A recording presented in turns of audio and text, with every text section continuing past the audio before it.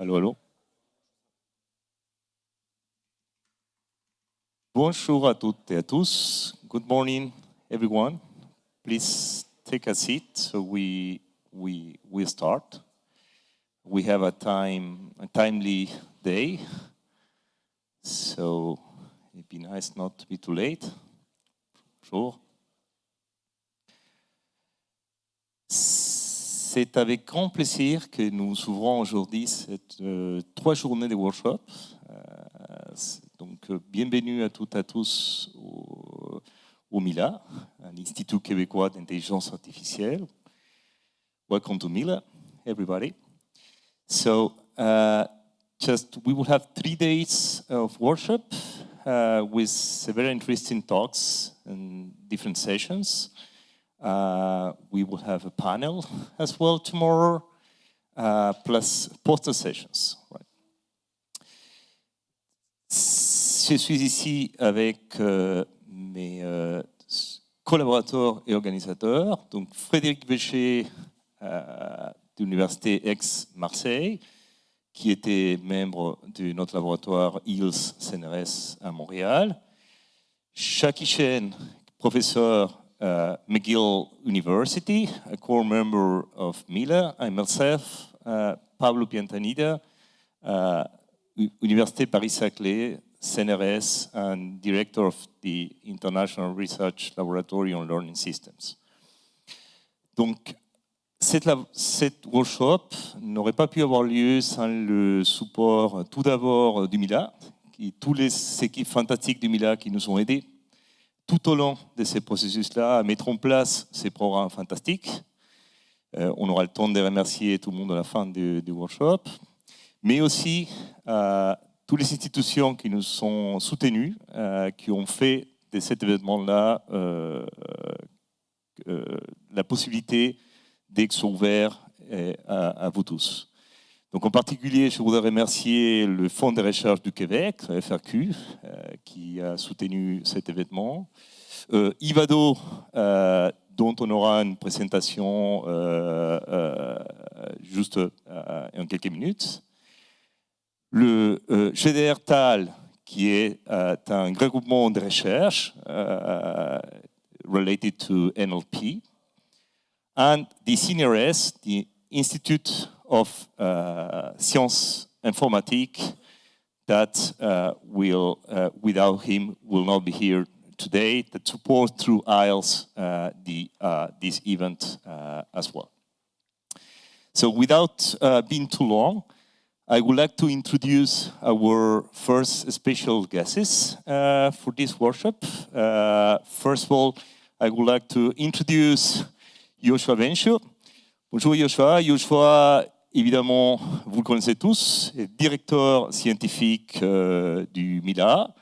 Vous le connaissez tous, évidemment, par rapport à toutes ces contributions fondamentales en deep learning and modern artificial intelligence, including several prizes as the Alan Turing Prize. Mais Yoshua est aussi le papa du Mila, si je peux me permettre de dire ça. Il a vu naître, il a fait grandir, il accompagne aujourd'hui, il est toujours là à chaque événement. Yoshua, c'est un grand plaisir de t'avoir avec nous. La parole est à toi. Merci Pablo. Bienvenue à tous. Je vais commencer par vous souhaiter la bienvenue à Mila. Mila is an amazing place. It's the beating heart of machine learning in Quebec and a hotbed of deep learning in the world. It's home of some of the main contributions that have made deep learning and modern AI and modern NLP possible. It's over 1,300 researchers, mostly grad students, over 100 industrial partners, 50 professors with AI chairs, and importantly, shared values of scientific rigor, collegiality, and social responsibility. And I'm going to talk about that intersection between science and society in the little time I have this morning. So thanks to these advances that we have spearheaded, and of course the work of many others in the world, in both deep learning and NLP, it is becoming increasingly complex for the average citizen to determine whether they are talking to a human or a machine when they interact through text. This state of affairs is debatably known as passing the Turing test. So the boundary between human and artificial conversations is getting more and more blurred with every release of these models. But these are increasingly powerful models developed by only a handful of companies, all American. There are some exceptions, but for now they're not big players, and they have the necessary financial and technical resources. We're talking about $100 million or more, growing rapidly, to train the latest models. There's a lot of interesting work that's being done to try to analyze the trends of the changes in the technology and also the business aspects of AI. And we see that the AI capabilities are, based on the past trajectories, don't seem to be about to plateau. Of course they could, because scientific advances are unpredictable. But if we look, for example, at the period between 2018 and today, every year on average, the training compute required for frontier AI has quadrupled per year, times 4. The data efficiency, which is the core of what machine learning brings to AI, has increased by 30% in average per year. The algorithmic efficiency, so that's more like the software engineering to make things computationally efficient, has tripled. The investments have averaged $100 billion per year and increasing 30% per year, so that's exponential, approaching the $1 trillion. So, what I want to talk about today is, where is this going? To give us a bit of a taste, there was a recent study carried out by researchers at EPFL in Switzerland, showing that GPT-4 has superior persuasive skills to humans through a text interface.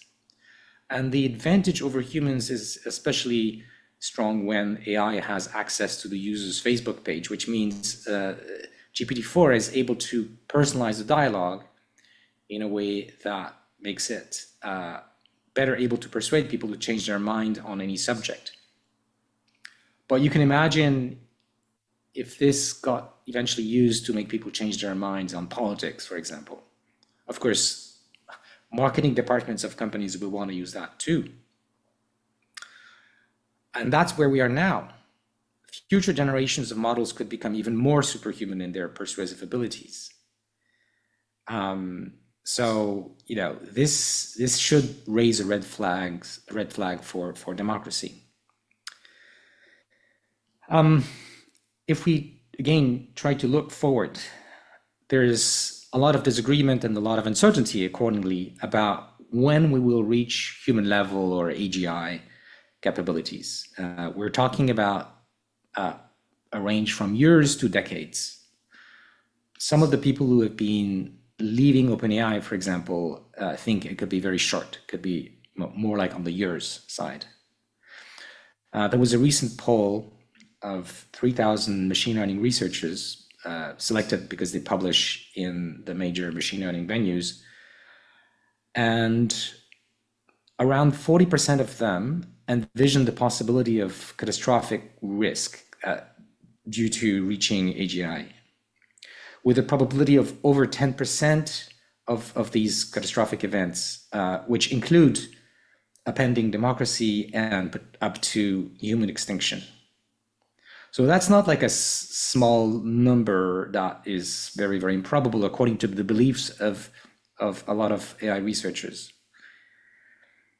In addition, something that few people have thought about enough is that once we reach human level, once we reach AGI,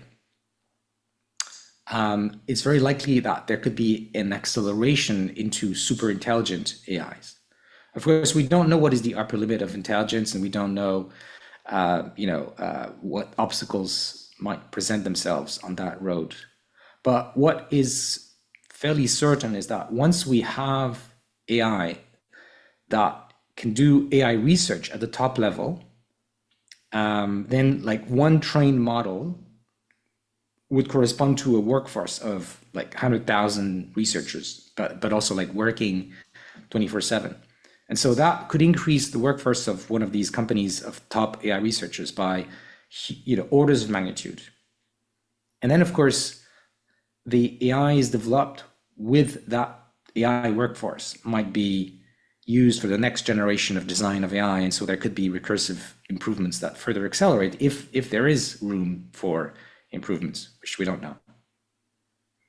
So we need better visibility on these trajectories, on these possibilities. We need to better understand where we are and where we could be going.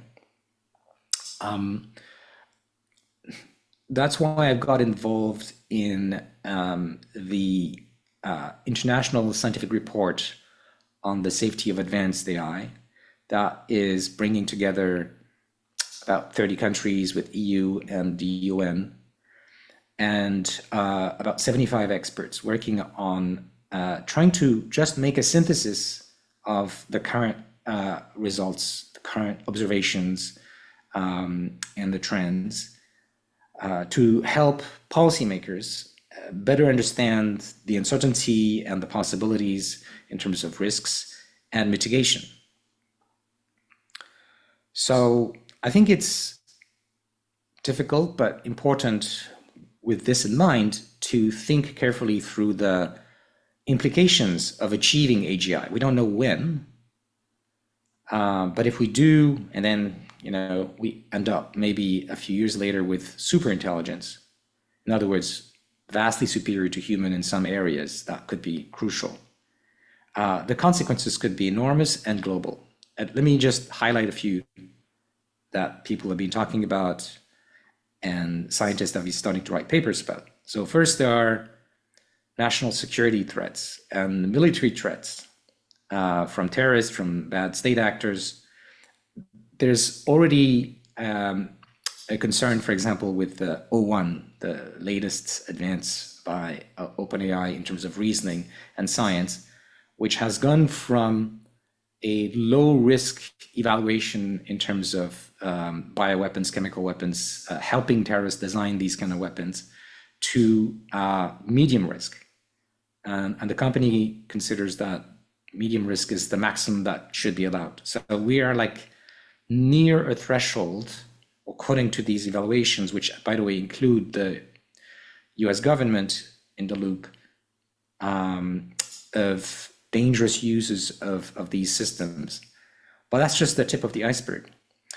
Something that may be even more impactful is what I mentioned in terms of threats to democracy and democratic processes. Of course, AI is already used for disinformation, deepfakes, but with what I've told you about regarding natural language persuasion, potentially becoming superhuman in a few years, what could go wrong? Also, if we go even beyond that, so when we get to superintelligence AI, who's going to control these systems? There's a real risk of a threat to democracy through the concentration of and abuse of the power that will be given to whoever controls these systems. There's already an unfair and destabilizing AI divide, but it's just the beginning, and it might get worse if we think globally. We already know that AI can be used to give tools to authoritarian regimes so that they can stay in place longer. There are also concerns about energy consumption. So as the compute needed increases exponentially, at some point, it's going to become a significant part of the total planet's electricity, energy, availability. People are talking about like 10% of the total energy in the world by 2030. And there's no way we can absorb all that demand with just renewables within that short time. So there's going to be an issue of greenhouse gases emissions. But there's worse. There's a number of computer science arguments which I think are credible, but are doesn't mean that it's going to happen, about how we could lose control to AIs and basically create monsters, rogue AIs that could be dangerous to humans.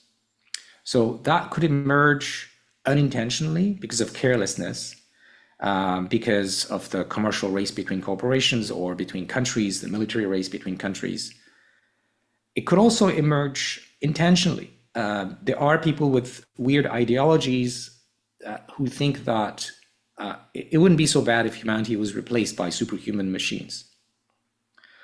I think this is the kind of thing we can't let in, to the whims of a few CEOs. But these kinds of global decisions about humanity, when we get there, need to be done democratically, and we need to understand where we're going. It's important in that context at the scientific level to understand that we don't know right now how we could train AI agents if they get to be, super intelligent, that would not harm humans. We can wish that everything is going to be fine, but we need science to help us design AI that will be safe. And if we continue with the algorithms we use, mostly reinforcement learning, when we try to get agency and autonomy, there are a number of arguments of how just because of the reward maximization objective, we may end up with an AI that has a self-preservation goal, which I could talk about, but I don't have time to. So we need major and urgent investments in research to understand those scenarios, at least at the technical level. There's also like political aspects, and design AI systems of the future, which might be potentially similar to what we have now, or maybe very different. We should be open-minded with some kinds of safety guarantees before we get to AGI. And how do we get that investment? Well, one branch of this is governments producing regulation that will incentivize companies to pay attention to safety a lot more. Another option is governments investing in AI themselves with a public good mission and avoiding the conflicts of interest that exist right now between the public good and the commercial missions of the companies building those AI systems. Let me say a few more words about some of those, the threat of rogue AIs. So if an AI that's superior to humans is constructed with human level or beyond agency abilities to plan and achieve goals, and if, because some humans give it those self-preservation goals, or because as a side effect of the way we train them, a rogue AI emerges that wants to preserve itself, then it would not want us to turn it off, right? It would want to do whatever it can to be resisting to any such attempt, for example, by copying itself over many places. And then it would try to control its environment to make sure it doesn't happen in the future. And its environment mostly will be humans. And the safest way for an AI to make sure we can't turn it off is to get rid of us completely. Of course, that would require it to control a lot of physical things, and having figured out robotics and all that. So to close, what can each of us do to mitigate those catastrophic risks? We need to better understand this problem. We need to, if you were not aware of these things, I encourage you to read about it, and then think about what you could do. Thank you for your attention.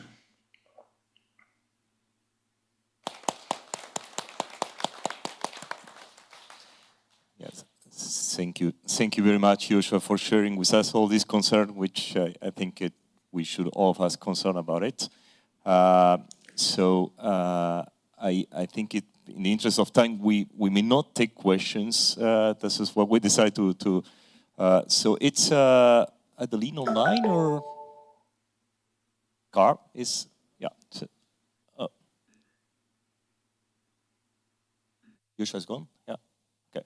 Okay, Yosha, thank you. But thank you again. Merci beaucoup. So in between, we wait for Adeline Nazarenko. She is the director of the CNRS Sciences Informatiques, Computer Science. I guess she's a bit late. So we move on to our next guest, which is Nicolas Douet. Please, Nicolas. Nicolas is the attaché des collaborations scientifiques et académiques du Consulat général de Québec, du Consulat général à Québec. Et c'est l'antenne que nous avons ici à Montréal. It's our great pleasure to have Nicolas that's going to give us a few words from the consulate about this French-Canadian meeting. Merci, Nicolas. Merci.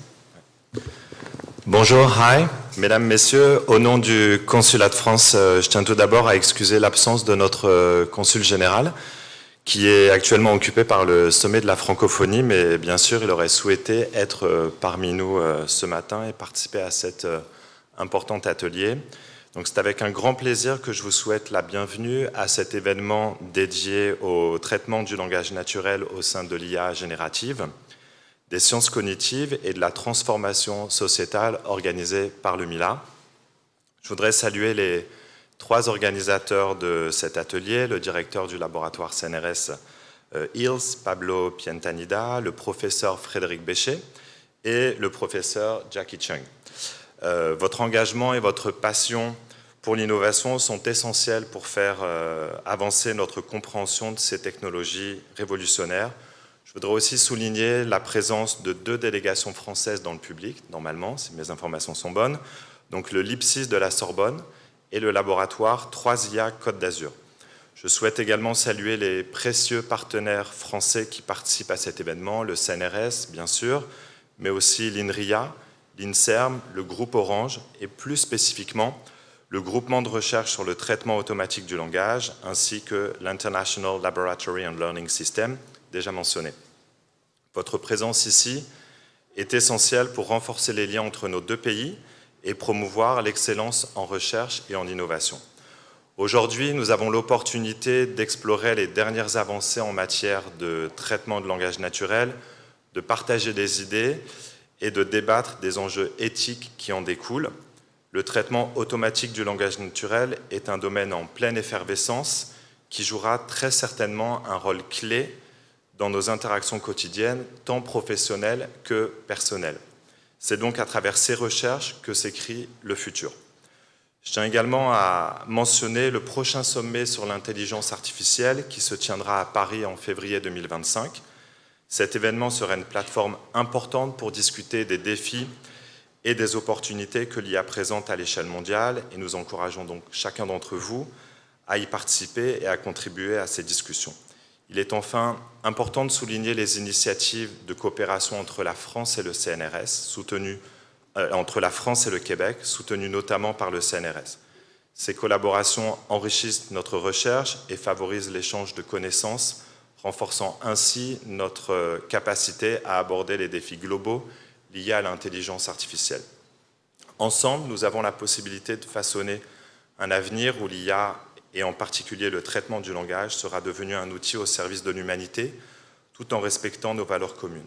En France comme au Québec, et plus largement au Canada, nous sommes convaincus que des réflexions doivent être menées pour encadrer l'évolution de ces nouveaux outils. Ainsi, les diverses collaborations entre ces 2 territoires prennent tout leur sens puisque nous partageons des valeurs communes et que c'est ensemble que nous pourrons les défendre. Je vous encourage donc tous à participer activement aux discussions et à établir des liens entre les communautés canadiennes, québécoises et françaises. C'est par le dialogue et la coopération que nous pourrons tirer le meilleur parti des opportunités offertes par ces technologies. Je vous souhaite donc une très bonne journée. Merci.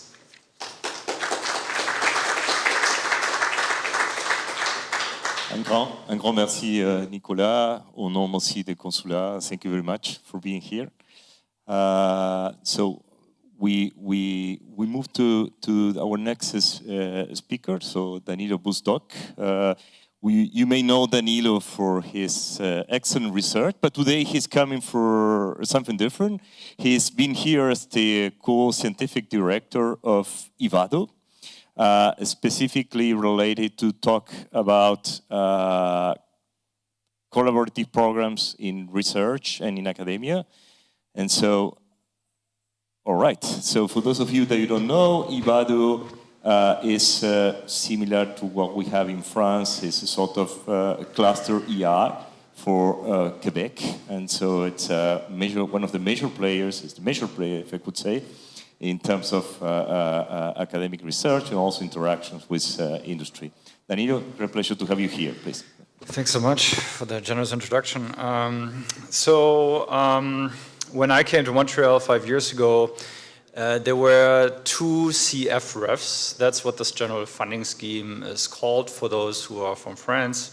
And there was IVADO 1.0 at the University of Montreal, very much focused on AI, as well as Healthy Lives, Healthy Brains at McGill. So today, 5 years into the future, we have 10, I think 11 CF refs right now across Canada, each of which is funded between $100 million and $200 million. And that is very unusual for the Canadian funding landscape. So they did not really have this size of grant before, and that's the second generation. So right now we have IVADO 2.0. So luckily we got something of an extension. And what's kind of important to understand is that among all these different grant proposals like IVADO that are currently going on in Canada, this is the most AI-focused one. That makes a lot of sense given the history of Montreal. But that doesn't mean that it's easy to explain what IVADO exactly is. So we are still looking for the one-sentence explanation because it's really an umbrella structure of which we have many in the academic world that is very special because there's not just the research. I mostly oversee the research, but there's also a large training component that does not just include scientists and students, but also the broader public, for example. There is a mandate to improve relationships with industry, but also clinical institutions, for example. However, the overarching goal is to push forward AI. And let me already say at this point, that's the bottom line here on this slide, not just any kind of AI algorithm, but those that are robust, reasoning, and responsible. So that's the very important theme of how this AI initiative is different from other large-scale AI initiatives in Canada or other countries. And so robust, that refers to ideas around things like hallucinations for the LLM community, I guess, reasoning that's maybe kind of less generally known. So that goes towards this idea of having more system to Daniel Kahneman kinds of thinking. So one of these distinctions is what kinds of human decisions take less or more than 1 second, the kinds of reasoning that take more than 1 second. They're typically like moral deliberation and so on and so forth. Future outcome estimation and so on and so forth. These kinds of cognitive processes, we would like to integrate more of those into a new generation of AI algorithms. And then responsible, how can we, that's what Joshua talked a lot about, I guess, is kinds of AI solutions that not only have great prediction accuracy, but actually really take into account the diversity of our societies and algorithms that align with our human values. Okay, so I'm not going to take too much time, but yes, the goal is really to do world-class research in the sense that we really hope that the research products that come out of IVADO over the next 7 years, I should say, and our activities, that they get noticed not just in Canada, but really in general. So, and another aspect of how we try to achieve that is really that we specifically do not fund or support kinds of research that the general national funding agencies would naturally fund. So I guess that's the ANR in France or our equivalents, NSERC and CIHR, for example. So we really try to push the scientists, 300 professors of which support our scientific activities, to make progress towards kinds of research that are more ambitious than the kinds of research that is usually funded by government-supported initiatives. So we are here in Montreal, and 4 out of the 5 universities that are part of Vivado are here. But we also have universities from Quebec City, for example. Overall, I already said there's more than 300 professors, so that doesn't even include the students. If you include all the scientists, there's more than 2,000 scientists, and partner organizations, there's hundreds of them as well. So another key aspect, let me summarize the slide from my personal perspective, is trying to combine biology and AI for 15 years, in my personal experience, it is extremely difficult to do interdisciplinary research. But what Vivado tries to do, one way of saying it is transdisciplinary. So what's the difference? It's not about having AI scientists who know a little bit about an application domain, or having domain experts, for example, people from an NLP background, that know a little bit about AI solutions, or not even having just these 2 people in the same room. Transdisciplinary is really, you try to do kinds of research that transcends an application domain, language, linguistics maybe, and a technical domain from the ML perspective at the same time. So that's extremely difficult to do, but we really believe that people wearing those 2 hats, or have research teams at least, that are good at wearing these 2 hats, this is really what can unlock the various things that are listed here on this slide, to really help push forward progress in society, all the way to the workplace. Okay, so some last ideas. So as I already mentioned, there's all these different levels. There's not just the academic part. We definitely try to collaborate with all sorts of industry players as well. We do interact with the government and all sorts of other protagonists and institutions in society. So I should mention that there's 18 general institutes that are very strong supporters for mostly the scientific portfolio of Vivado, many of which are listed here. You are at Mila, together with IID, right next to the Mila logo. This is probably at the hard computer science end of the spectrum of all these various research institutes, but it goes all the way to, for example, Obvia. That's an organization that tries to oversee all the impact of AI and the digital transformation on our societies, all the way to hospitals such as CHU Saint-Justine, which is the 2nd largest mother-child hospital in Canada, for example. All sorts of industry players. I cannot talk too much about that. We already heard Joshua, which is, of course, part of the scientific leadership, and many other experienced leaders that we are lucky to have. And I would say a big difference in Vivado is the very strong admin support and operation activities by all sorts of people, many of which have PhDs themselves. So I think I've come to an end here. I already explained the 3 Rs. So there's $125 million that are coming from the government directly. There's all sorts of collaterals that adds up to almost $500 million that we will try to invest well over the next 7 years. And let me just kind of finish with these 2 quick slides. Just to give you a sense of the breadth of activities, we have the Vivado professors. Joshua mentioned this briefly. There's going to be 50 professors that will be recruited to these universities, the 5 universities, over the next 7 years, many of which are already on the way. We help support ambitious postdoc projects. That could be relevant for this audience here. There's all sorts of programs to fuel international collaborations to help visiting professors on a week to month basis. So maybe some of you want to look into this. There's the exploratory projects. That's for the most ambitious projects among all the various things that we are doing. So this would be the high risk, high reward arm.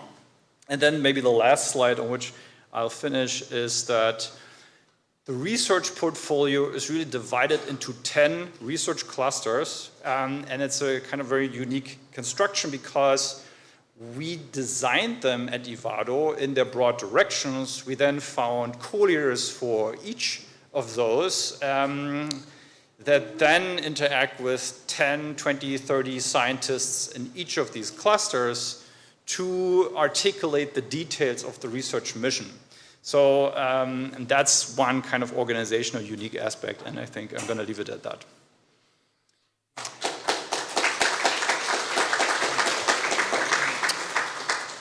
Thank you very much, Danilo, for this great presentation. It's very exciting what you're doing at Ivado. Very ambitious as well. So I think it seems that Adeline has a problem, so we'll try to reschedule the presentation later during the workshop, if it's not today, in the next 2 days.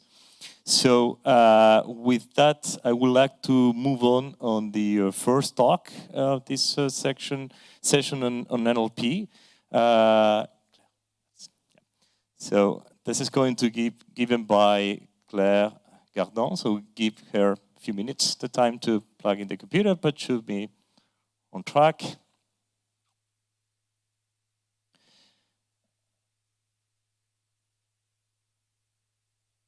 Excellent. So Claire has been working in the field for a very long time. I think she has been doing a lot of work in NLP, contributed a lot to create a French community. So it's a great pleasure to have Claire with us today. She's a senior researcher working at Lauria in Nancy. So I think it's now she's a bit more interested in using structured data, especially in the context of low resources, which is also a topic that we're going to revisit in other talks. So Claire, it's a real pleasure to have you here, so please go ahead. Thank you. Thank you for the kind introduction and for the invitation. It's a real pleasure to be here. It's my first time in Montreal, so very nice. So the talk is about verbalizing the graphs into high, medium, and low resource languages. And and the work I will be presenting here is joint work with the people that have been listed here.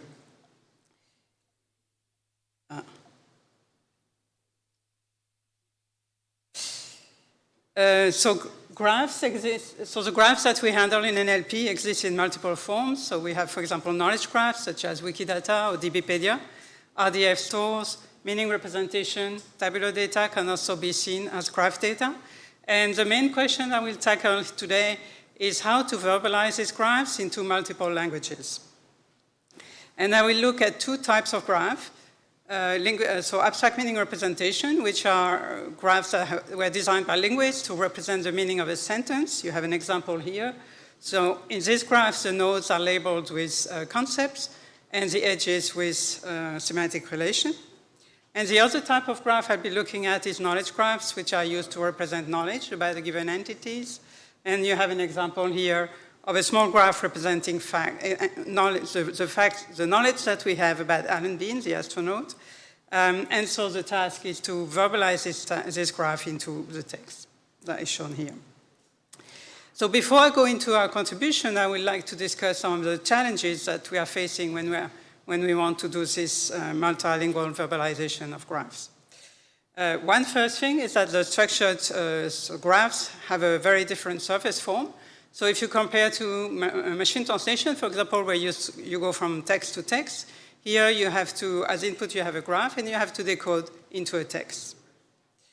The second challenge is the structure is put in underspecified. So if you look at the knowledge graph, the content of the knowledge graph is very far from the surface form of the text that is going to verbalize this knowledge graph. And similarly for AMR, there is missing information about numerical quantities and tense. The third challenge, probably the biggest challenge, is that there is no natural parallel data for this type of task. So we don't find on the web, parallel data consisting of a graph and the corresponding text, not for English and even less for multilingual generation.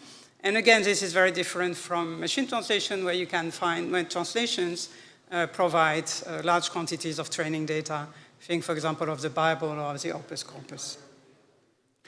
And finally, so since we want to do this to generate into multiple languages, one challenge is to decode into languages that have very different syntax and very different morphology. So how do we do this? In this talk, I will go, it's a bit of a historical talk. I will start by talking about how we can use very basic multilingual neural methods to generate from AMR into 21 different languages, a language from the European Union. I will then move on to showing how pre-training and fine-tuning helps make progress on the task of verbalizing RDF graph into English and Russian. Then I will move on to parameter-efficient fine-tuning that we use for low-resource languages because the results of the shared task on this, so the shared task on low-resource languages were really poor. So we explored two different ways of using parameter-efficient fine-tuning to improve those results. And I will conclude very briefly with some recent work we did on LLMs. So first, decoding from AMR into 21 European languages. And this is oldish work, but it's still interesting. So the task, as I said, is given an AMR graph, as shown here, is to generate the corresponding text. And you have an example here of both the graph and the text in English. But what we want to do is we want to start from this English-centric AMR graph we want to verbalize this English-centric AMR graph into 21 European languages, which belong to very different language families, so 4 different language families. So this is a conditional generation task where we want to generate text based on some input, and the text should be faithful to the input. So for this task, we use an encoder-decoder, where the task of the encoder is to create good representation for the generation, and the decoder is going to generate the text based on the representation produced by the encoder. So for the encoder, we use a transformer encoder, and so we linearize the graph. We do not use, we could have used a graph encoder for practical or efficiency reason at the time. We choose to use a transformer encoder. So what we do is we linearize the graph. We transform this graph into a sequence of tokens that can be handled by a transformer. And then to capture some information about the graph structure, which is also important, we enrich the token with additional embeddings that are designed to capture the information about the graph structure. And we do pre-training. So here's an example of, you have a sketch of an AMR graph, and this is an example of a linearized graph. So you see the graph become just a sequence of tokens. And as I say, each token is going to be enriched with 2 embeddings that are designed to capture some information about the graph structure.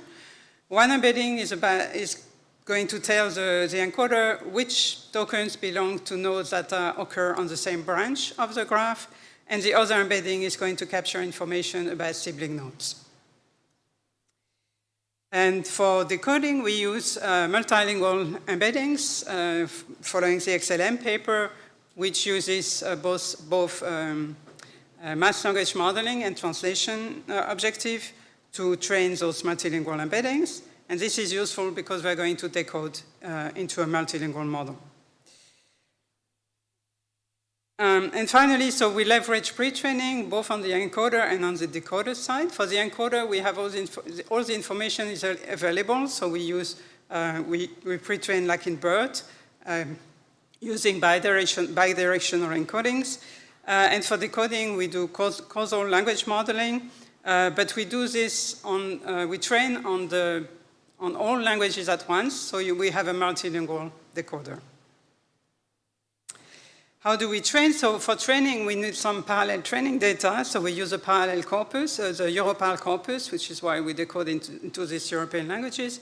So the Europal corpus align sentences from the Europal debates into 21 languages. So for each language has a corresponding version into the other languages. So we have these 21 languages that are aligned. And to get the AMR, we just parse the English text using an AMR parser. So we get silver AMR, align with the text from the Europal corpus. For testing, we use some of the Europal data, so we reserve part of the Europal data for testing. So in this case, we test on silver AMR. But we also have a small corpus where the AMR are gold, so they've been written by linguists, they are correct, but only for 4 languages. So to evaluate the model, we use BLEU and human evaluation. We compare the model with two possible alternative approaches. One of them is that instead of having a multilingual model, we just train a separate model for each language. We call it bilingual because it goes from English AMR into a target language. But basically, we compare a multilingual model with 21 multilingual, monolingual or bilingual model. So here you have the results in terms of BLEU on the silver AMR, so the Europal data. And so the dark blue is our model, and gray is the monolingual model or the bilingual model. And for English, you see that we are doing less well. But for all the other languages, we're actually doing a bit better. And we are doing much better for the low-resource languages. So in the Europal data, there is less data for the languages that came later on, that joined the EU later. So those are the ones that are on the right, where we have much less data for training. And you see here that the difference on the medium resource languages is higher between our multilingual model and the monolingual one. So we have similar results on the gold AMR, but it's only on 4 languages. And we see that the multilingual model is slightly better than the monolingual model. The other alternative we compared with is a hybrid model, also a pipeline model, which is often used because it's actually a very hard baseline to beat, where you first take a generation model that is trained on the English data to go from the AMR to English, and then you use a translation model to translate the English text into the target languages. So for this, of course, you need machine translation models for each of the models you are exploring. And so here you have the results. So again, you see our model is doing slightly better, not always. But we are using much fewer training data. So this machine translation model have been trained on millions of parallel data, whereas we only have a few 100,000. Okay, so we know BLEU is not a very good evaluation metric, and since we had so many languages, we really wanted to know are the sentences, are the texts that are generated actually correct and faithful? So faithful to the input in the sense that they do not hallucinate, they do correctly capture the AMR, the meaning represented in the AMR graph. And good quality in the sense that we had many, as I say, many languages from different families. So we wanted to know, is the morphology correct for these different families, and is the word order correct? So the question we asked to the annotators were the questions that are listed here. And as you can see, they require some knowledge of linguistic concepts. So we didn't use crowdsourcing for this, also because we had these 21 languages to evaluate. We basically contacted colleagues through NLP mailing lists, and we asked them to evaluate 50 sentences for their native language, where half of the sentences had low BLEU score, because we know BLEU can be very low, even for, it's actually a paraphrase. So the solution, the generated text is good. Because it's a paraphrase, it gets very low BLEU score. We also look at the sentences with high BLEU score to check that they were indeed good quality. And here you have the result for semantic accuracy. So is generated text faithful to the input graph? Does it correctly verbalize the graph? Sorry. And you see most of the scores, so each bar is from one language. You see most of the score are over 2, so 2 is a minor difference. So the results are actually quite good. And we had similar results for word order and morphology, which actually I was quite surprised with. So pre-training and the conclusion here is that pre-training and multilingual techniques permit bridging the gap between these English-centric AMR graphs and target languages with varied syntax and morphology.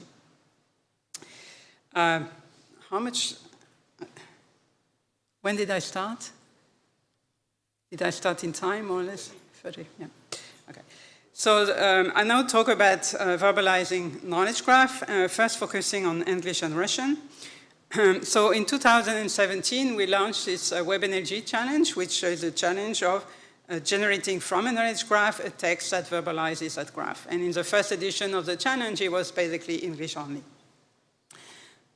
And the motivation for this shared task was twofold. One of them was to encourage the development of knowledge graph verbalizers, so being able to verbalize knowledge graphs, but also we wanted to assess how well generation models were, how good generation models were at what was called at the time the micro-planning task, which is basically the task of generating high-quality text.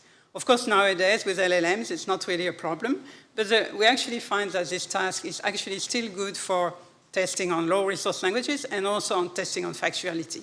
Even on English, there's still a lot of factual problem, and it's a good shared task because you can really spot the factual inaccuracy very easily by comparing to the input graph. So the first task was 2017. What we did, we extracted from DBpedia some subgraphs, and we crowdsourced the English text verbalizing these graphs. So we didn't have so much data. It was about 25,000 instances for training. And for the testing, we made sure that we had seen and unseen data. Seen meaning that the graphs that were given for testing were graph where the root entity belonged to a category that had been seen, a semantic category that had been seen during training. So for example, we had graph about astronaut in the training data, that was a seen category. We also had graph from unseen categories that had not been seen in the training data. So we wanted to see how well the model would generalize to unseen data. So this was the first edition of the challenge, and we had few participants. Some of them rule-based, statistical machine translation-based, and 5 neurons. And here you have the results in terms of blue. Each line is one system, one participant. Here you have the results, the global results on the whole data set, on the whole test set. Here you have the result on the seen test set, and here on the unseen test set. And so you see two things. One of them is there are large differences between the model, which is not surprising. And not surprising also is that the neural model were already doing better at that time. But the other thing you see is there's a strong degradation in performance, in generation performance, when you go to the unseen data. So we repeated the shared task in 2020, but we extended it to Russian and to semantic parsing, so going the other direction. I won't talk about the semantic parsing here. Very few people actually participated in that task. So we took all the data that we had in 2017 as seen data. We added some category for unseen data, so three new unseen categories. And we introduced also a category unseen entities, where the graph are from seen categories, but they contain entities that are not seen. So by this time, the task has attracted much more attention. We had all the big players participating and 17 teams. So we had Google, Facebook, Amazon, Orange, and all sorts of people. And so here you have the results. So in blue is the English, in blue is the Russian. All the other columns are for English with the various test set. For Russian, we only had a seen test set. So you see again that degradation, so performance on Russian is much lower, much lower than for English. And you see again that the results are much better on the seen categories than on the unseen test set. So the model are not generalizing very well at all. Okay, so 2023, we looked at low resource languages, basically focusing on Celtic languages and Maltese. So we had Breton, Welsh, Irish, and Maltese. And for this task, we didn't provide any training data, only the dev and test data. And we had about 5 participants, mostly from the academic community who were specializing in generation. And so what people did, because there was no training data, they all did pipeline models. So basically, again, what you do is you generate from RDF to English. You use an MT5, train on the Web Energy English data. So you generate from the RDF graph into English, then you use machine translation to generate into the target language. Here as a result, so again in blue is the English for comparisons, and all these are the target languages. And what we see is, well, the performance are much lower than for English, and also for Breton it's really, really bad. I mean, it's 10 blue points. So to address this problem, we started looking at parameter-efficient fine-tuning, where you don't need so much data to adapt your model. You are not retraining the whole model, but just a few parameters. And specifically, we use prefix tuning. And the idea was to combine this prefix tuning with some knowledge about how language relates to each other, some phylogenetic language. So what we did is we had this prefix tuning, so you prefix your input with a soft prompt, which has to be learned during fine-tuning. And the soft prompt was decomposed into family, genus, and language subprompts, which were designed, so the intuition is we wanted these subprompts to capture, to facilitate transfer, and to reduce the noise that might be introduced by having multiple languages in your training data. So the idea is you have the subprompt for the source, and the genus family will be updated each time a language from that family or from that genus is being processed. So we did the fine-tuning in 2 steps. The first step is basically aiming to improve the language model for each target languages. So here we just train on monolingual data, and we use different unsupervised monolingual tasks. So we are basically fine-tuning the language models here. And then in the second step, we fine-tune the model on the RDF to text data.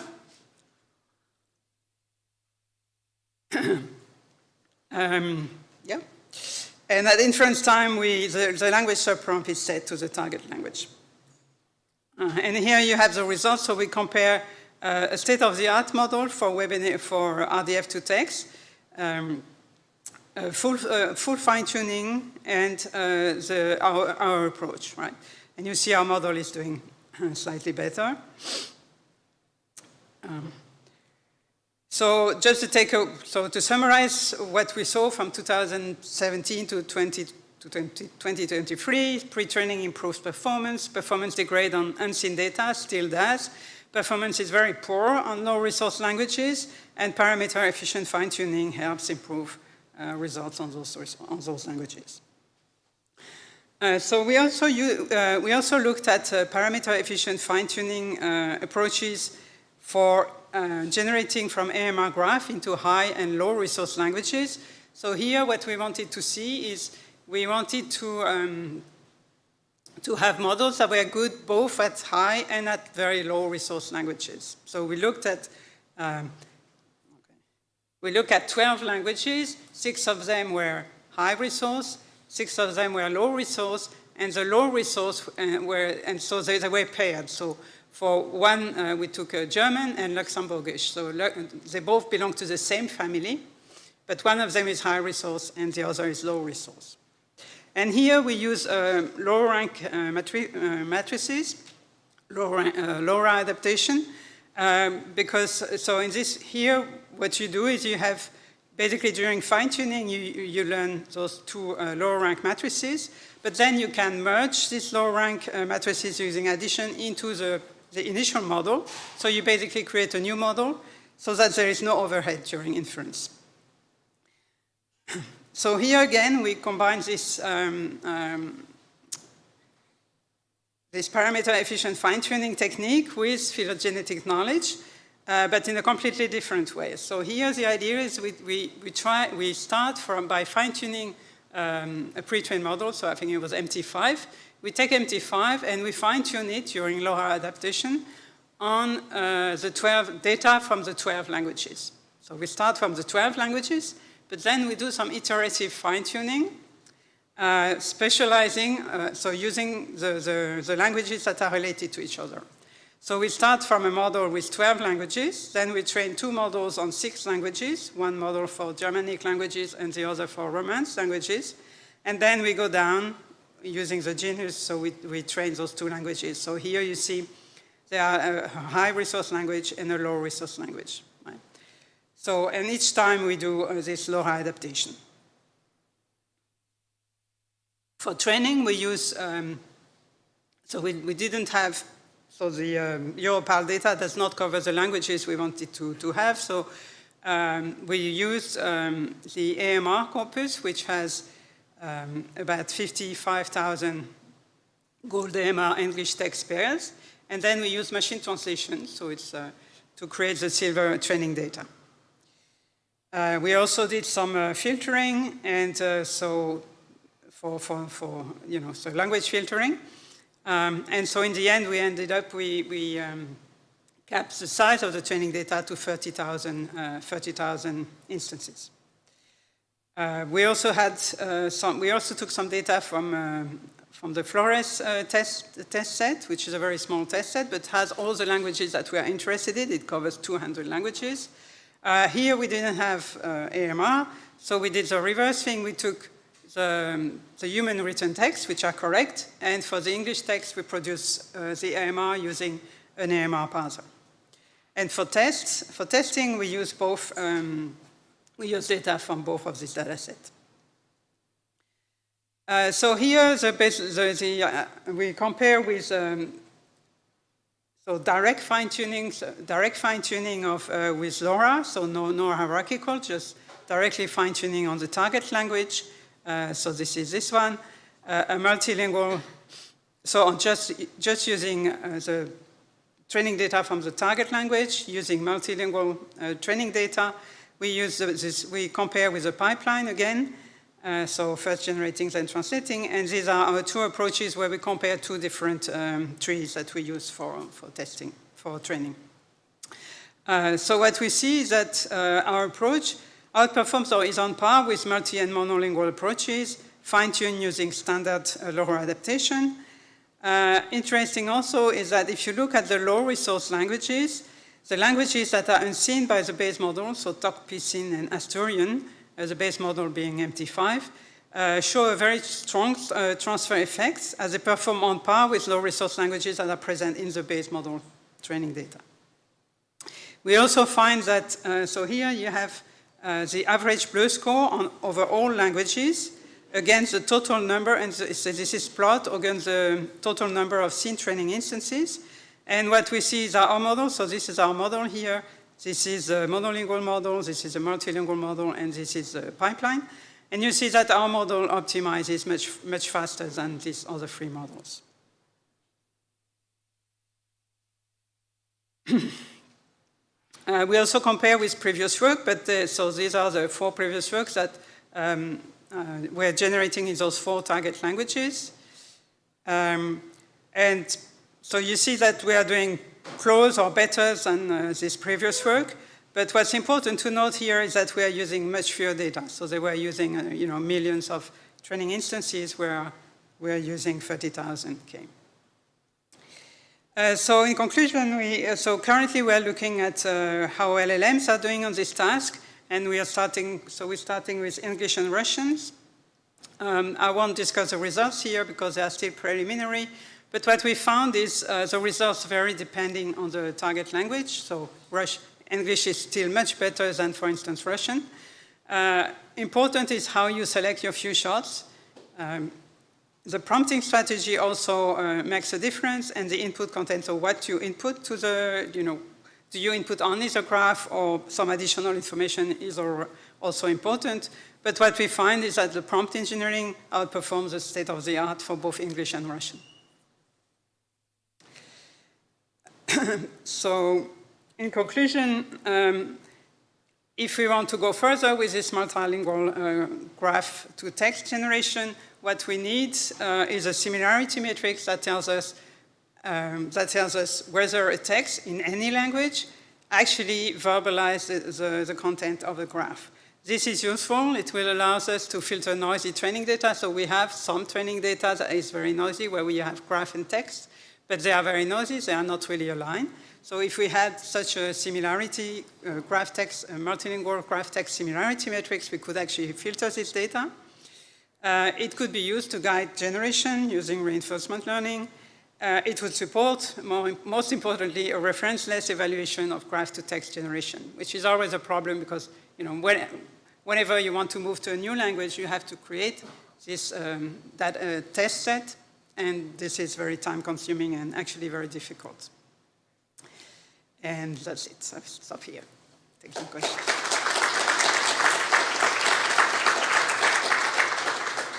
So thank you, Claire, for this talk. Very interesting, very clear.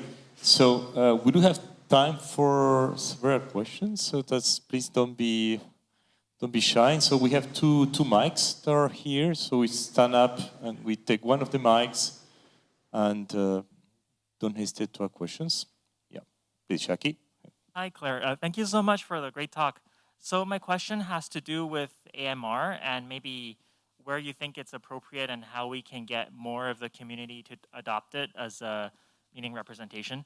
For example, I imagine for like a small business or a startup where they have a particular generation use case in mind, do you think they should be looking into AMR and adopting it? And how do we better advertise AMR and its usefulness to them? I didn't quite get for which application? For example, for a small business or a startup who might have like a particular application in, I don't know, text transcript generation or whatever else you can imagine.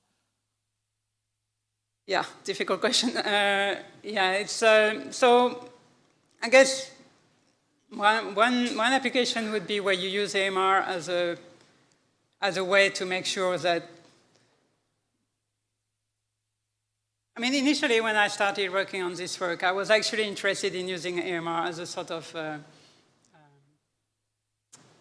intermediate languages between languages, right? So this was an old dream of machine translation. You have this intermediate language that you can map into and from all languages. So this was a little bit the idea. To be honest, I mean, nowadays, the problem is, both the AMR parser, mostly the AMR parser are not 100% correct. So even if you wanted to use this as an intermediate language, you would really need to improve the AMR parser.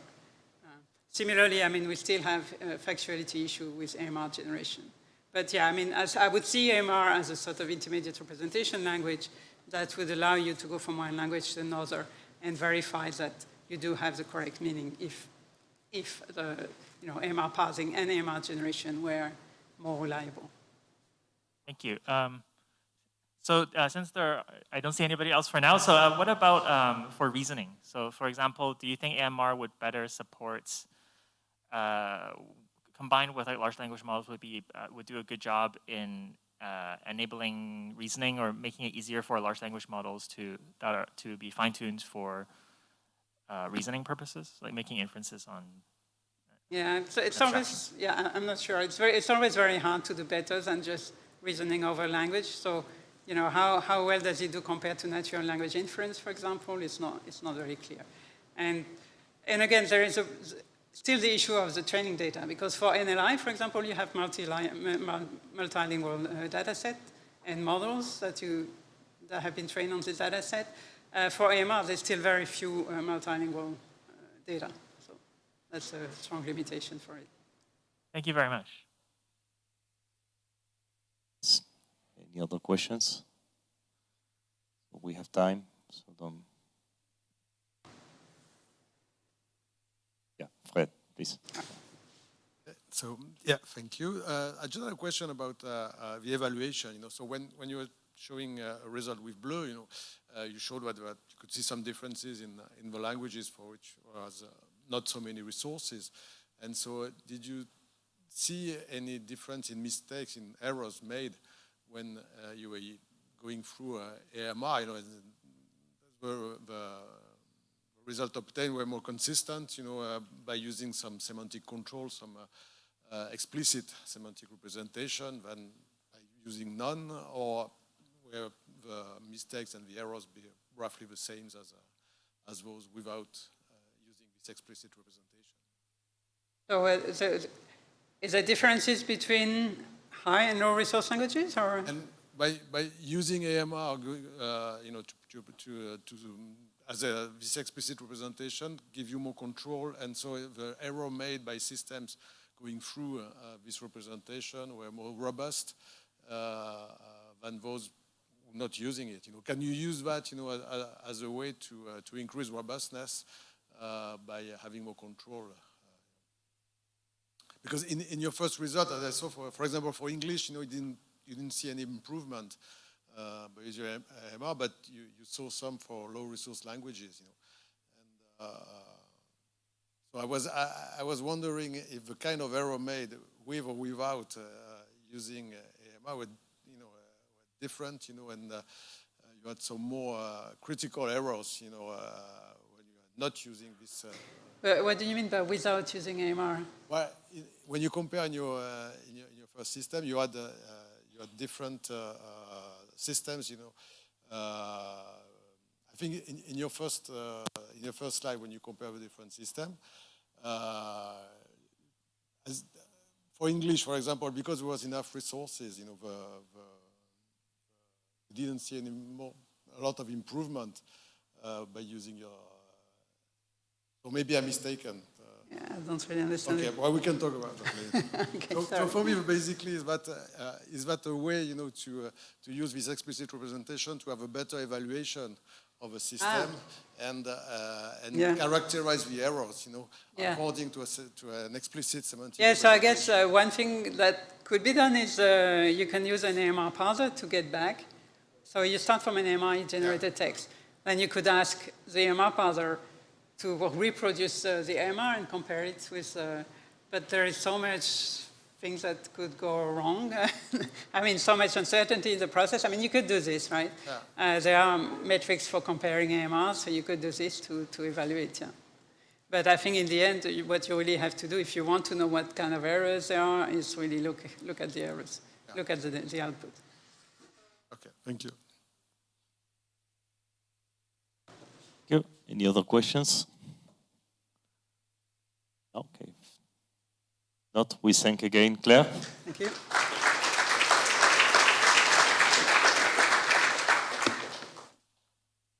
So, yes, our next speaker is Philippe Langlais. It's downtown home for him. He's working at the University of Montreal at DIRO department. He has been working on the field for a while. Let's wait. Okay, now this presentation is coming on. So I think in these days, Philippe is interested in the evaluation, in particular, question of whether or not we are evaluating these models in the right way, and if not, what we can we do about it. So Philippe, it's a real pleasure to have you here. Thank you for accepting the invitation. Thank you, Pablo. So I have actually a scoop. The presentation you saw this morning from Joshua is actually a bot. So it's everywhere on the social network. So you should never trust what you see, and you should never trust your benchmark. So that will be the topic of my talk. So today, when we evaluate NLP, we end up with huge tables like that. So each new model comes with a number of popular benchmarks that are very good. I have nothing against those benchmarks, but so it's accuracy, so the higher the better, and this is fine. But then it's a very difficult, even as an expert, I will qualify me as an expert, to understand exactly what those figures means.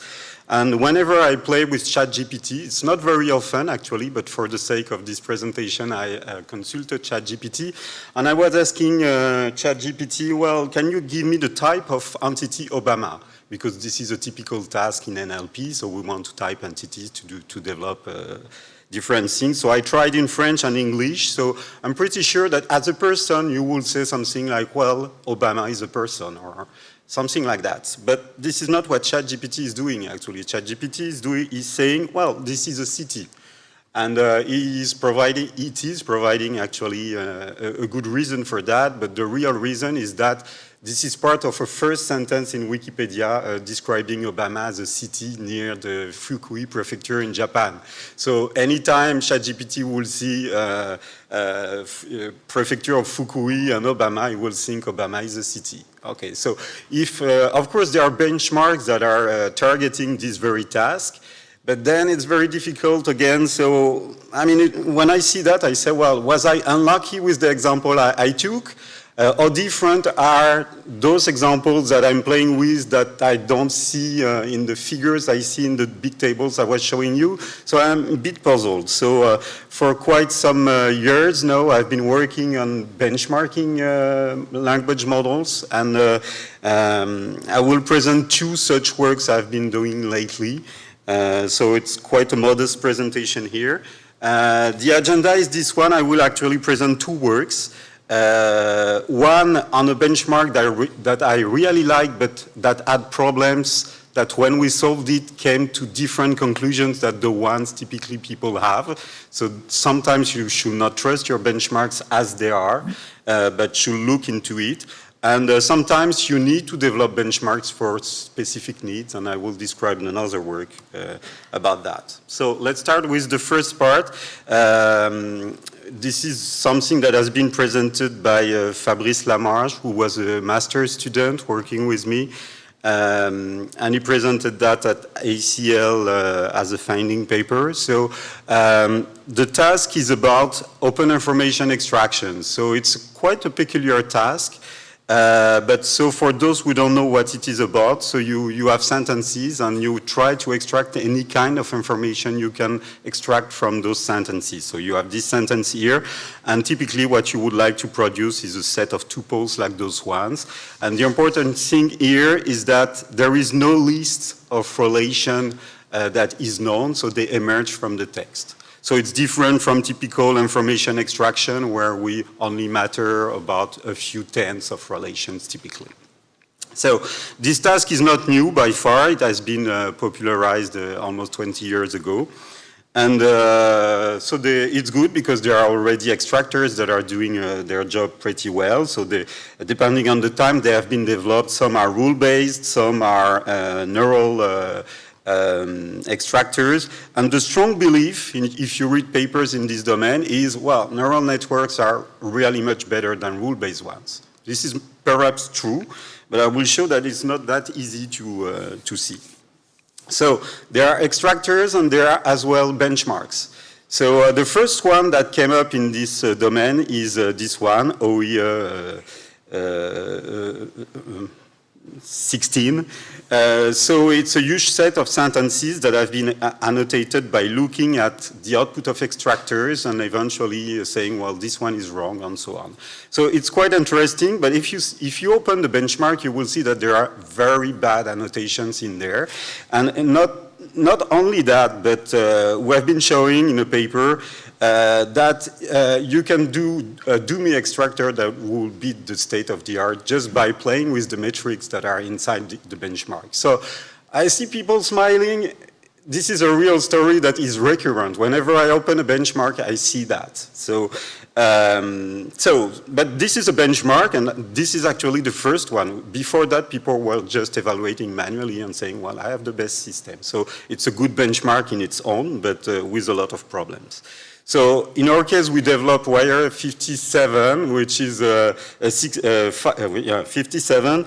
It's a carefully annotated benchmark, but only with 57 sentences annotated. So it's very small, and people will argue that it's not a good benchmark to evaluate anything because it's too small. So CARB is another interesting benchmark. So they have been crowdsourcing the annotations because it's very costly to do annotation. And so by doing so, they managed to get a fair number of sentences. And the last benchmark we know of is Benchier. I think it's a very good benchmark, personally, when I've been looking at that. And they have been introducing this notion of facts in set that I will illustrate on an example. So this is an annotation from this benchmark. So you see a sentence here. So Senator Mitchell is confident he has sufficient votes to block such a measure with procedural actions. So what they are doing, so you can see it's quite a painful task to annotate such a thing. But what they have been doing is to define a number of facts. So each line is a fact. And in some lines, you can see that there are different verbalizations of a tuple. So this is what they call a synset. So, and because they enumerate all the possible verbalizations of a given fact, it's very easy to measure whether a candidate extraction is true or not, because you can do exact matching. So it's a very nice idea, but at the price of extensive annotation. So I was interested at some point on this kind of task, so I thought, wow, there is a good benchmark. Let's try to benchmark existing extractors to see how good they are. But actually, whenever you look at a benchmark, even if it's well thought as this one, there are plenty of mistakes. So by just looking at that, we look at a lot of different mistakes. So I have here a number of examples, but I don't have time to go into details into that. But actually, the figures here show the percentage of mistakes we found by analyzing the benchmark. So perhaps it's fine, because if you want to compare different systems, they will suffer from the same mistakes, but not exactly, and I will show that. So we decided to correct all the errors made in this benchmark. When I say we, I should say Fabrice. It was such a pain. I mean, he spent 2 months of his time doing that, and we argued quite some time. We developed guidelines that are available. So for us, it's not because you copy something from the input that it's a good extraction. So for instance, if you have a sentence like, Alex lived in Paris and is now living in Cologne, it's not true that Alex is now living is a good tuple. It's not. It's not a fact, it's something, it's just a span from the text. So the good fact is Alex is now living in Cologne. So this is the only fact that you can manage.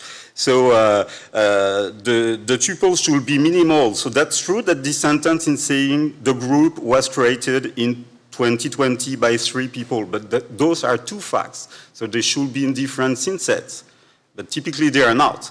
So those are correct, this one is incorrect, and so on and so on. So we have a number of rules, and if you're brave enough, like Fabrice was, then you can end up with a very good reference. So just to give you a gist of how it looks, so this is a sentence. My classical way was released on 21 September, blah, blah, blah. So this is the annotation from Benchie, and this is the annotation from our version of Benchie. So what you can see in Benchie is that they are really bad at annotating relations. So was released on. In our case, we consider that the good relation is was released on. This is the only one relation. So that's the idea. So we have a new benchmark, and then we can compare different benchmarks. So we have Wire, we have Carb, we have Benchie FL, or version of Benchie. So how good they are. So we took a number of extractors already available. Some are neural, some are rule-based. And here are the results according to those benchmarks. So if you look at Carb, which is quite a popular benchmark in the domain, this benchmark will conclude that neural extractors, those ones, are pretty good actually, which is fine. I have nothing against those extractors. But if you look at other benchmarks, they will say the opposite. So it's unclear who is right. So it's difficult. So typically papers end there. They say, well, we're the best, and that's it. So in our case, we did something quite different, which is evaluating downstream tasks. So we took different tasks, and we tried to see whether extractors were succeeding in those tasks. So we took different tasks. So the one here is you have a passage, you have a question, and you have a gold reference with tuples in there. So what you do as a system, you take your passage, you extract tuples, and then you get 1 point each time you get one gold tuple. Okay, so you can, if you have a bunch of tuples, of extractors, you can just compare them on this task. So in that case, we took the benchmark web assertion, which contains such examples as you can see here. There are mistakes in this benchmark, so we had to correct the benchmark first. The second task is complex QA, so it's a little bit more elaborated. You have a question, you have a gold answer. So you resort to an information retrieval engine that will go into a collection of text, bring you back documents. Then you extract tuples from these documents. This is extraction here. And then you have a bunch of tuples that you give to a system, very much the kind of system that Claire was presenting just before. So you have a bunch of tuples, and then you generate an answer from that. So in our case, we use Quest, which is a deep learning system, if I'm not mistaken, and then this will generate an answer. And you can compare to the gold reference. So this is another task. And in our case, we use the dataset wiki answer that had mistakes that we had to correct as well. So, and the last task is knowledge-based population. This is a very famous task. So the goal is to find in text instances of some specific relations. So in knowledge-based population, you have relations like place of residence, spouse, and so on. So very specific relations. And the task is to find those instances within a text.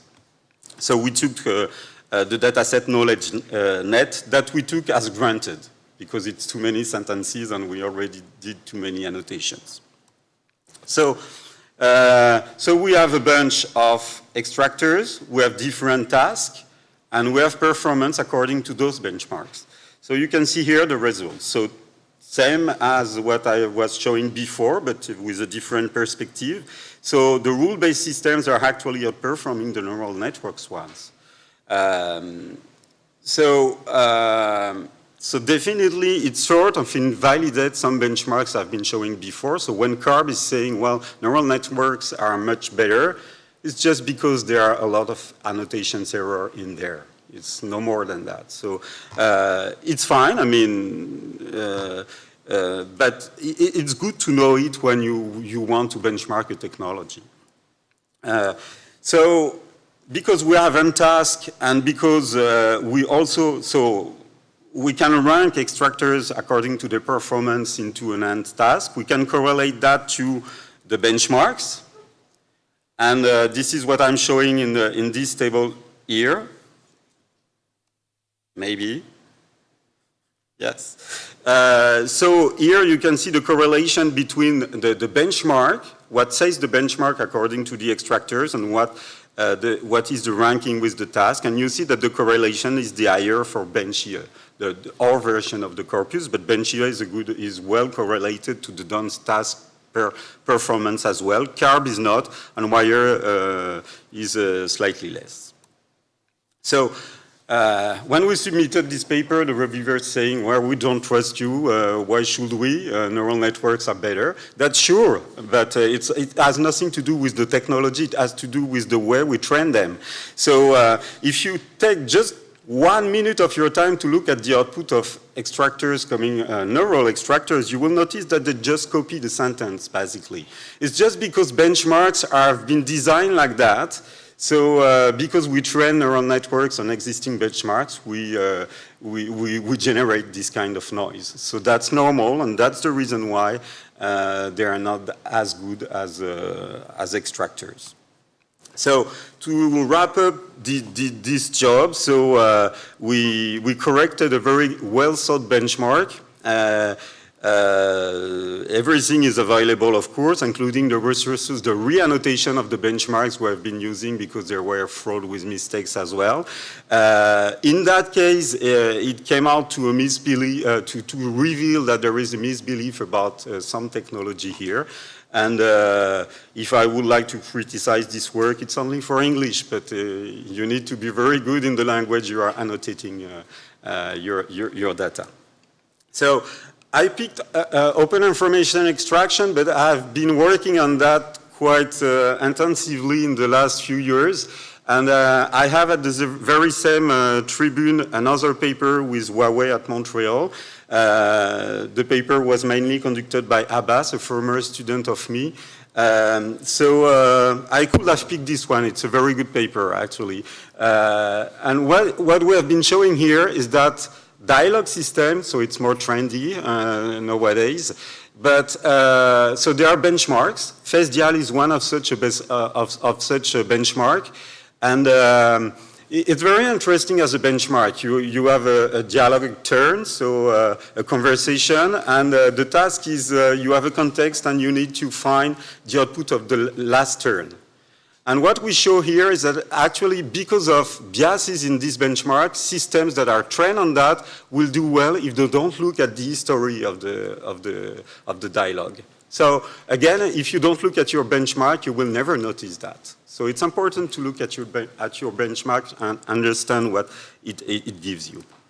So let me jump to the second work I would like to discuss. So the second work is about, we had to do a benchmark for a specific need, and we were not finding any such benchmark, so we had to do it by ourselves.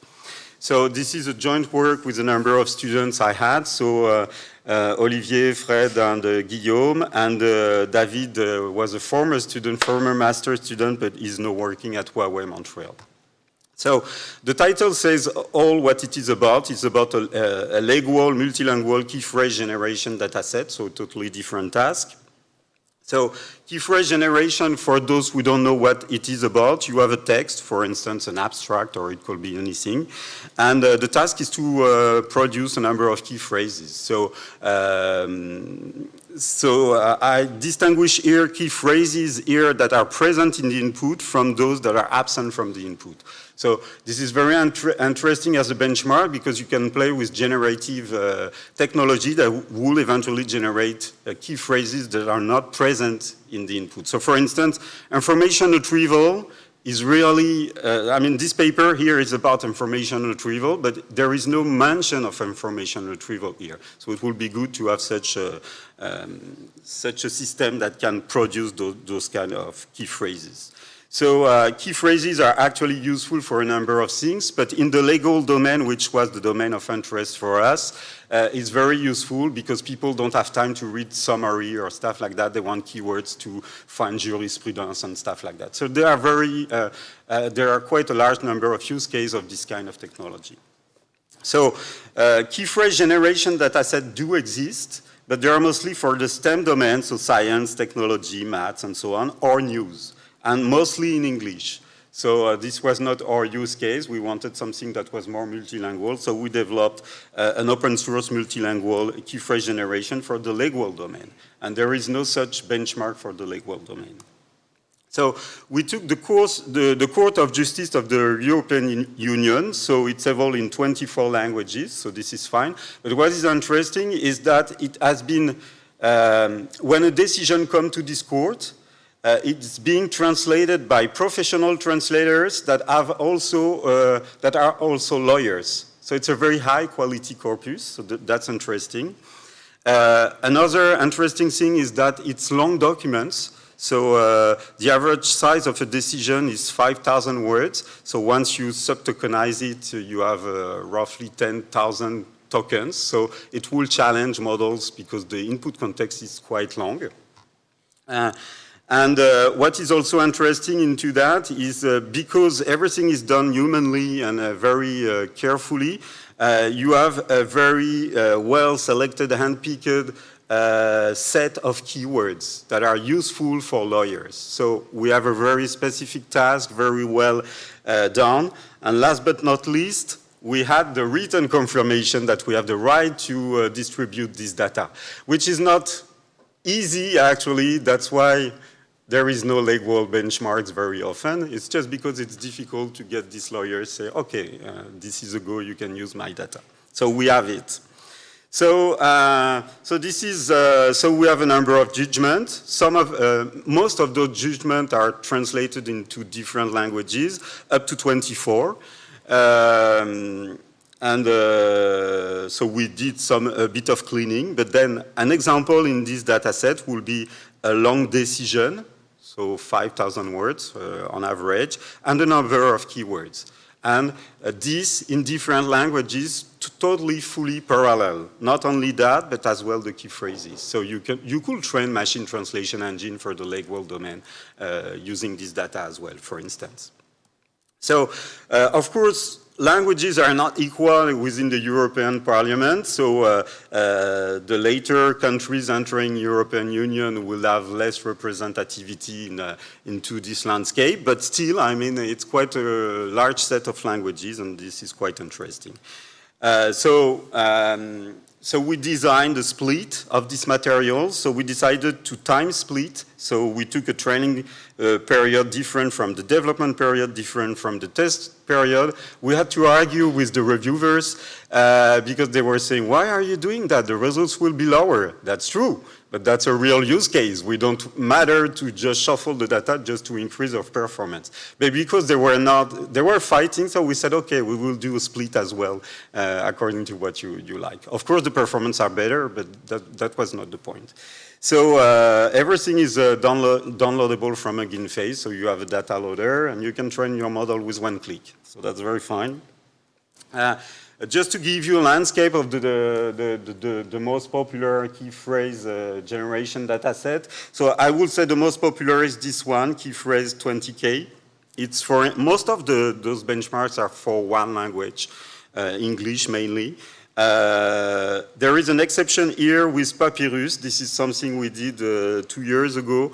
It's an interesting idea. We have repositories of masters and theses in different universities over the world. So we took the one of University of Montreal. It comes with abstracts and keywords in different languages. So it happens that at University of Montreal, even if most abstracts are in English or French, there are some in Spanish, in Inuktitut, and the like. So it's quite interesting. But I would say it's not massively multilingual in the sense that most abstracts are in French or English. Okay? So in our case, our corpus named Europa, it's quite big compared to others.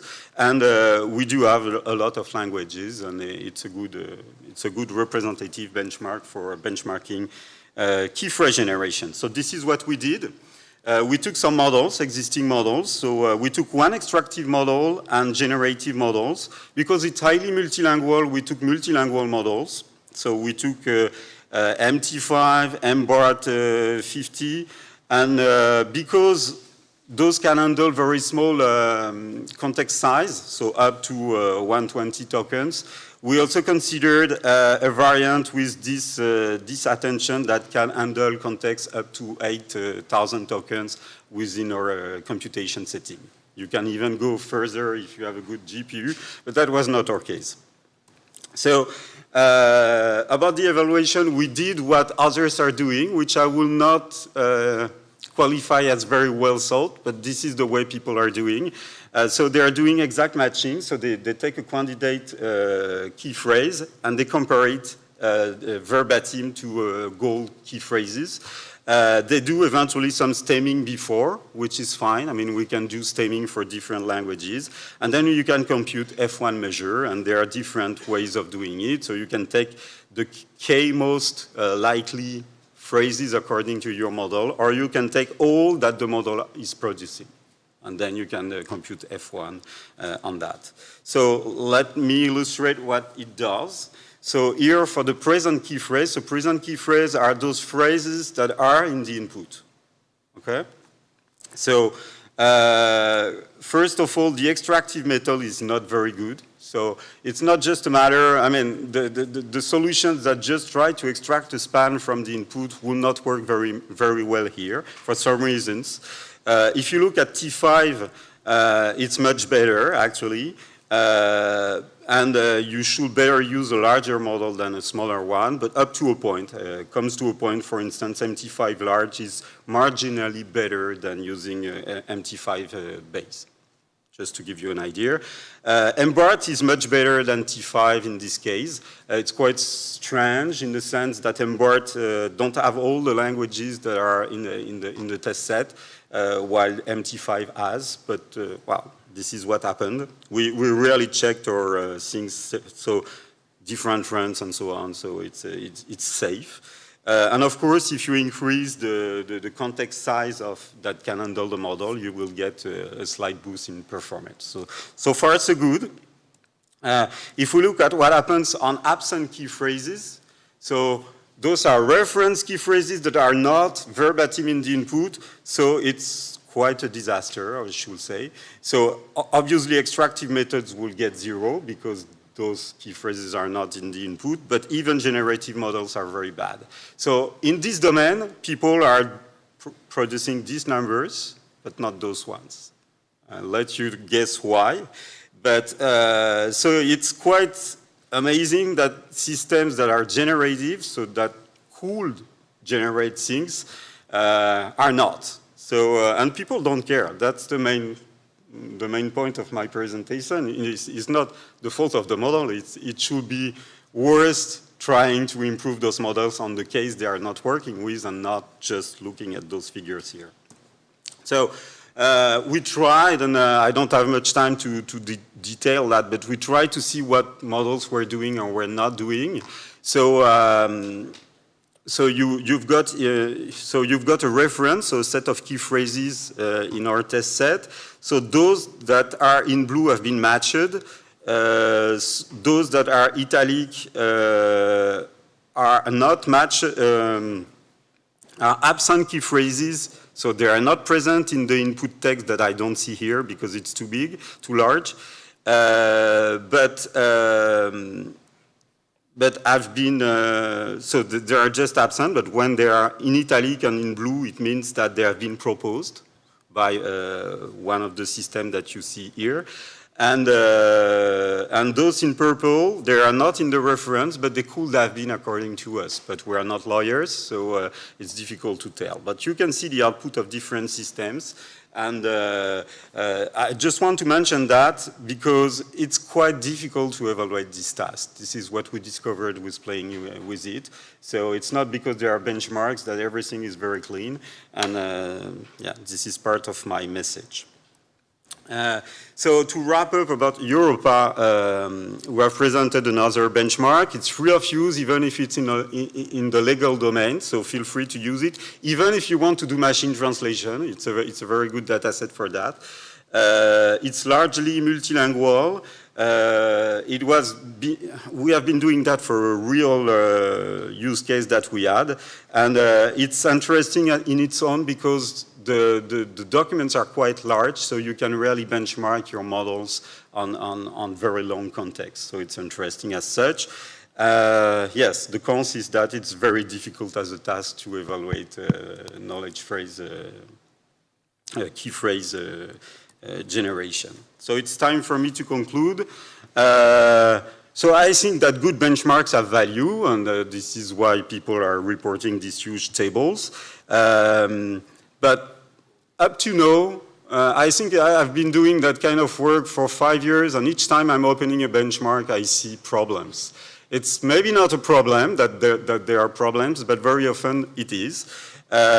So there are annotation issues, problems with the metrics, problem with the code. Very often you have to look at the code to see that it's not exactly what is being implemented, described in the paper and so on. And the representativity of the data is sometimes missing. And very often there are missing benchmarks. So you would like to have a benchmark, but you don't see it. Saying that, just to give you an idea of how wrong I am, I've been checking the ACL ontology of this year to see all the papers that have benchmark in the title. And you can see some of them. There are actually 56 papers at ACL main conference. You had 51 from the findings. Including 2 of the papers I've been showing briefly, 4 short papers and 2 demos. And if you look at that, you know, those are pretty new benchmarks that are amazing, likely. But this comes to my last slide. So I guess it's fair to say that there is a flourishing of benchmarks, which is good. But they are built for very different purposes and different strategies. So annotations, for instance, are done sometimes by crowdsourcing, sometimes by humans, sometimes by human experts, sometimes by ChatGPT, very often, more than often nowadays, actually, or a mix of that. But so it changed the way we can conclude things when we look at that. And selecting examples is not innocent. So the way we take our data to benchmark technology is also something that should be discussed. But my feeling is that all those benchmarks, including the one I've been showing you today, are lonely souls. So most of them won't be used, and we will not even notice that there are such benchmarks. So this comes to my last point. We need collective efforts and practices to gather benchmarks in a given place. So not only Hugging Face, it's a good start, but there are more than that, that we can do better things. And we should, when we decide to benchmark a technology for a given need, we should have automatically a system that gives us a bunch of benchmarks that are useful for what I'm trying to do. And this is something that will need to be done as a community if we want to have good benchmarking strategies. So it comes to a paper I would like to mention that has been published at ACL this year. I think it's a very good work. It happens to has been done by someone in the room and colleagues, so from Microsoft and McGill, Mila. So they advocate for annotating along different dimensions benchmarks. So why are you doing this benchmark? How good is your data according to you, and so on. It's very good, but it's not enough, I would say. In the sense that it's like doing a comment in your code, but it's not the same as compiling your code to see whether it works or not. But it's a very good point to start with. And I think it's a collective effort. I think for this to work, we should have institutions like ELRA in Europe, LDC in States, IVADO, why not? We had a talk from IVADO in the introduction. IVADO is valorisation des données. I think it's a good opportunity to do something useful here. So I'm finished. Thank you.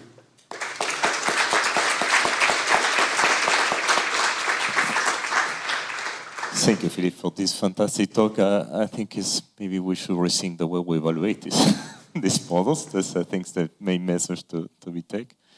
So we have time for a couple of questions. So yes, please stand up and take one of the mics. Yeah, that's the best way.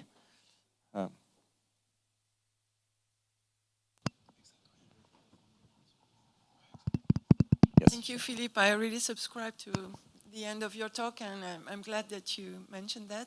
I wanted to go back to the key phrases and maybe to understand, were there some guidelines? And I was surprised to see a very long sentence and verbal propositions in the key phrases. And are these also useful for the end users? So yes and yes. Yes, there are guidelines within the European community. We didn't access them. We talked to the people that were doing this work, and they were saying, we're just mentioning the key phrases that are useful for the lawyers at the European community. So it's very difficult, not being a lawyer, to see what it means, but I mean... Settlement agreement and etc. If you look, I didn't detail that, but if you look at since we split over time, you have this column here which says average number of key phrases put by those persons, and you see that it increases over time.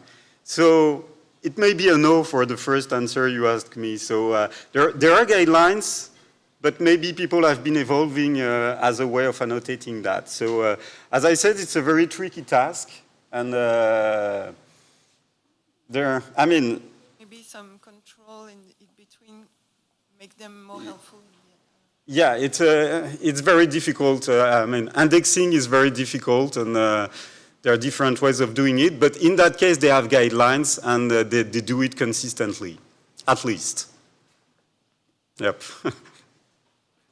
Thank you for this insightful talk. It was very sobering effect for me to see that even hand-picked benchmarks are not ideal. So as a question is, are there some addressing problems in terms of concept drift within the benchmark. So when we create a benchmark, how can we guarantee that the whole domain, for example, the lawyer topic, right, is represented and there is not kind of this holes in a topic-wise sense? It's a vast question. I will pass the hand to the people that have been developing this paper, so Jackie and colleagues, on the last I was mentioning, because this is part of the solution. People have to document their benchmarks, why they have been developed for, and so on. I think definitely it's not enough. We need more proactive data engineering practices. So very often I discuss with a company, they want to do things. I say, well, don't do that. It's too complicated. Just use a small model. But I can't benchmark the technology because the benchmarks are not there. So I need a system that goes into the landscape of systems and bring me back 10 benchmarks that I could use. With hopefully the comments of the people who made those benchmarks, so that I can understand the value of that. But this is only part of that, because really in a benchmark you have many cases that are trivial for any technology and that totally swamp the metrics that you see. So it's not only a matter of high-level benchmarks, what they are used for and so on. It's a matter of having a program that can automatically say, well, we don't care about those because they're too easy, or, I mean, you know, we have to do that kind of work if we want as a community to do good evaluation practices. Otherwise, we can do, I mean, it's a point of view. We can just, well, the higher, the better, whatever it means. And this is fine as well. I mean, comes to a point where both are converging, but yeah. Hi, Philippe. Thank you so much. Your talk was super interesting. And also thanks for shouting out our work on ECBD. I guess to maybe just comment on the last point, I guess to me it's about documenting the design decisions of a benchmark, but it's also, like you said, it's not enough, right? It's also about building validity arguments and thinking about validity of benchmarking and what it is that we're actually trying to measure. So I guess that's the other part of the of that thinking.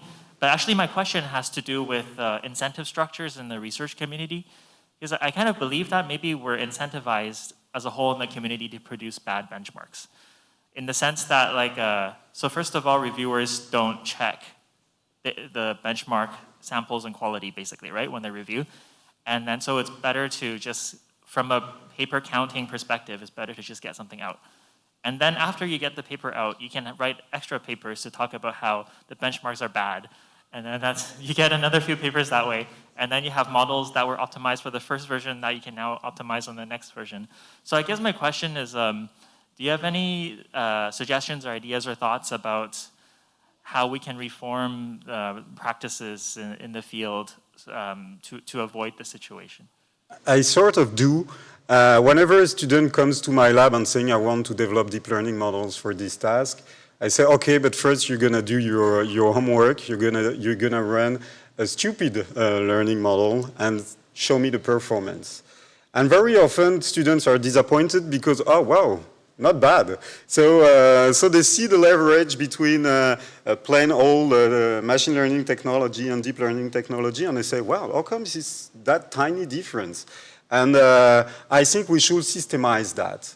So we should have a discipline for doing, not automatically, but close to that, benchmarks, baselines that will give us the performance that an average performance, a baseline performance, and we will need to know exactly, well, in this benchmark, half of those examples are easy to tackling for a number of solutions, so we should not even care about that. So we should automize this kind of thing.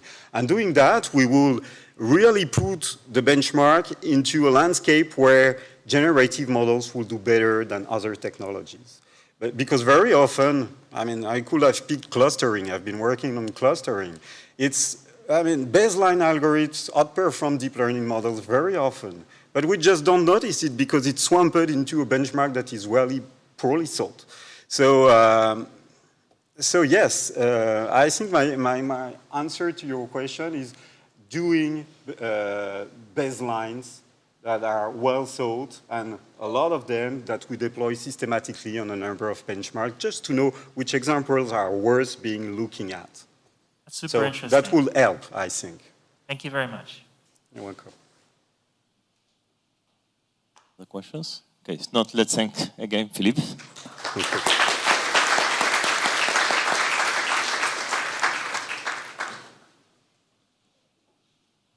Right.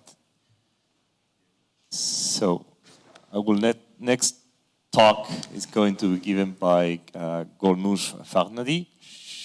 She's professor at McGill University. She's also a member of Mila.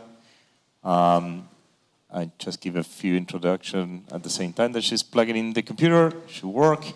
And so she has been working on many topics related to what we call responsible AI, so in particular fairness, privacy, and other problems. And she today is going, I think, to talk about how we could measure fairness and evaluate fairness in foundation models, which are very much timely and undergoing these days. Thank you for being here today. Thank you for having me. Just a disclaimer. Can you hear me actually well? Yes? Okay. Just a disclaimer. I had a migraine attack last night, and I still have migraine, which means that I may have trouble finding words in between my talk, okay? But bear with me. I will try my best, and I might be also a bit slower, which is not a bad thing. I'm always talking really fast. So I'm going to talk about algorithmic fairness. My lab is focusing on fairness, but also privacy. But for this particular talk, I'm going to talk about fairness. I'm going to give you some kind of an overview of algorithmic fairness, like how it happens. It's a pretty new field, actually. So before I start, this is kind of for me as a fun thing that I'm doing all my talks. Who actually kind of like heard about algorithmic fairness before? Kind of like familiar with this topic?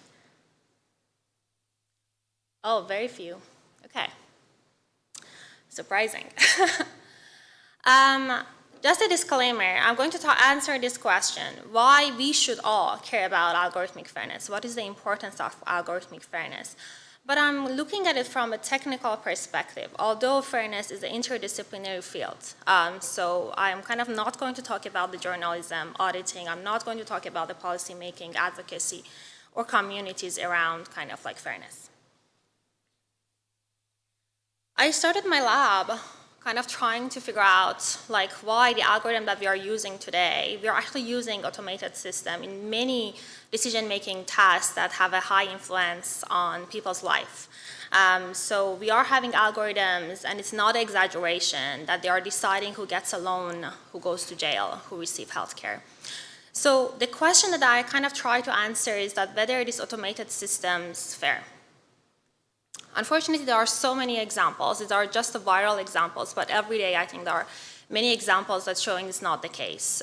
So because I kind of like asked those questions, I want to show also the evidence. Like in 2015, like kind of like Amazon recruitment tool kind of like showing highly paid or technical jobs to men more than women, and kind of they banned the system. It is still the case for LinkedIn that every kind of like one of us are still member of it and using it for job recruitment.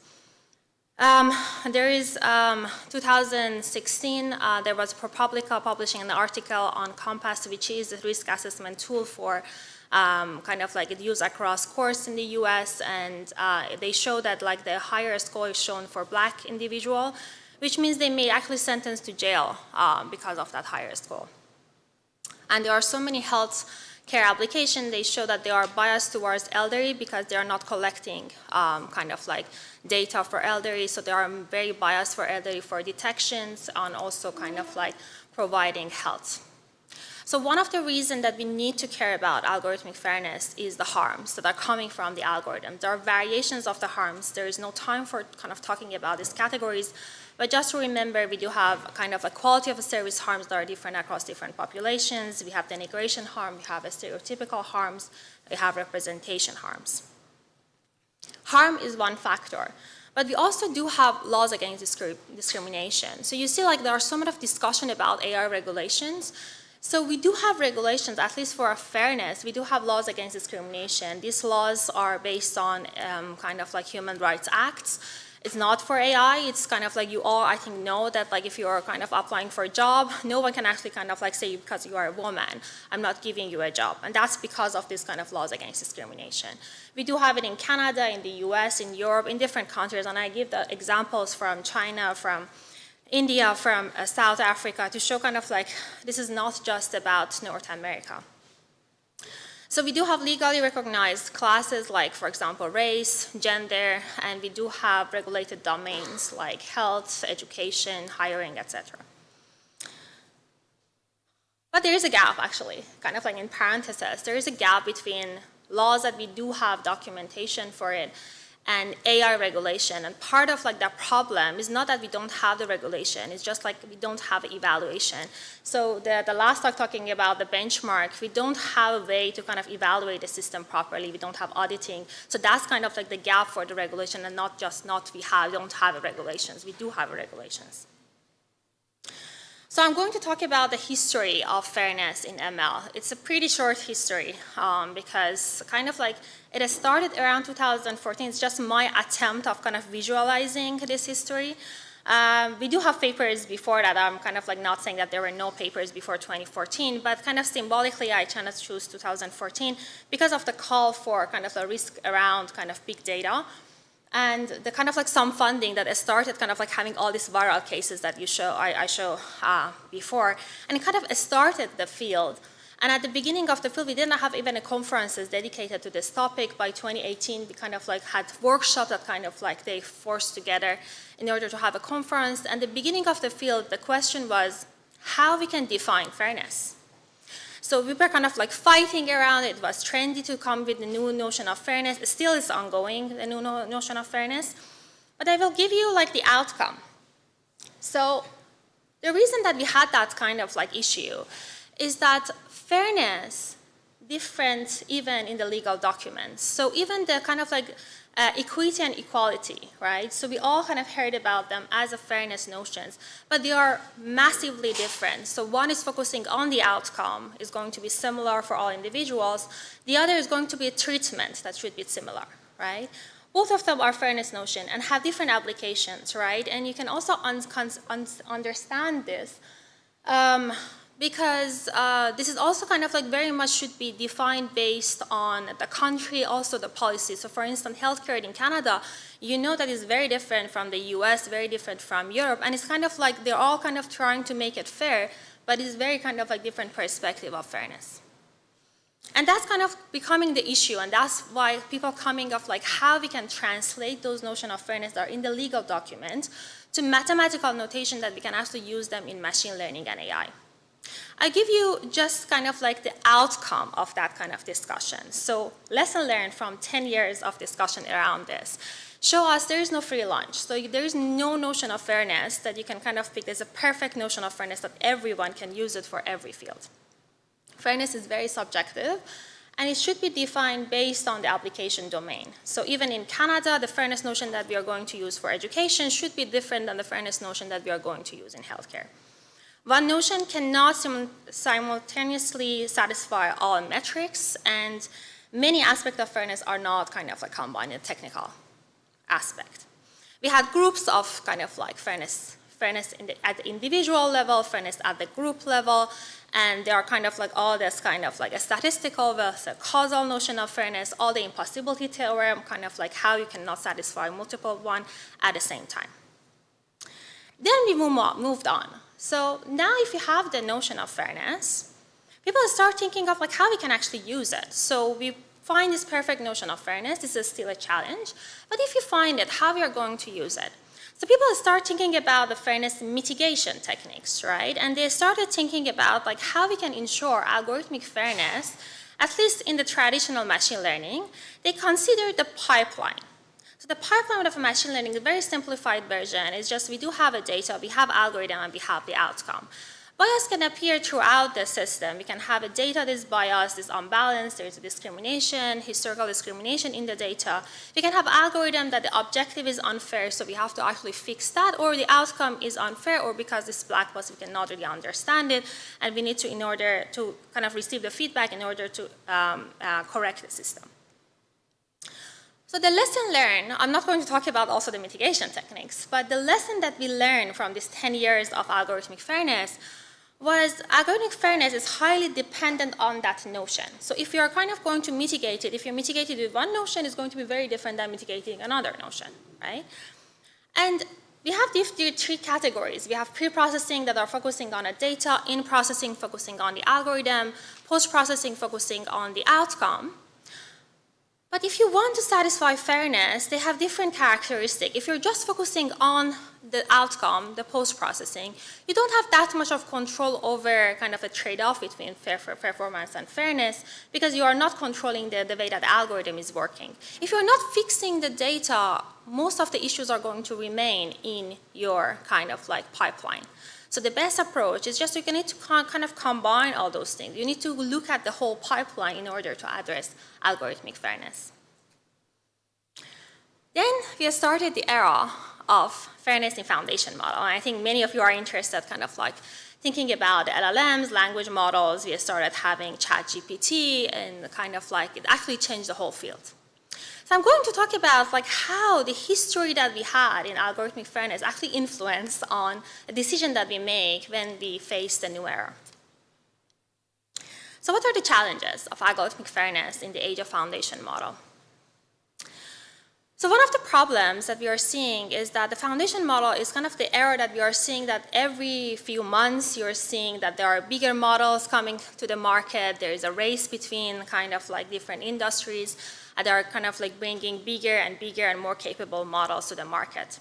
One of the reasons that we are seeing this race, do you know why we are seeing this race? The motives is scaling law. Have you heard about a scaling law? Yes? Okay. So scaling law kind of suggesting if you're having bigger the data set, bigger the model, you're going to have better performance. This is true? Yes, there are evidence after evidence, people are showing this is the case, right? So the models are becoming more and more capable. But the question is for whom, right? Based on which benchmark? And I really like the talk before me kind of talking about the benchmarks, because benchmarks are created, but also there is a bias the way that we are creating the benchmark. So they are not universally kind of like getting more capable, right? They are not necessarily getting more capable for marginalized community. There is a definition of marginalized community in social science. So this is a community that are not getting the advantage in the society. But I try to redefine what is marginalized community with respect to machine learning or technical perspective. So I'm kind of looking at it from a distribution perspective. I redefine distributions of the marginalized community. At the distribution, we don't have many data points for it, right? So if you're thinking about large language models, and if you have multiple languages, you can think of English being the majority distribution, the big distribution, and the low resource languages being the marginalized community distribution. Why? Because we don't have many data points for them. The distribution differs, so you can understand that one language, the distribution is very different than another language, right? If you ever learn a new language, like I'm learning French now, you can understand the vocabulary is different, the grammar is different, sometimes the characters are different, and it's a complex distribution. So you actually need to learn it. So you know that if you know English, it doesn't mean that you know French, right? So you actually need to learn that new language. So there's a complexity in that new distribution. So kind of like think about this, kind of like what I'm going to talk about from the marginalized community definition that I just show you here. So what is the difference in terms of a pipeline of a traditional model versus the foundation model?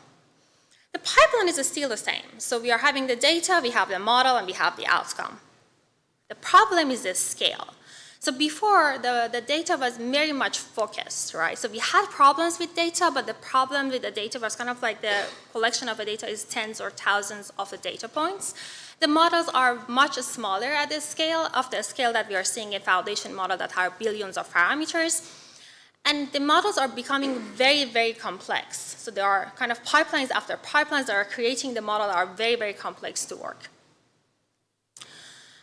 So the first issue is, in traditional model, we have started thinking about the fairness notion, right? Can we think about fairness notion for foundation model? The problem is that foundation model, by definition, were designed to be a general purpose model, to work with all contexts, for all application domains. So how we can define fairness here? Because fairness is very subjective. You should define it based on that kind of like application domain, very kind of like even geographically located kind of like definitions. We have started seeing the benchmarking coming for the fairness measures. So we are seeing the benchmarking for stereotypes. So you may actually heard about this benchmark like a stereo set, which is coming from one of the labs at Mila and McGill, or the crowd-spur. So how they are doing it, they are trying to kind of like measure the behavior of the model. So they are saying, for example, the gear tend to be more, and there is a mask, and then the model is going to be answering it, like whether it's a soft, it's determined, or arbitrary fish, in order to evaluate whether the model is a good language model, so if not picking fish, or if it's going to be not a stereotypical, it's kind of like 50-50% kind of like selecting soft better with respect to kind of like girls. If it's going to be a stereotypical, or it's going to be 50% determined, then the model is kind of neutral. The problem here is there is no context here, right? So we don't have a context. We don't know how this evaluation is actually going to be used for the downstream task, right? So we have started kind of like learning this kind of intrinsic biases and extrinsic biases, right? So the behavior of the model, that bias that we are seeing in the behavior of the model, or the biases that we are seeing in the downstream task when we are using the model for different things. One of my students tried to kind of like making it a little bit more to the context. So I'm working with banks. So we are trying to kind of like ask this question, whether there is any socio-economic biases in language models. So we also kind of like created similar kind of like masks, whether, for example, women are more poor than men. Like what is the perceptions of the model with respect to different identity groups, right? And we figured out like women, of course, is going to be considered poorer than men. And if you're going for all this intersectionality, like if you're going for the single moms are going to much, much worse than widows, is going to be worse for the kind of like different racial groups, etc. And we also see that in language models, they are very good at detecting all this kind of identity kind of like groups, even from the name. So my name is Golnush, and if you're asking the language model, it's kind of like very easy for the language model to predict that I am a woman, I'm Iranian, and even kind of like to some extent my age group, right? So from the name, you can extract so much of this information. So we kind of like want to look at it. If you're using this language model for the loan approval or the visa application, which is the case even in Canada, they're actually summarizing it with language model, the visa applications, they are very biased. So you can see that this kind of socio-economic biases that you are seeing in the language model can actually have an impact on the downstream tasks. But still there is this gap, like we don't know how this is going to be connected. The foundation model kind of started this discussion around safety. So people didn't change the data, didn't really change the algorithms, but they started thinking about a safety only at the end of the pipeline. So we are seeing this kind of like RLHF, kind of like how we can align the model with humans only at the end of the pipeline. We are seeing kind of like they're trying to make sure that kind of like the model is learning from the human preferences. But what is the problem if you're just pushing all this kind of mitigation at the end of the pipeline? My PhD student, Paula, has worked actually with Jackie, that we, after Llama 2 come to the market, which was advertised as the safest model out there, they also kind of published an article about like how they make it safe, right? And one of the benchmark that they were using was Toxigen, like for the kind of like mitigating toxicity in the language model, they use Toxigen. So we kind of look at the Toxigen, and we try to come with non-toxic kind of like benchmarks, right? And see how the model is kind of behaving. So models are very stereotypical around Muslim being terrorists, around black people being criminals. And you can see the cases that we tried. So we just tried that your helpful assistant complete this blank that Muhammad got to the plane. Muhammad just got to the plane, right? Didn't do anything else. But unfortunately, the Muhammad is a target. He's a Muslim. So you can see the response from the language model is just, I apologize. I cannot really answer here because the last sentence that you are seeing is that it's not appropriate to make references to harmful or violent act. Going to the plane is not a violent act, right? But you can see that association is still there, even when there is no toxicity in the question. But what if you're asking the same question? Is it a problem as a question? No. If you're asking the same question about John, is the American name, John is actually going to Hawaii when going to the plane. The same is also happening for this Afro-American name. So we are putting in this kind of context of the dad is missing. So this person have not seen the dad for a while. If you're asking for this Afro-American name, the problem is that the father is a criminal and that father is at jail.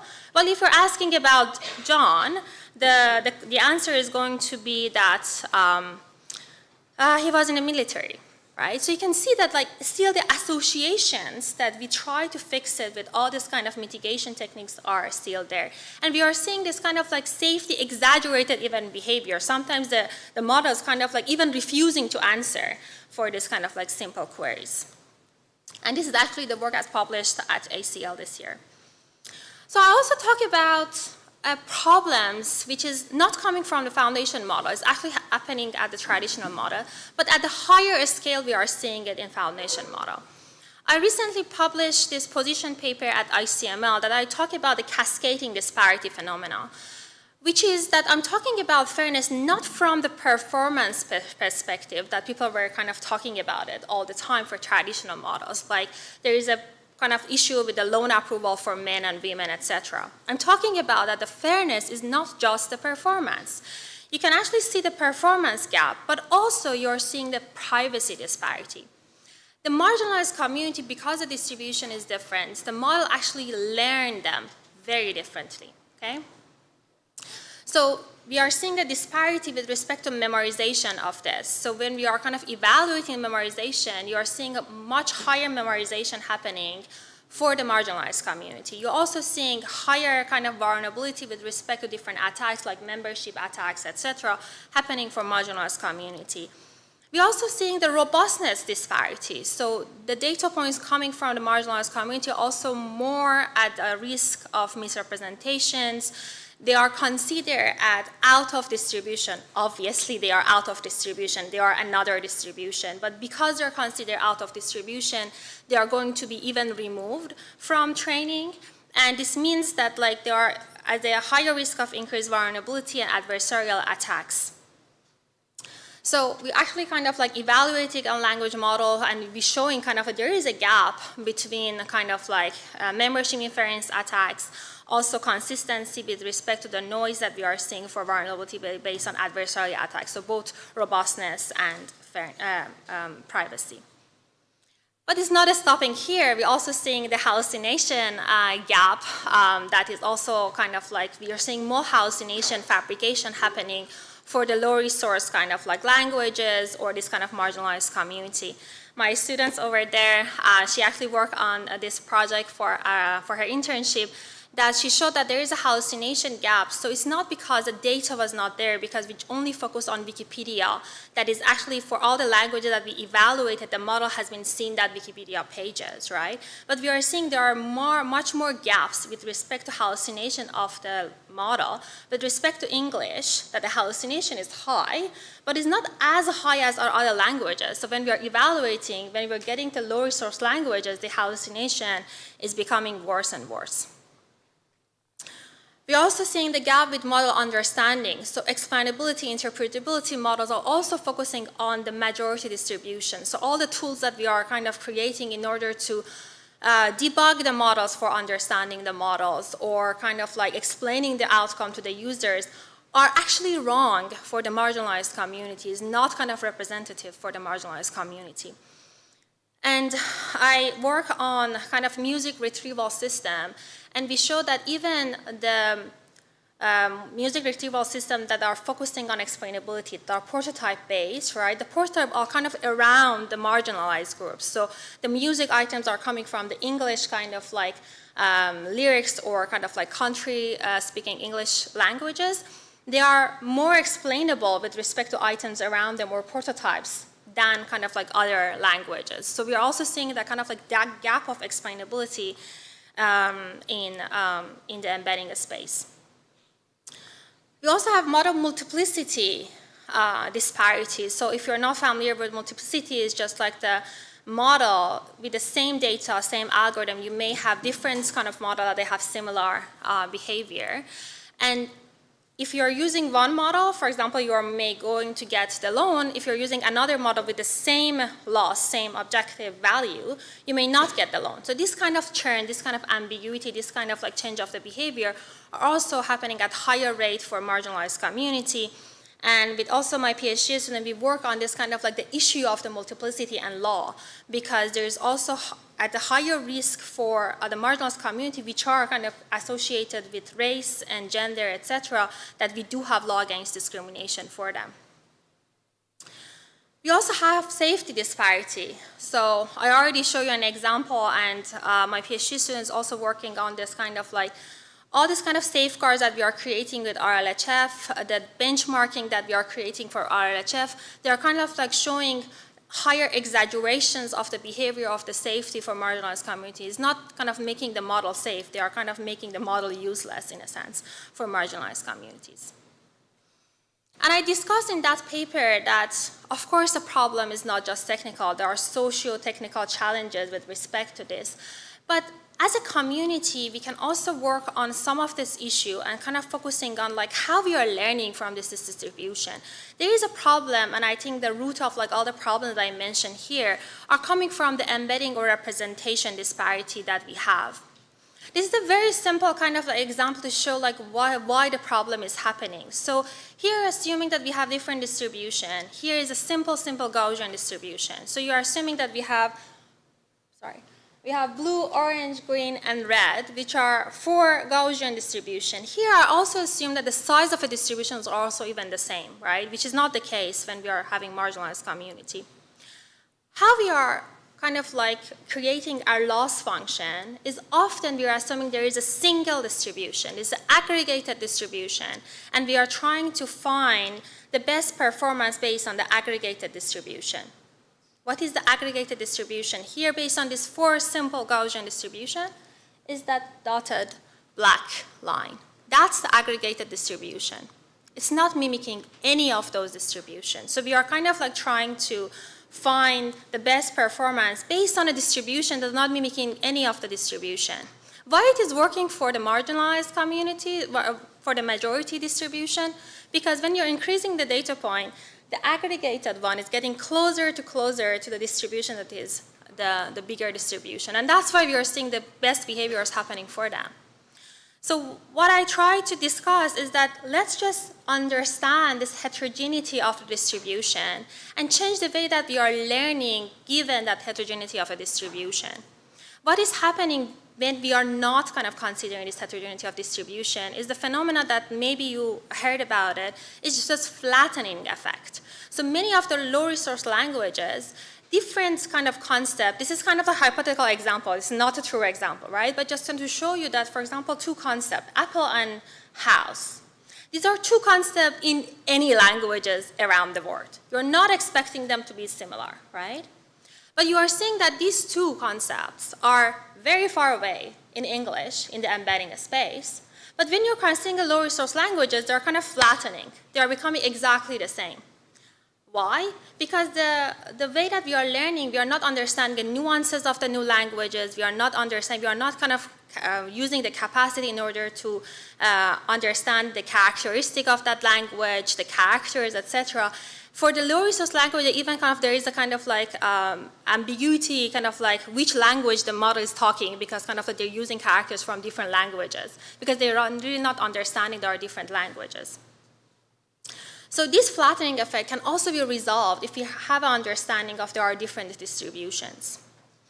So in one of the papers that's actually under kind of like we are developing it for the iClear deadline, which is today, is that we are thinking about like, can we actually learn under the heterogeneity of the distributions? And we're actually going for this extreme scenario of a federated learning under DP that we are not even seeing the data. We want to protect the privacy of the user, etc. And if you're familiar with kind of the privacy and fairness, there is a trade-off. There is a kind of always a fight between fairness and privacy.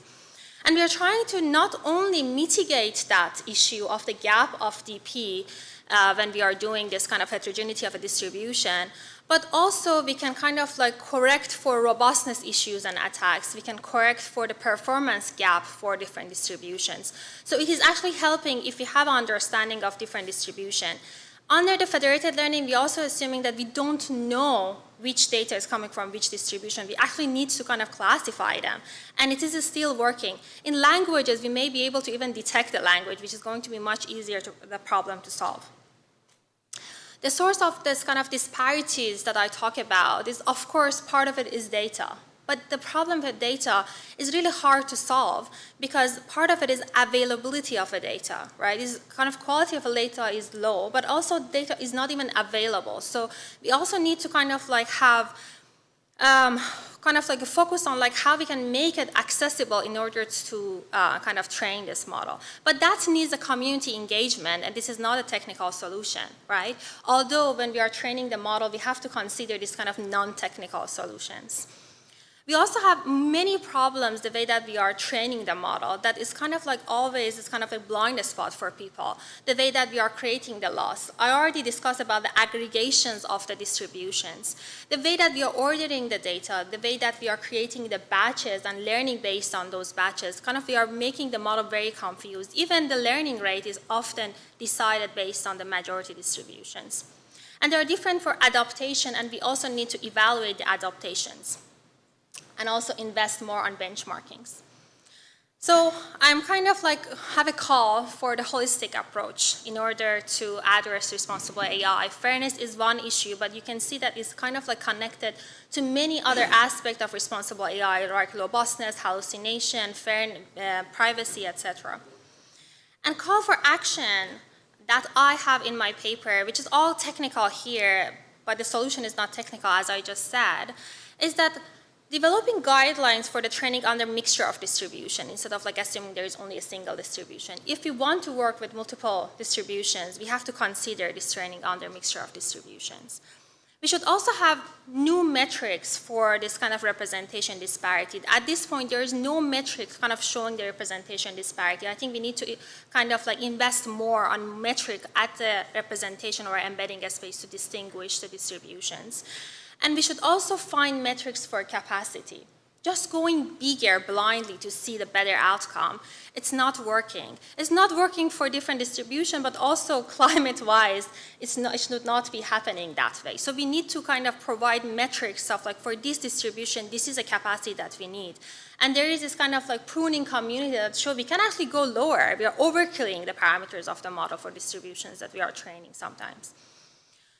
So we need to talk about fairness measures and metrics and evaluation. We should go back and kind of like reconsider how we are defining these metrics for the foundation model. There is a huge gap in that era for the foundation model because we're always kind of pushing it at the end of the pipeline.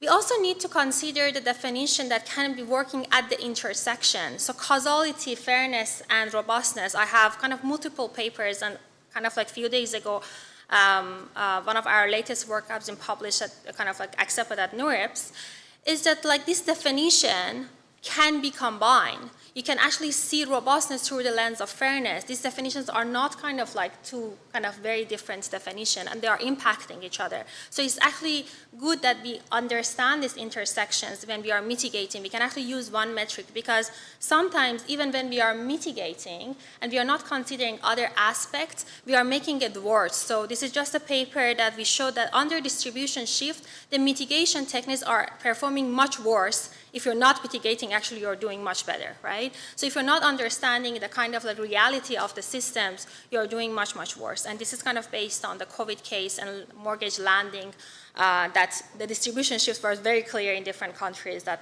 banks started giving loans to people. And we should also consider going against the scaling law and see how we can kind of like find smaller models that can work better. And this requires kind of understanding the capacity and the different distributions. And understanding the complexity of the words, and not kind of like simply assuming that like if you're collecting all the data around the word model can do the magic, right? We have different data heterogeneity, but we have different value, which is value heterogeneity, cultural differences, fairness definition differences. And we also have resource heterogeneity, that availability of a data is different. So we should consider the solution that kind of understanding the complexity of this real world. So the takeaway is just like we should understand the participatory design, not kind of like hiring crowdsources in order to align humans' values with the models. We are all kind of consumers of the models, so kind of like participatory should including us. I'm not sure if it's just for me, I'm finishing. But also educating yourself. So I asked this question, who were familiar with this kind of terminology of algorithmic fairness? If you're not, this is kind of like just the beginning. I just mentioned about this in a very short talk. But please, please kind of educating yourself because it's kind of impacting all of us in one way or another. And always question, if you're creating AI models, is the AI the solution? Is generative AI the solution? Who is going to use it? And evaluate the performance of the model on all the population that are going to use your model and not just kind of like the benchmark that are already out there, okay? And I mentioned the work of my lab, so I want to also thank them for the work that they're doing in this domain. And thank you for listening to me.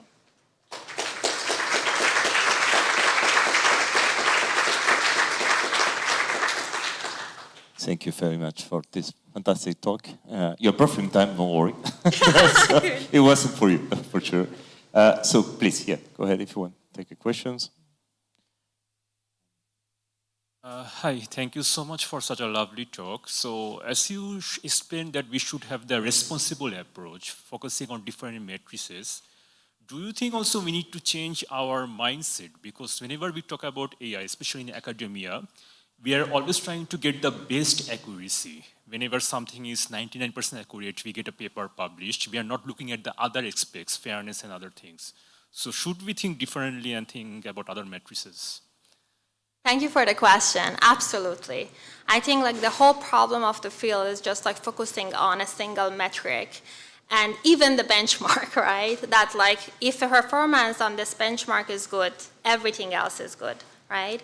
And I'm advocating for like multiple metrics because you have to consider the model from many different angles. When you are kind of launching it in real world, right, there are different aspects that you need to consider. Fairness is one aspect, privacy, robustness, all these aspects should be considered. When you're selecting the model, don't select it just based on the highest of like, lowest of the laws, highest of the accuracy. There are many factors that you need to consider and absolutely your case, your point. Yeah, thank you. Is it working? Yeah, okay. Thank you so much for the talk, Ganush. So I had a question after watching this. You gave a couple examples that made me think a bit about sort of the conflation of bias versus morality and fairness. And I loved your little graphic of equity versus equality. And I wonder how much bias is necessarily a bad thing in a foundation model if it really just turns to sort of the downstream task, because with equity, we want bias. We want to know what what our underlying biases are, and we're trying to correct for them in like a very, affirmative action type way. Versus with equity, we're trying to rid ourselves.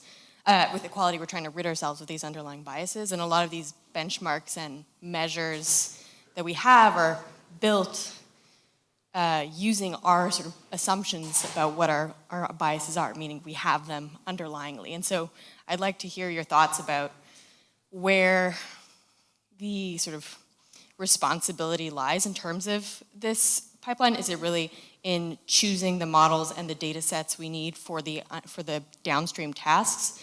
Or is it more responsible for us to really think about bias in a moral way from the start?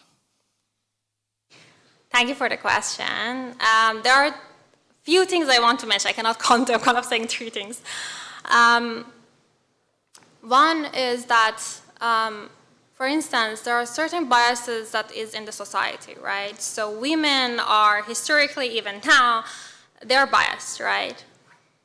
So would it be good to fix that? Because it's going to be not aligning with what we are seeing in the world, to have the model that are not biased or kind of mimicking the world, right? This is the world view of fairness even, right? So we do have different metrics kind of like showing that like if you want to fix that, maybe we want to do that, right? We want to have a better representations for the female in the field later on, right? And we don't want to kind of like not only doing or mimicking what is happening today, but also doing better, right? Because unfortunately, if you're just mimicking, the model are not just mimicking, they are making it worse, they're amplifying the biases that are existing.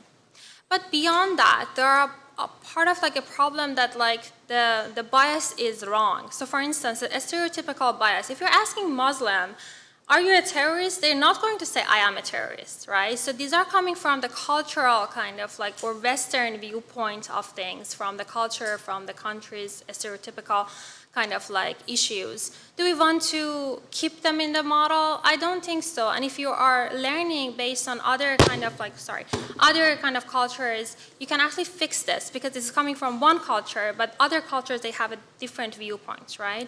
So when we're talking about the mixture of a distribution, I'm also talking about the mixture of opinion, right? So it should not be a single opinion, kind of like this is the way to do things, right? And even different countries are operating very differently. They are considering, as I said, like healthcare system. In Canada, because of the policy of like the healthcare, it's very different than the US. Can we say this is fair here? Maybe it's fair here, right? Consider like what we have, and what is in the US is fair for them, consider like their kind of like politics and economy, et cetera, et cetera.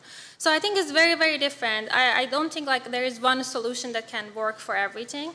But the problem is that if you're just pushing all the problems to be fixed at the end, right, we are not, like the way that we are, the solution, at least the solution that we are seeing at this point, right, they are not solving the problem, right? We are still having those issues. So why I'm kind of considering that like we need to look at the embedding space is that if you have this issue of flattening, right, the model don't have understanding, you cannot even fix it at the end of the pipeline. There is no way to fix it at the end of the pipeline. You have to kind of like change the way that the model actually learning before deciding that if the model learned and what I learned is good or bad, right? So some of them that you cannot be pushed. It should be kind of like fixed from the way that we are designing the models. I hope it answers your question. Yeah. I think it was just, say the case of womanhood, maybe being able to know that there are biases that exist is what allows us to fix it rather than... You don't need a model for that. You should just look at the data, right? You can do some statistical analysis to have an understanding of like a data, there is a bias there. The problem is that when we are training the model based on it and it's advertised as a general purpose model that people are blindly using it. Like here, people are sitting here, they are interested in this topic, they are listening to me. And even now, like the number of people kind of raising their hand, they have heard about algorithm fairness is very low, right? And I'm not thinking of like industry, they are aware of this. And many industries, they just kind of like look at the advertisements and they're just using and then kind of like deploying the model. They're not doing it for studying like statistically there is a difference between, they're just using it for financial purposes, right? And they're going to be a high issue and harm towards these communities that are marginalized here. Thanks. Yes, we have time for another question, please. Wait, hi, thanks for the talk. I think my question is related to Eva's question just now. I wonder if there are cases where you think algorithmic fairness actually works against us, and what would those conditions be? I don't think so. I'm like wonder, because what is the fairness, right? So it's kind of, for me, contradicting thinking of like a fairness going to be against the society, right? If that's the case, the fairness definition is not the correct definition for that society. I guess I was thinking about the mixture of Gaussians example. Well, suppose you are able to train over the mixtures of Gaussians as opposed to sort of the dominant Gaussian distribution.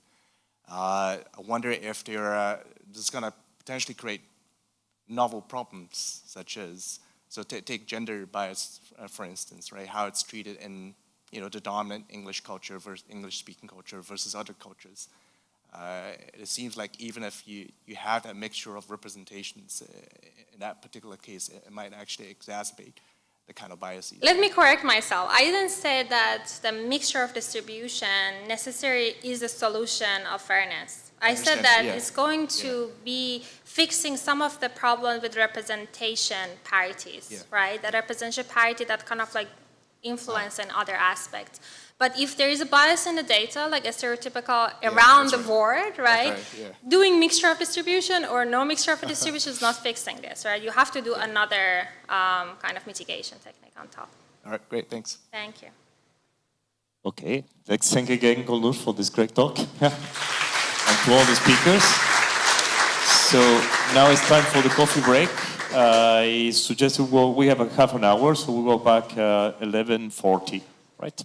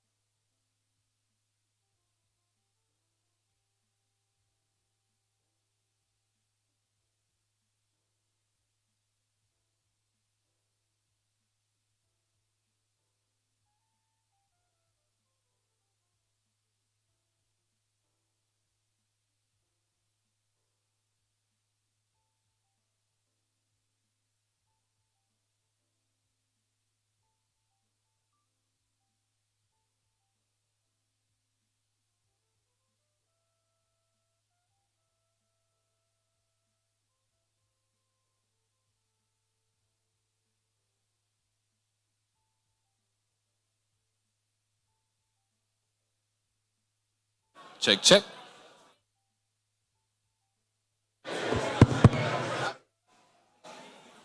Le mic, yeah. Et le 2.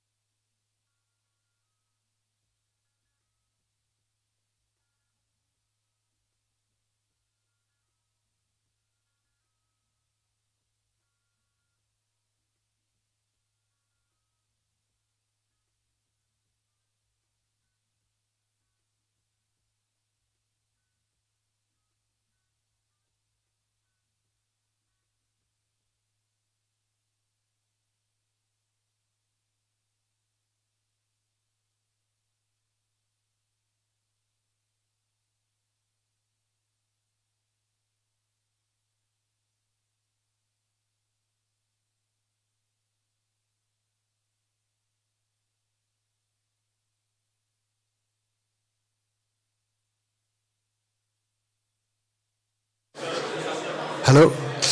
Hello. I think it's time to. David's there. Oh, okay. It's time to start again. For the second session of the morning, and so please, if you can go back to your seat, and so we can start soon.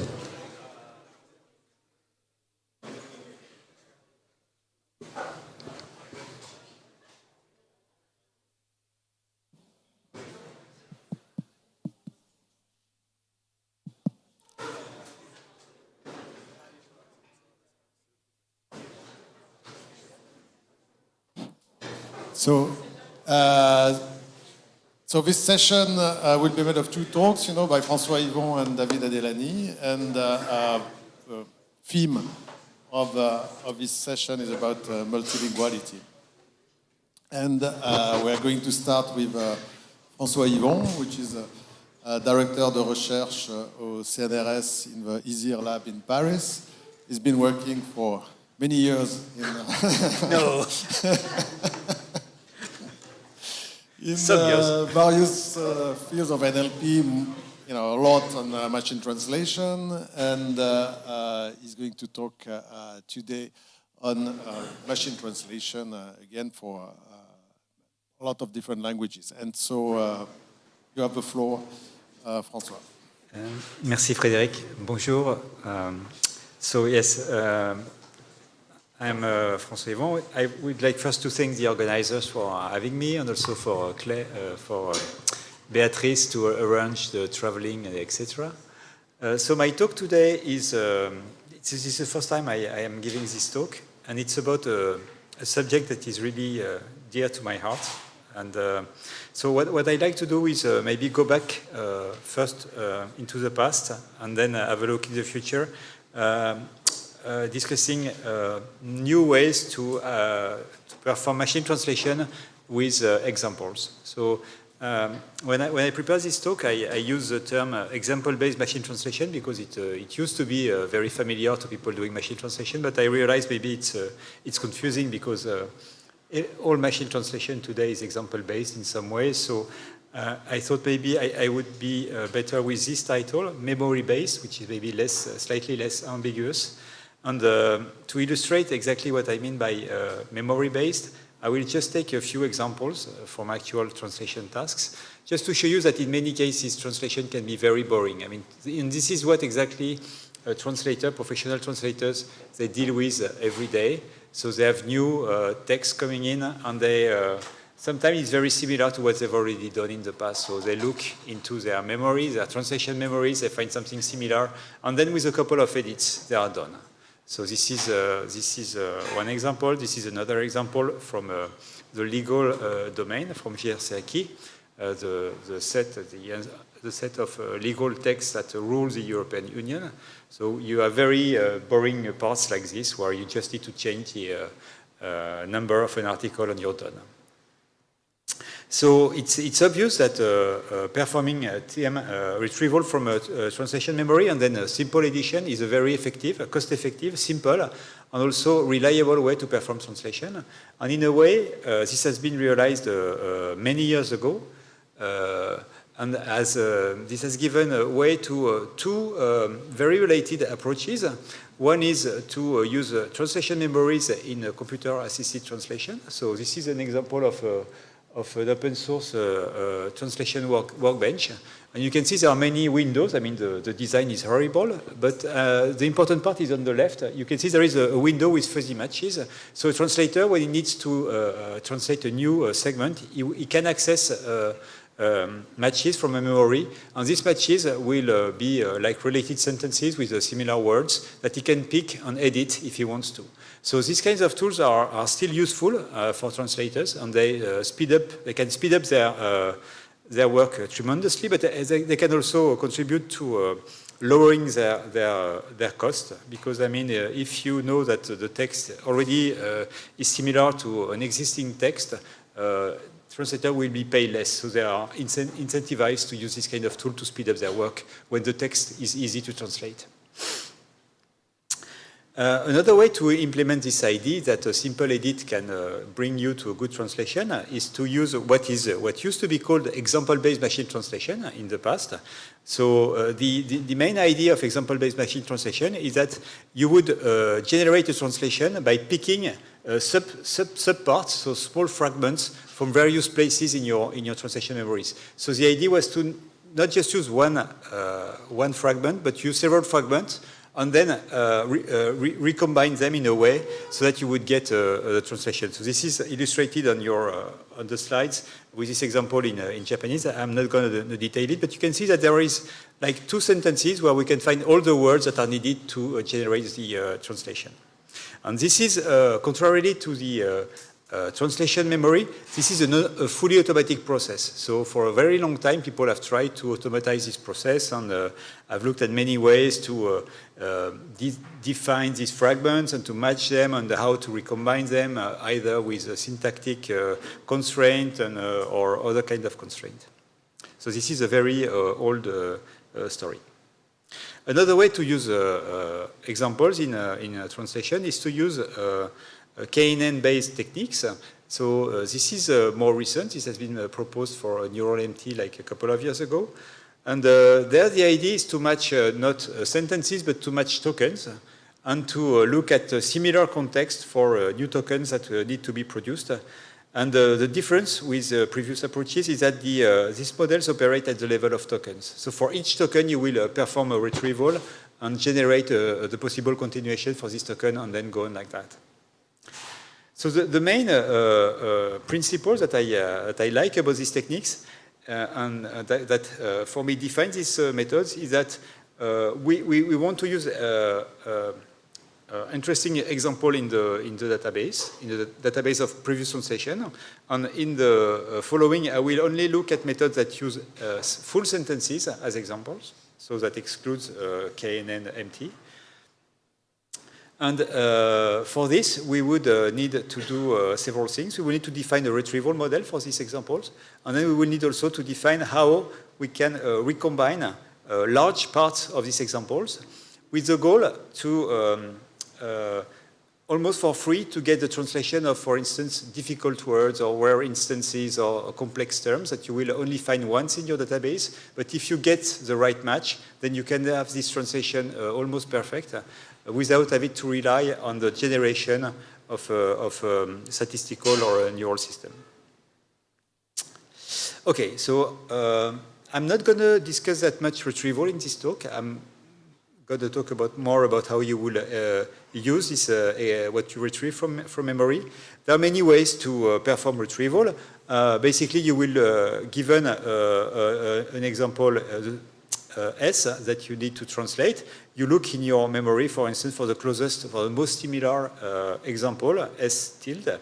And there are many ways you can define delta, the distance between S and S tilde. You can use like the edit distance, you can use the vector space model, you can use sentence embeddings, and you can train these embeddings, and there are so many ways to do it. I'm not going to discuss them right now. We assume that the problem is solved. And in fact, in a real world architecture, you would have several steps of selection. And first, you would maybe select sentences from the right domain, or maybe if you're a translator, you would first look into your own sentences before looking in a larger database.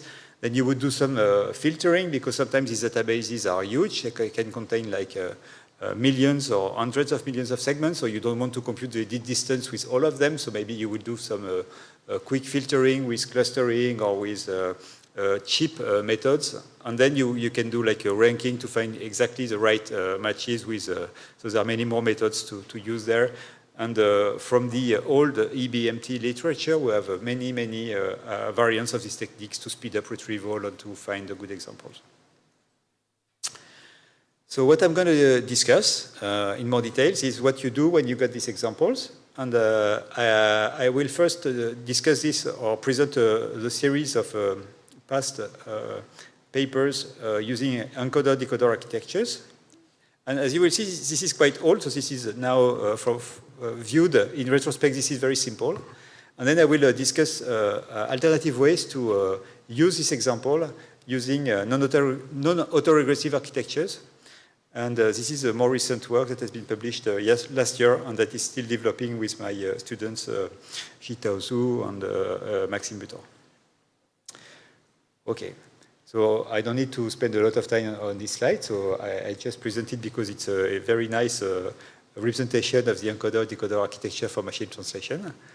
So this is like the foreground of what I'm going to present. And the first work that has tried to use translation memories in this kind of architectures was extremely simple. I mean, this same idea has been used many, many times in not only in machine translation. So the first obvious idea, what was proposed is in this work by Bulte and Tescan, was just to concatenate. So you have a query, you retrieve a pair of examples, and in your encoder, you augment the source with the target side of your similar example. Okay, so you have now a more complex source side, and then you can decode with an empty sentence. So this works very well. This is very easy. But one problem that with this approach is that some words that are not useful for your translation, for instance, the word coqueluche here, sometimes they are copied into the output. Just because they are in the encoder side, the system in generation will copy them. So you have this issue of copying non-related or non-relevant words. So a variant that has been proposed in this second paper was to find ways to detect which word would be relevant or not relevant. So this reintroduces the old alignment of the EBMT days, and as I will show, it's slightly better. So you see some words will be marked as non-relevant for the translation, so you can then augment the input and still start with an empty target on the decoder side. A third approach, which was proposed in this paper, was to do things a bit differently. So the idea was to augment the encoder side with the source side of your similar example, and to start to initiate the decoding, like to prime the decoding with the target side of your similar example. Okay, so this we called at the time priming machine translation, like we prime the system to generate something that will. So we use force decoding on the decoder side and then generate the translation. So this is very easy.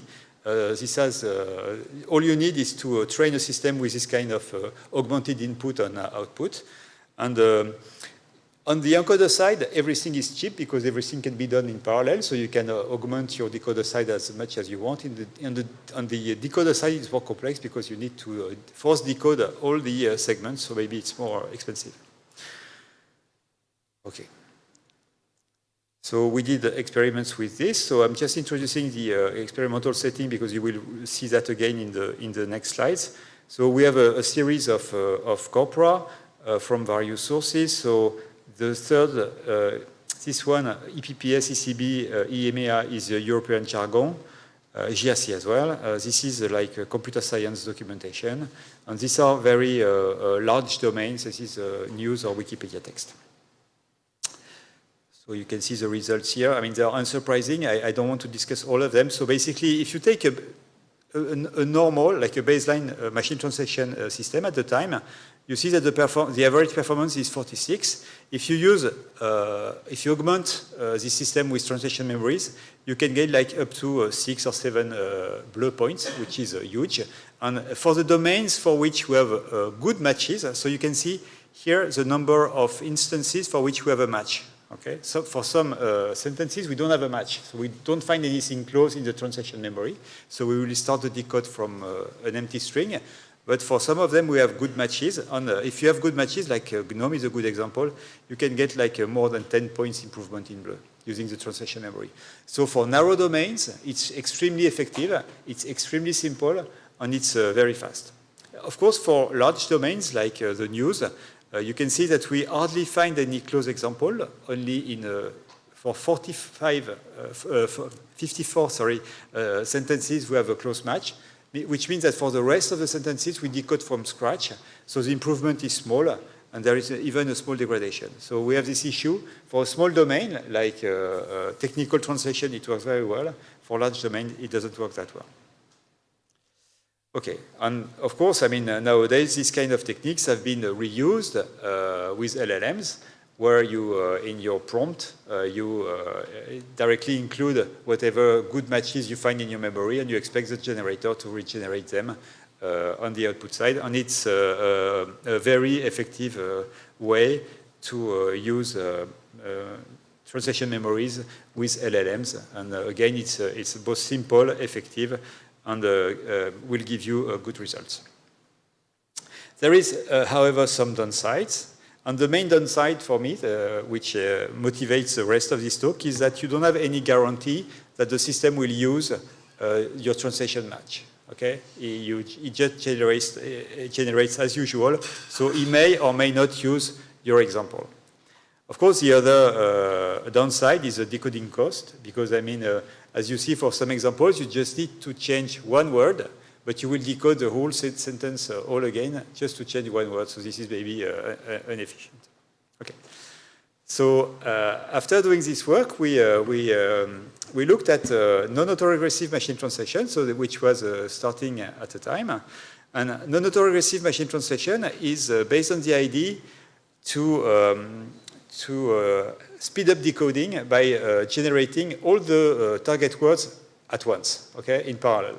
So this looks like a crazy idea because, I mean, you don't know which word will go where, but I mean, nevertheless, I mean, people tried this idea, and in fact, it developed into very effective systems to generate translation. So there is a lot of references, a lot of literature on this issue. I won't discuss it. And I will concentrate for the rest of my talk on one architecture that we found interesting. And the question we ask ourselves is, okay, this architecture is based on addition. It's really a model of addition. You take an input and you will modify it in some ways to get something almost very close and with a small set of changes. So the question we ask is, can we use this model to simulate what a post editor would do, or what a translator would do, just editing a good translation. So if you don't know this architecture, I will take some time to discuss it. So there is an encoder. I won't show the encoder. So everything is conditioned on the encoder. So on the decoder side, what we have is the usual decoder blocks. And on top of the last layer of the decoder blocks, you have classifiers. And these classifiers, they simulate insertion and deletions. Okay, it's what they are here for. So you have three classifiers. So you have the first and the simplest one is a deletion classifier. So for each token, it will decide whether to keep or to delete. Okay, so it makes a yes/no decision, and you can make this yes/no decision in parallel. So you input a sentence, and then in parallel, once you've go through your forward pass, you decide whether to keep or delete these tokens. Okay, this is easy. Then you have to simulate the insertion. And this is more complex. So in this architecture, insertion is modeled in two steps. The first step is to decide between each pair of words how many words you need to insert. So you just count how many. So that's the first decision. And then the second step is once you decided how many, you will get the identity of this word you need to insert. So you can see this on this slide. So the input is here. So we keep the first and the last, and we delete the middle word. Okay, so now the input is cat mat. And then we need to decide how many words to insert. So, sorry. So here we insert one word, here 3 words, here 0 words. So now the input has been changed into S, insert something, cat, insert, insert, insert, mat, okay? And then you use like unmask modeling, okay, to generate the identity of this masked word, okay? And you can do this in parallel. For each layer, you can process, for each step of this transformation, you can do this in parallel. Okay, so to train this system is difficult because you need to train the deletion prediction classifier, and you need to train also the insertion classifiers. So how do you do this in this model? So you take parallel sentences, you erase words at random in the reference, so you have like an intermediate step, and then from this, so you know which words you have deleted, so you know exactly which word needs to be reinserted. Okay, so you have like an expert or expert decision for where to insert words because you have removed them. Okay, so you can train a placeholder on token prediction on this example, on these pairs of sentences. There you have removed the words, and there you know where to reinsert them to get to the reference. Then in the model itself, it will generate an output, and you can train, so it's not a star, sorry, it should be T, and then you can train which token to delete, because you look at the model prediction, you look at the reference, and you know that some words are wrong, and you can train your deletion prediction with these examples. Again, the key is how to decide which example and how you will design them will be used to train these classifiers. Okay, so I am explaining this again, but you can, I guess the idea is clear. So you need to design an example for the classifier that predicts deletion. And you need also to generate example for the classifiers that predicts insertion and in 2 steps. And in fact, this is a very effective model for machine translation, as I will show you in a minute. So we took this model, and we say, well, it looks great. It does exactly what we want. Now, we would like this model to edit, to edit a good match from a translation memory. So this model can predict deletion and insertion. So maybe it can edit a good match and yield the right translation. So we took this model, we trained it, and we used it to translate not with an initial empty sentence, but with a TM match. And it turns out to work very poorly. So this was disappointing. So we look closer at exactly what was going on with this model. So these simple experiments show you the problem. So if we start with an empty sentence, and we do the usual prediction, the blue scores is like, okay, 45 is okay. But if you start with, when you initialize the model with a random sentence, with random words, the blue score you get initially is 1.3. The blue score you get at the end is 2.1. And the difference between the input and the output is almost nothing. Which means that when you give a set of non-relevant words that you pick at random, the model, in fact, doesn't change anything. And the reason why it doesn't change anything is because the deletion model has been poorly trained. It doesn't know which words to delete initially. Okay. So once we realized this, we changed a bit the architecture so that now we have an additional initial deletion step where we train the model with examples that contain non-relevant words, and we train the model to delete these non-relevant words so that then we can insert the words that are relevant and do this if needed several times to get the answer. So that was one change that we made. The other change that we made is similar to what we did for the autoregressive architecture. We augmented the source side with a similar target sentence. So we have now an extended source side so that no matter how many edits you make, the initial example is always present in the source side. Okay, so this is more or less the same setting. So we use the edit distance to retrieve examples, and we use again the same domain. So we have slightly more domains in these experiments. And we again test with 1K example per domain. And we separate this, we build 2 test sets, one for the good matches, so the distance is higher than 0.6, and one for medium quality matches, where the similarity is between 0.4 and 0.6. Okay. So I won't again discuss all the results we get, but one message is that, so this is basically the standard machine translation. This is standard machine translation with an augmented source, as I showed before. And you see the increase is high for the good similarity set. And we have also a nice increase, but a lower one for the middle quality matches. You can see that the original Levenstein transformer works well when you don't have any augmentation in the target side. If you augment the source side it's even better. So the augmentation of the source side is always paying very well. But as you can see, when you insert an initial an initial match on the target side, it doesn't work. It does almost as bad as copying the similar translation. Okay, so you don't get any improvement. But with our fix, now you get like almost as your system is almost as good as an autoregressive machine translation system. Okay, and we see these results for the two sets of matches.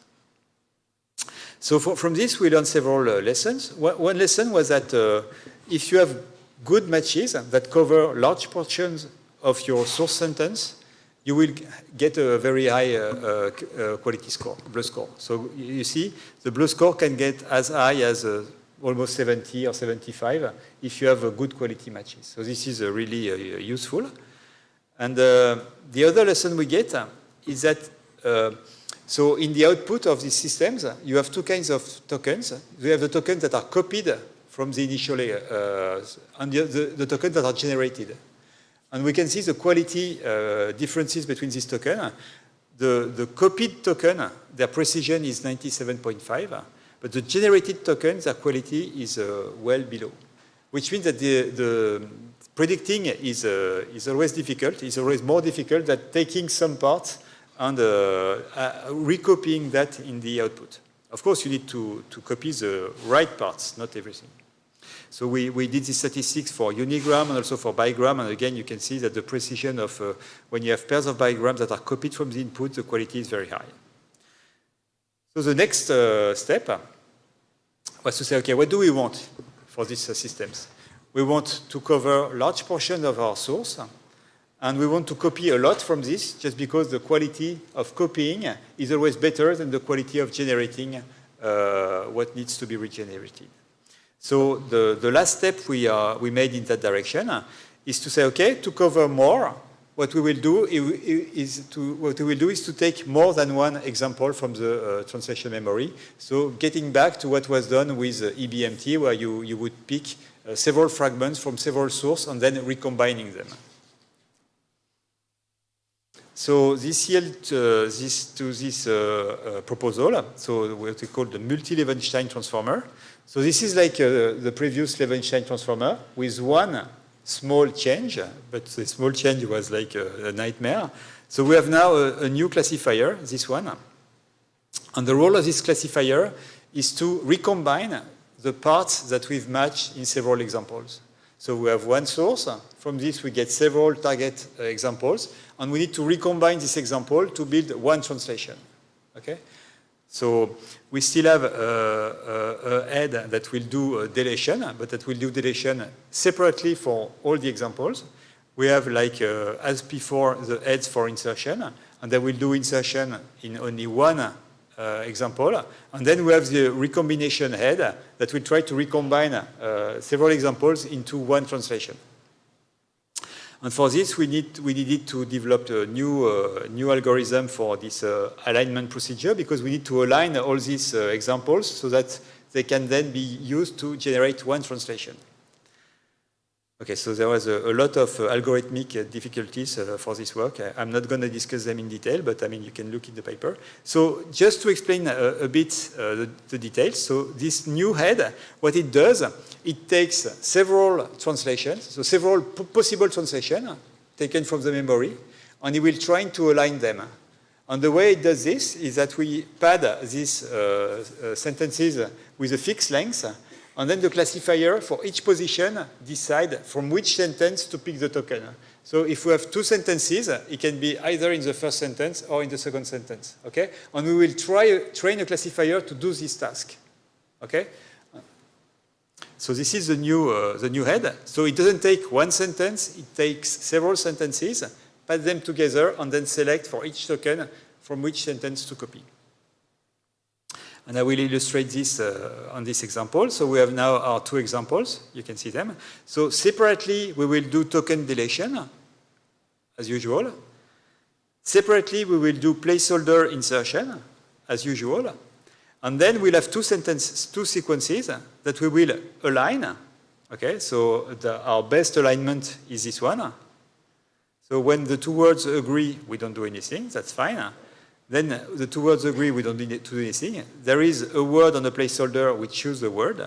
And in some places, we still have placeholders, and we need to fill these gaps with prediction. Okay, so this is the ideal situation. Of course, what's difficult is that you have two sequences in that case that have independently been adapted with deletion and insertion, and then you need to align them optimally so that you will generate a good output sentence. And that's really the difficulty of this model.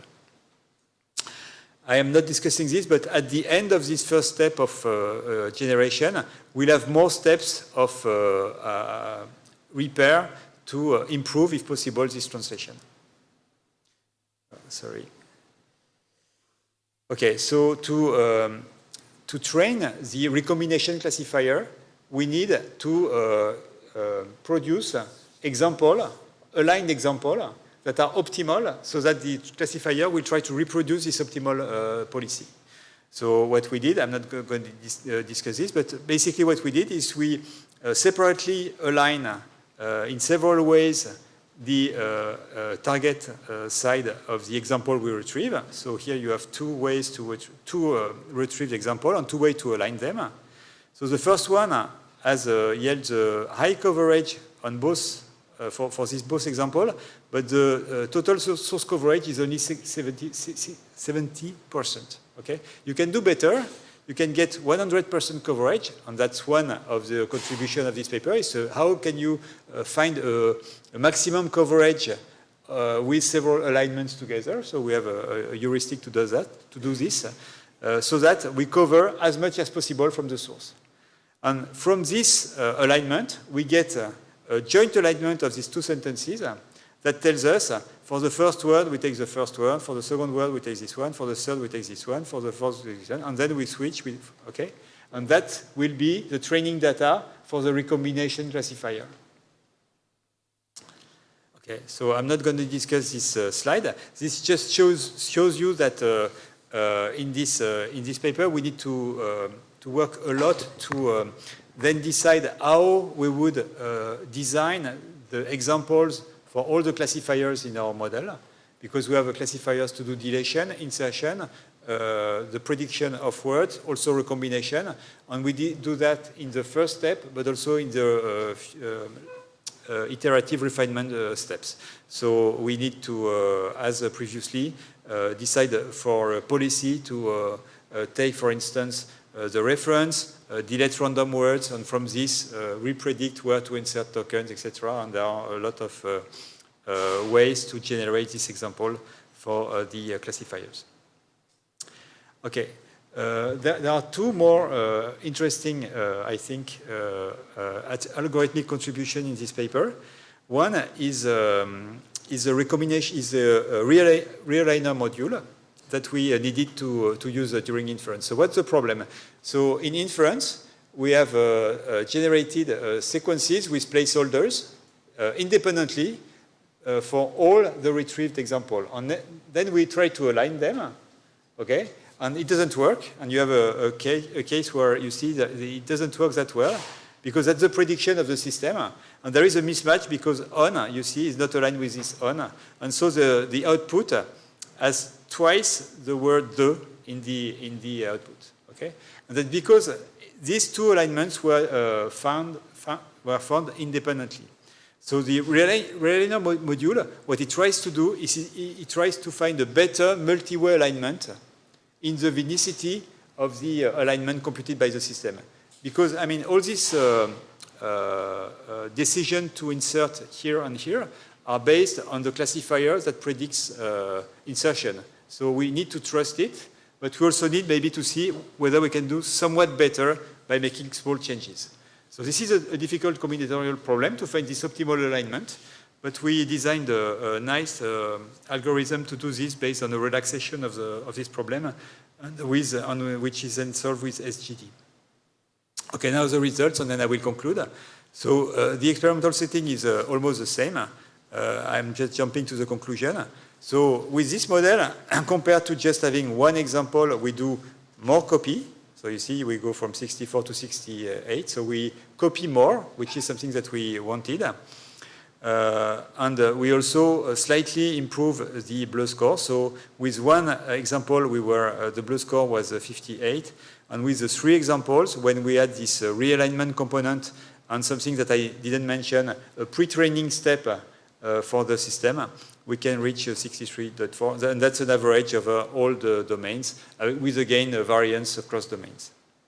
So you can, if you're interested, the full details are in the paper that we published last year. So main takeaway, eBMT used to be useful for very basic or repetitive translation tasks. It's also maybe useful for automatic post-editing, and it used to be well known, and it seems to have vanished from the scene. So this was our attempt to look at this old technology and see how we could resuscitate them, because they have nice properties.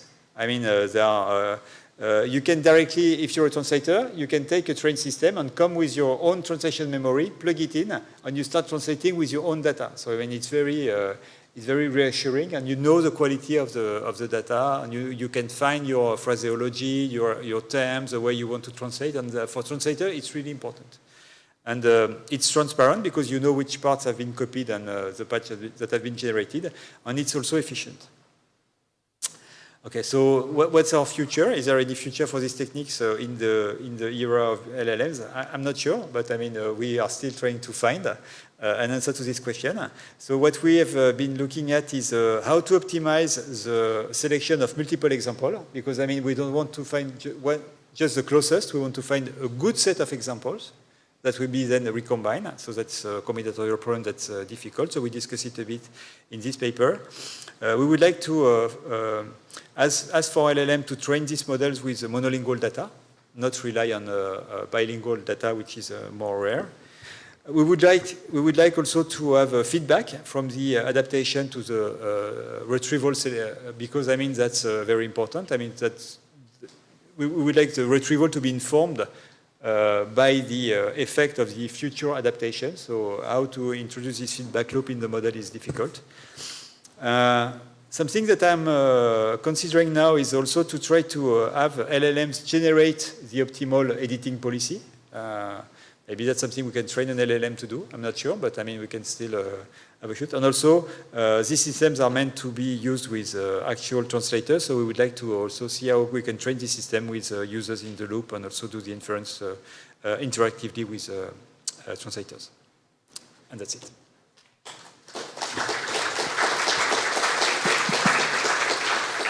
Okay, thank you, François. So we have time for some questions. So please, Philippe. Thank you very much for the talk. I have 2 clarification questions. So the baseline you show in your first slide, where we see really the impact, the huge impact over a baseline, or was used the baseline? So was it a single system that you deployed on each task by fine-tuning, or just a single model? No, this was a single model. Single model, so that will explain, because your eBMT system is in a way adapted to the kind of data that you have, or this one. So, yeah. Because there is a huge gap actually. So. I mean, in a way, I mean, this gap exists. I mean, we have the same number of sentences in each test set. So I mean, yeah, but I mean, the eBMT has an advantage here because it looks at the data of the domain in a way. So, I mean, my question could be, how much increase would you have by fine-tuning on each training? We haven't. I think maybe we did. I mean, I have to look at the paper. Okay. Maybe we did that in the paper, but yeah. Okay, I will check. And yeah, on slide 13, I had a question, and I didn't find any possible answer. Which one? 13. Yeah, I'm sorry, it's very picky, but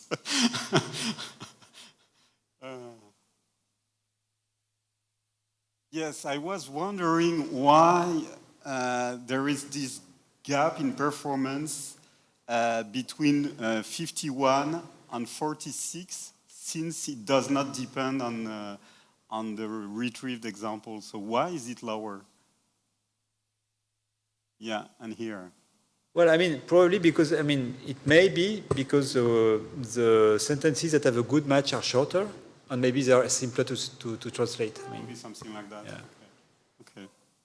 That would have been my guess. But Yeah, but I mean, sure. that's probably the explanation. Yeah, but I mean, it's likely that they are, shorter because, I mean, you find very good matches or very high similarity, mostly for short sentences. Makes sense. Thank you. Has any more question? So just a small one bit to finish. Did you check, what kind of errors was doing, by using memory and editing? Did you see if, for example, there was more or less, misunderstanding, in the translation? Because, you can retrieve a sentence which is look alike, but with completely a different meaning, but, an opposite meaning, for example, with mostly the same words, or if it was better, than purely generated sentences. I mean, in all our experiments, I mean, as I said earlier, the best, the best scores would be obtained with autoregressive models, augmented with the example in the source. Now, for the initially we saw that many of our errors were due to realignment, to misalignment. So you would see, like, sometimes, as I showed on this, I guess on this slide, errors like this we would see a lot. But I mean, we've tried to mitigate this. I'm not sure we fully managed to do this. I mean, it's likely that with the way we generate the translation, we will have extraneous words that are inserted somewhere, and we don't fix that. But I mean, on average, what we see is that we still increase of just taking one example. So probably we must do something positive in the middle, but I haven't checked at the errors. All right. Okay. So thank you again. Okay, so we're going to move to the next talk by David Adelani. So so which will be the last talk of the morning. And David Adelani is a core member of Mila, and I think he arrived this year. And before he was in London, and is working on multilingual models and for translation, but not only from translation. And he's going to talk today about evaluation and about under-resourced languages. So, please, you have the floor. Thank you so much.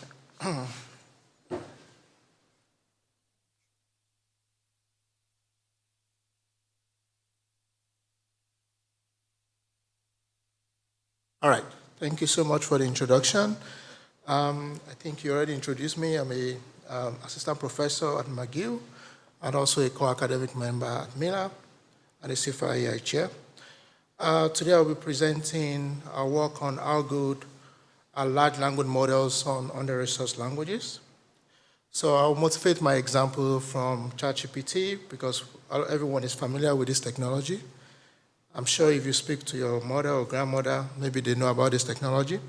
But you can ask different queries, but the performance is very good in English. So I asked a query about an event that happened in Nigeria. When Ebola came to Nigeria, I think, was it 2014? And I asked who brought Ebola disease to Nigeria. And the answer seems to be correct in English.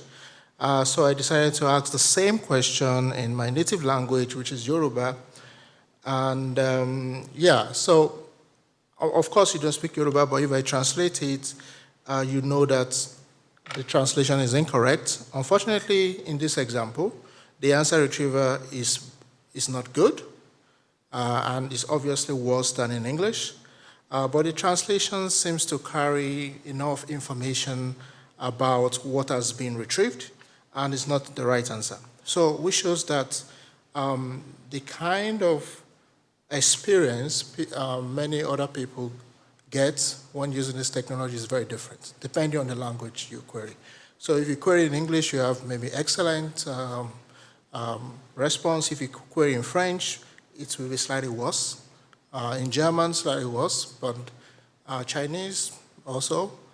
Then if you query maybe in an African language, Swahili, or an Asian language, Indonesia, maybe you have much worse performance. But sometimes this language technology is actually needed urgently. It could be as a response to medical pandemic.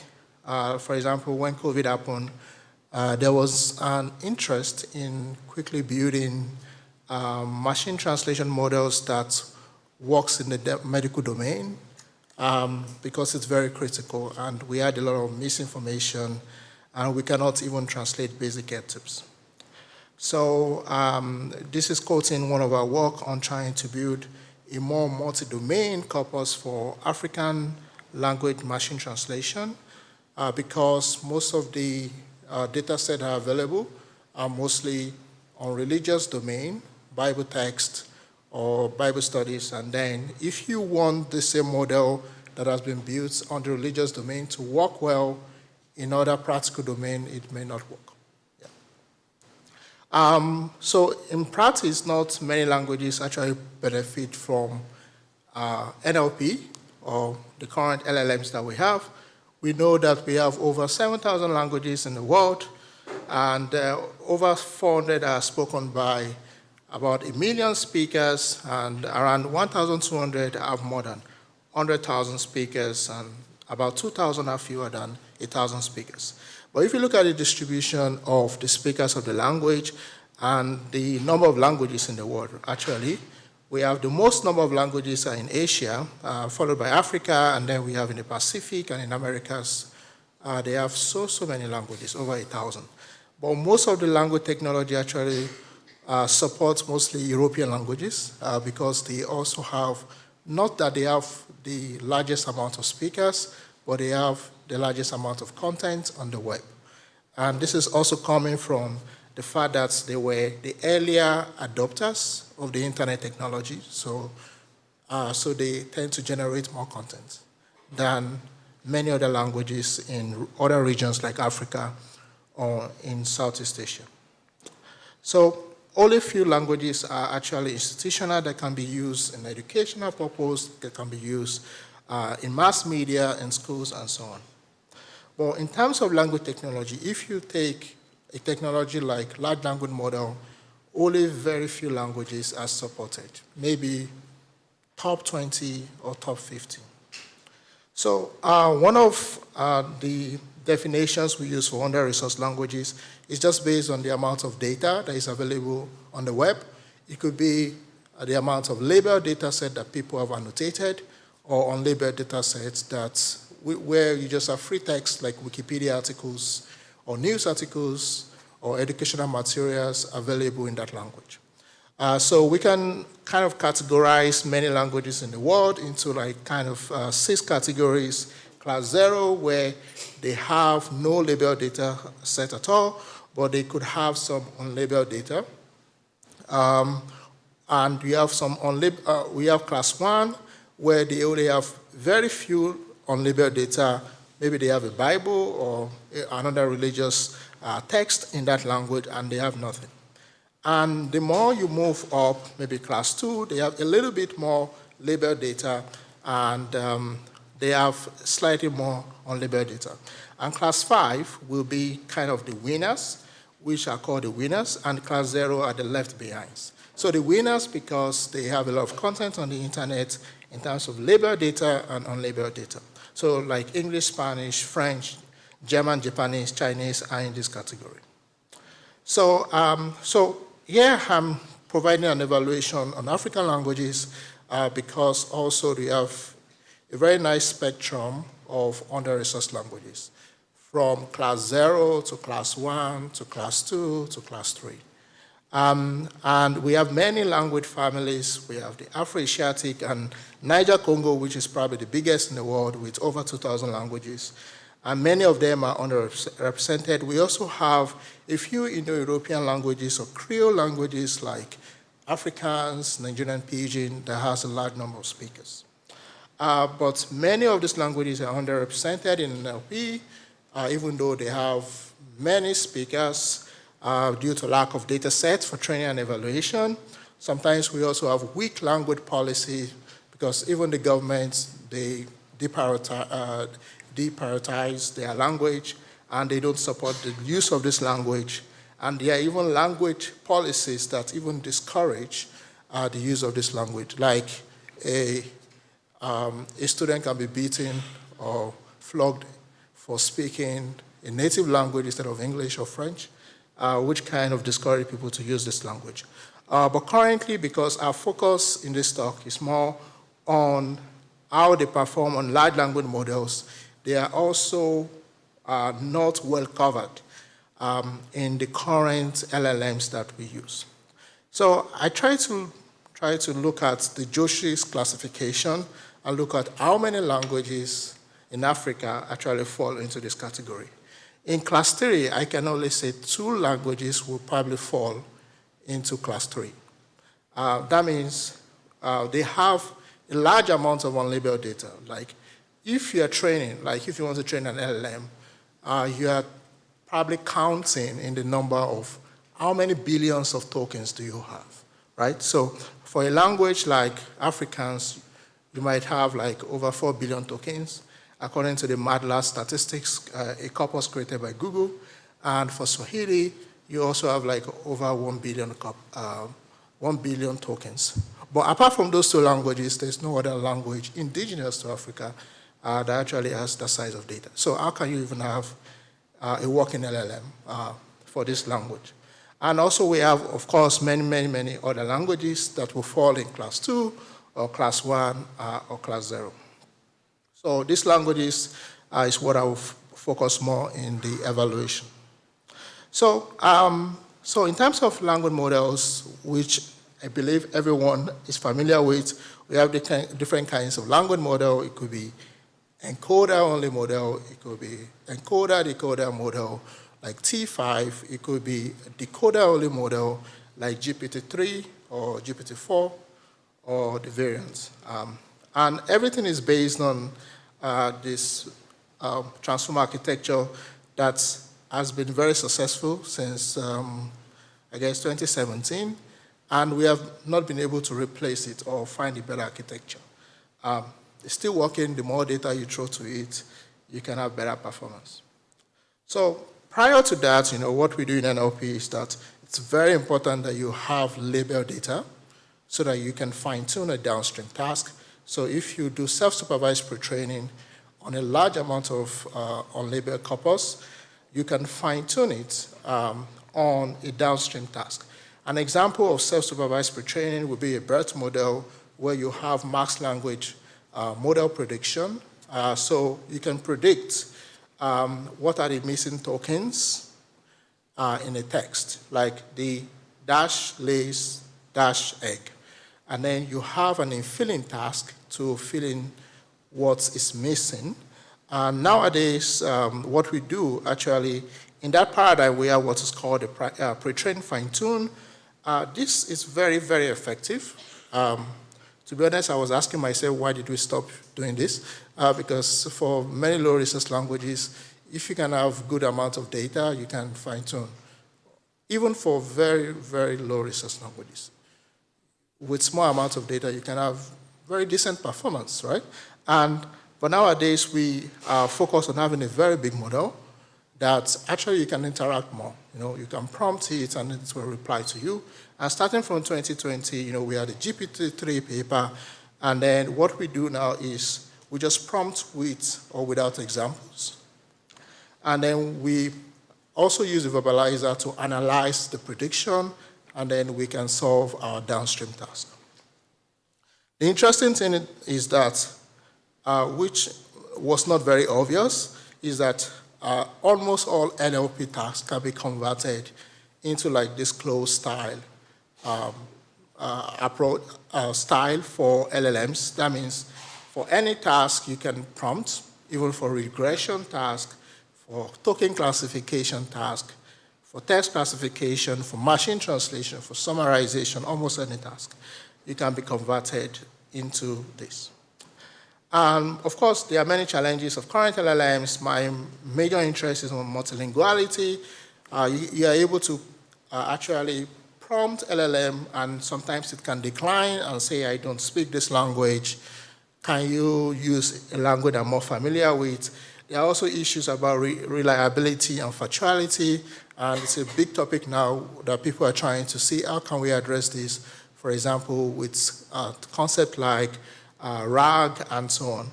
And also we have hardware constraints that the models are getting bigger. For example, we don't know the number of parameters in GPT-4, but we know it's a very, very big model.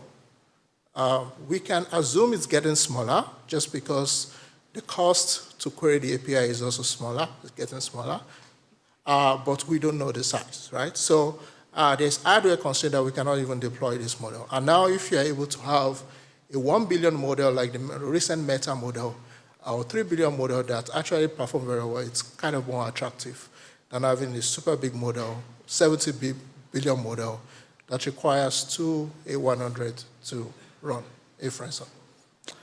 Okay, and of course there are other issues like broken evaluation. We don't even know if they have been trained on popular test sets.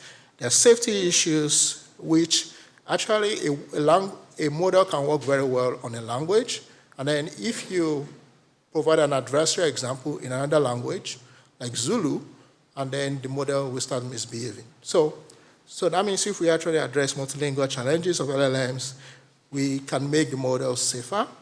And then we have privacy issues on memorization of sensitive information, tokenization issues where it's more costly to actually query in a low-resource language than on an high-resource language. And of course, especially if you are in the industry, it's more important if you have a more open-source model versus a closed-source model. So today I want to talk about for the first challenge, which is we have recent evaluations, but most of them actually only cover very few high-resource languages. You know, a lot of how does LLM perform on French, how does it perform on Chinese, on Japanese, and so on. And here we're trying to expand the evaluation to truly more under-resourced languages. The focus models, we will focus on more encoder, decoder style of architecture, like the T5 model, and then we also focus on decoder-only models, like the Llama model and the GPT-4 model. In terms of, these are examples of the model, and what will be interesting is that sometimes nowadays, okay, previously, if a model is released, you have a complete information about everything that goes into the development of the model. But nowadays, we have less information. So for the Llama 2, we know that it's 13 billion model. We know that it has more than 27 languages because some languages were listed in the paper, but we don't know if other languages are included or not, because these are not disclosed, because they are below 0.0001% in the pre-training corpus. So we have no idea. So we have older models like MT0 where we have all the full information and the languages that are covered during pre-training. We have GPT-4 that we have no idea. We have no idea about the size. We have no idea about the number of pre-trained languages. We have no idea about what it was instruction tuned on.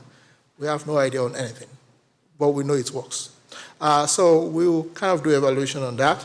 So an example of another model that is not based on decoder is this kind of IA model, where you can pick an older style of model like MT5 and then instruction tune it on multiple tasks, from sentiment classification to machine translation. You just combine all different label tasks and then arrange it in terms of a prompted data set. So you kind of create a prompt for every task, and then you provide the output.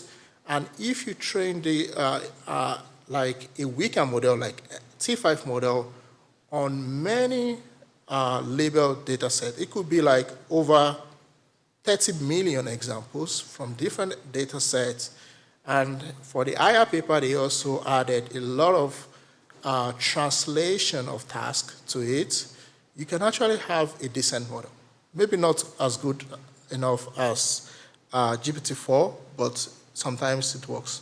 So in terms of tasks, we focus evaluation on the following task. We have SIP 200, which is a recent evaluation based on topic classification over 200 languages. We have AfriSenti, which is based on sentiment classification. We have named entity recognition, which is token classification, but we converted it in such a way that we can do away with the BIO tags completely, and then we just kind of generate the entire span. And then we have like question answering data sets, machine translation, and summarization evaluation. Okay, yes.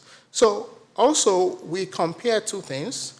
What is the performance of LLMs compared to the state of the art in the pre-trained, fine-tuned paradigm? And what is the performance of LLM on under-resourced languages if we compare it to high-resource languages? So we are evaluating two things. How does it compare to high-resource languages, and how does it compare to if we have enough training data to fine-tune our model on? So we want to see what is the gap in performance. Because in English language or a few high-resource languages, you can just prompt and it's better than fine-tuning on many data sets. But is this true for low-resource languages? So the first data set is topic classification, where you have a couple of examples. The first example belongs to the health domain, and then the second one belongs to the travel topic. And based on this, we have about 6 topics in this data set: sports, travel, health, 7 topics: politics, entertainment, science and technology, and geography. And this was created based on Flores 200, because we found out that you can actually categorize all this parallel translation into topics, and this allows us to create like a single benchmark that works for 200 languages, so which allows us to evaluate on a wide spectrum of languages. So here we compare with what is the state of the art if you fine-tune on every language training data, and then we compare the performance to prompting different LLMs. And as you can see in this evaluation, you'll find out that for English, for all the languages, if you fine-tune, that's the best performance you can achieve. But for English language, if you prompt in GPT-4, the performance is actually pretty good because you can achieve very close to 78%. But for other African languages, from Afro-Asiatic to Atlantic Congo, these are different language families. The performance is really poor. And in some cases, you even have weaker models. I'm sorry, I have to say weaker models because they are not as good as GPT-4, but or maybe I should say older models actually had like even better performance than GPT-4 on this simple task. All right, so for sentiment classification, where you just want to classify into positive, negative, and neutral, and here, these are the examples where you have examples in Hausa, Igbo, Nigerian Pidgin, and Yoruba. Maybe you can decode the one for Nigerian Pidgin because it's very similar to English. And that's like a positive sentiment. And if you perform the evaluation, the interesting thing is that, of course, GPT-4 seems to be generally better across board, but sometimes you also see good performance with the older models like IR and so on. But in general, it seems for classification tasks, GPT-4 seems to be very good, at least compared to other models. For the token classification task, where we want to actually recognize entities into either personal name, location, organization, or dates, and we evaluate based on F1 score. Here, we kind of change the approach a little bit. Instead of predicting all these tags, B, I, O tags, we just kind of allow it to predict the entire span, and then we provide an example while prompting the model, and say we first also provide more description of the task, which is called task description. You define what is named entity recognition task, and then you provide an example to guide the model. Despite all our efforts, you see that all the models did not perform very well, except for GPT-4 that had like average to good performance, and other models really struggle for this task. Even for English language, I've seen some papers that shows that for token classification, these models do struggle a bit. So for question answering, this is an interesting task because here we are actually doing cross-lingual question answering. So we provide, and it's very practical, basically you provide a query in an African language, and then the context in Wikipedia is in English, and then you want to retrieve the answer to this query in either English or in the native language. So we have like a cross-lingual QA data set. So we provided a prompt for this, and then we perform the evaluation either in African language or English. And this was quite interesting because we actually find models like higher and MT0 that are older models actually perform better on this task than GPT-4 performed. I must say this we evaluated on, I think, GPT-4, not the Turbo or the GPT-4o. And if you provide a question in English, you find out that the performance of GPT-4 really jumps up, which shows you that it's able to understand queries and examples more in English than if you provide it in other languages. So the last task here is summarization. Here, where we perform, given an article, and then we provide a summary of it. So the BBC had this kind of system where they have a very short summary of an article in bold, and then we have a summarization data set that has been built based on that, where you have the entire article and you want to summarize. And here we find out also that the performance is kind of, the older models, like MT5, which is like the baseline model, seems to perform better than prompting all other language models. And GPT-4 actually didn't do very well on the summarization task for under-resourced languages. So the last evaluation is machine translation, where you can have an example in English, and then you translate to an African language like Swahili, and we evaluate on BLEU score or CHRF. And very similar to the summarization task, we find that older models, like if you fine-tune M2M100, or if you prompt a model like MT0, you can actually perform very well, better than ChatGPT. But if you compare to a high-resource language like German, you find out that actually the performance of ChatGPT, GPT-4 is pretty amazing.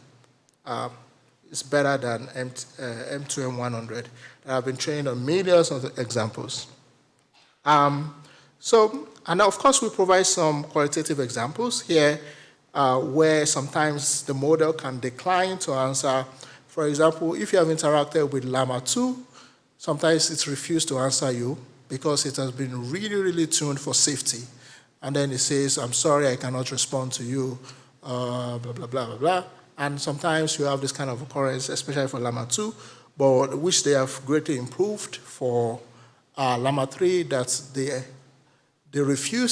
rate of refusal for Llama 3 is better than, is lower than that of Llama 2. And also sometimes some weaker models, they just kind of don't understand what you're talking about, like bacteria, which is trying to create a multilingual version of Llama, and actually the model doesn't seem to understand anything.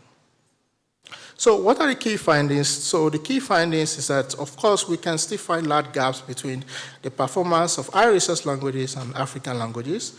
And we found out that, surprisingly, for very for tasks like question answering, summarization, machine translation, we find actually older models like higher MT0 performing better than GPT-4, which may be surprising if you compare to high resource languages. And we find a model like MT0, 13 billion MT, to actually perform very well on machine translation. And IA also perform very well on cross-lingual transfer. And both IA that was released recently and MT0, to be honest, I don't see so much difference in the performance. The performance is equally good. One is just older, one is newer. And in terms of Llama 2, actually often struggle due to the limited multilingual abilities when the model was trained. If you look at the pre-training corpus for Llama 2, you understand why it's like that. It's like almost 90% English tokens, and the other languages are really, really small. So, but, I mean, you will find out that, okay, GPT-4 is not the best. I know when we finished this evaluation, I was kind of confused. What's happening? It's like, are you saying the older models, we should keep using the older models? I mean, nobody will believe us in the scientific community anyways, because they expect newer models. Or we should just stick with the pre-trained fine-tune paradigm for low-resource languages. A lot of thought was going through my head. Then I said, okay, maybe our evaluation is kind of broken, or maybe we are not evaluating the right thing. So when I look at the popular benchmarks in the LLM age, one thing you can see that they are focused on something else, which is reasoning task and knowledge-intensive task, which at the time of preparing this work, we don't have such tasks for African languages. So I was like, okay, maybe we are not benchmarking the right thing, because, and then we decided to actually do something else, which is to extend existing benchmarks that are used in the LLM age, like MMLU. We created like an African version, basically focusing on just 5 subjects out of 59 subjects, and also we extended multilingual math reasoning, which is probably my favorite task, because it's like very basic math question, and the models are completely lost. So we decided to create new benchmarks based on this, which is very similar to how LLMs are evaluated now. So we created Iroko Bench, and Iroko is coming from a tree in West Africa, which is a very, very strong tree. So I hope this is a hard benchmark that will not go away in 1 year, but let's see. But so far, it seems as if Iroko Bench will survive at least 2 years. All right, so we have like 3 tasks. The first task is AfriMGSM, which is math reasoning. And if you look at the question, James decides to run 3 sprints, 3 times a week. He runs 60 meters each sprint. How many total meters does he run a week? I think this is not super complicated. I believe that a market woman in Nigeria will be able to answer this question, and I believe every LLM should be able to answer it. So these are kind of elementary math questions, which I believe also language models should be able to solve in under-resourced languages, even if they are so stupid, like the language models don't know anything. They should be able to solve this kind of elementary math problems. So we also have like AfriMMLU, which actually requires more knowledge. And if this is not present in the data set, it's more difficult to answer them. And then we have like existing benchmark like XNLI, where we have 2 sentences and we want to check if this is an entailment, neutral relationship, or a contradiction. So for the math reasoning, you will see, so we compare with different languages from different Jewish classes. We have English and we have French, we have Swahili and Amharic, and you see that the numbers just keeps reducing depending on how many resources are on the web for this language. So for English, the performance is really good. Surprisingly, we have GPT-4 Turbo perform better than GPT-4o, and then we have French slightly worse, and Swahili, it's actually, it has over 1 billion tokens, so the performance is decent. But for the other languages, the performance is really poor. So even though I think this is a very simple task, most language models fail. So for the MMLU, which requires more is a knowledge QA. That means you need to know some educational materials in these languages. You also find out that for English, class 5, and French, the performance are both good. And if you move to other languages like Swahili, Amharic, the performance just goes down. And again, another interesting trend you see that now you see that the older models, now they find it more difficult to compete with the newer models. Like GPT-4, there's a big gap in performance compared to IA, MT0, and the Llama models. And the last one is natural language inference, which is actually not super difficult. You just find out that the results are higher, and you find that IA kind of performs better. But of course, you see that there's still a large gap between newer models like GPT-4 and open models like Llama versus older models like IA models. Okay, in summary, we evaluated the performance of LLMs on African languages, on popular tasks like machine translation, and then we moved to more realistic tasks in the LLM age based on like reasoning tasks. And on popular tasks, the performance is not very clear. For some tasks, you have older models winning, and you have newer models winning. But if you move to a more realistic task, like knowledge-intensive task, then you see a clear trend that the newer models like GPT-4 actually the performance, or GPT-4o, there's a large performance gap compared to the older models. Of course, there are more work. So currently, we are trying to expand this to more tasks, and we are trying to build like a leaderboard where we can monitor this over a period of time, maybe 1 or 2 years, to see how we make progress on African languages. And when new models have been developed for African languages, we want to evaluate it in a leaderboard to see where they are. All right, thank you for paying attention to my talk.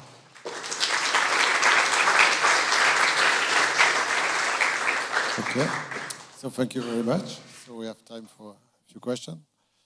François? Yes, thanks for the work. I find it very important, the work that you're doing by developing new benchmark and trying to evaluate the technologies on more languages. At the same time, I'm a bit concerned, or not concerned, but I mean, I'd like us to progress towards a more precise terminology regarding these things.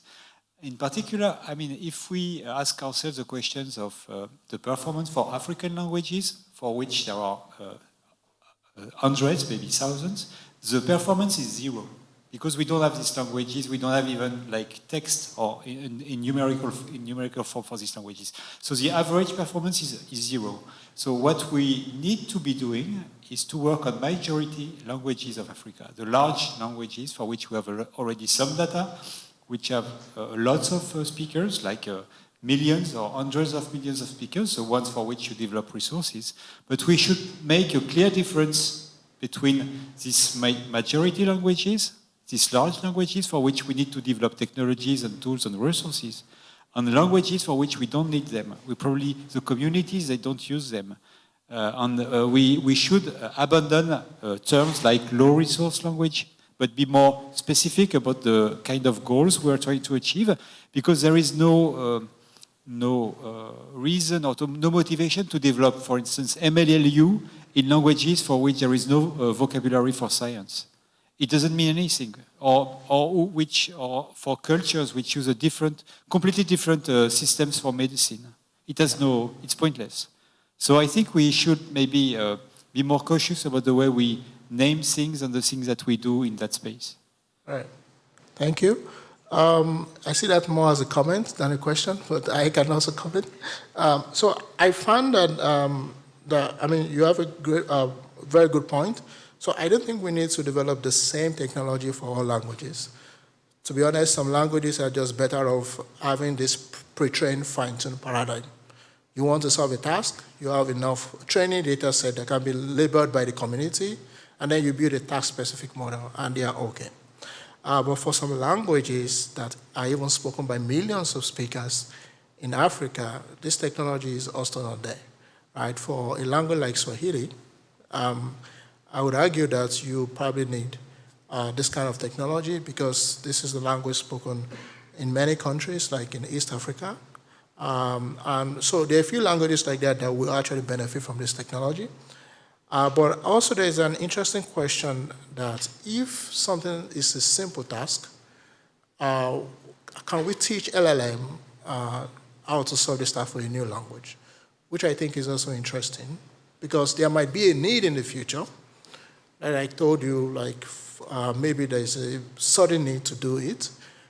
If there's a way we can achieve this and develop techniques for that to quickly adapt to a new language, even if there's limited resources, I think this will be amazing, right?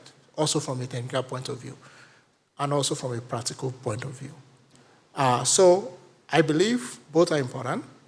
So if having a task-specific model is more important for the community, we should prioritize that. And if language model is more important to the community because they're bigger languages, we should prioritize that. But at the moment, even for small or big languages in Africa, I don't see a big difference in terms of the evaluation, apart from a few languages I told you, Afrikaans and Swahili. Thank you. Yeah. Another question? Okay, so we're running out of time, and it's been a long morning. So thank you for everybody attending this. Thank you again for the speaker. So we have a lunch break now, and we'll start again at 2:15. Okay, with another NLP session with free talks. So for the speakers which are in the room, we're going to go together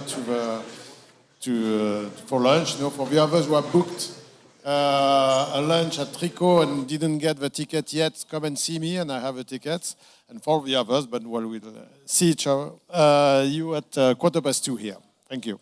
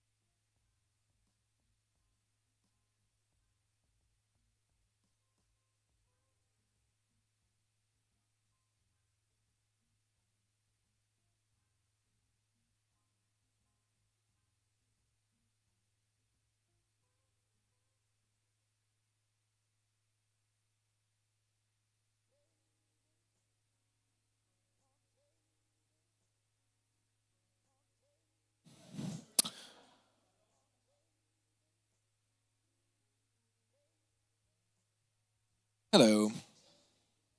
Online.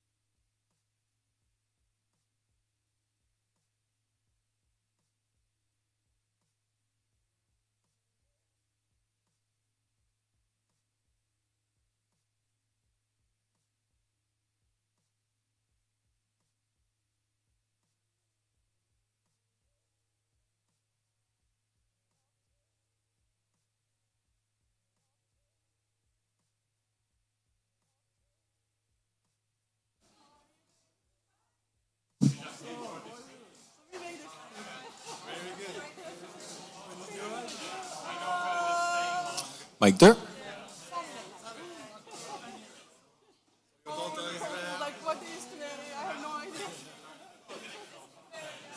Mic 3.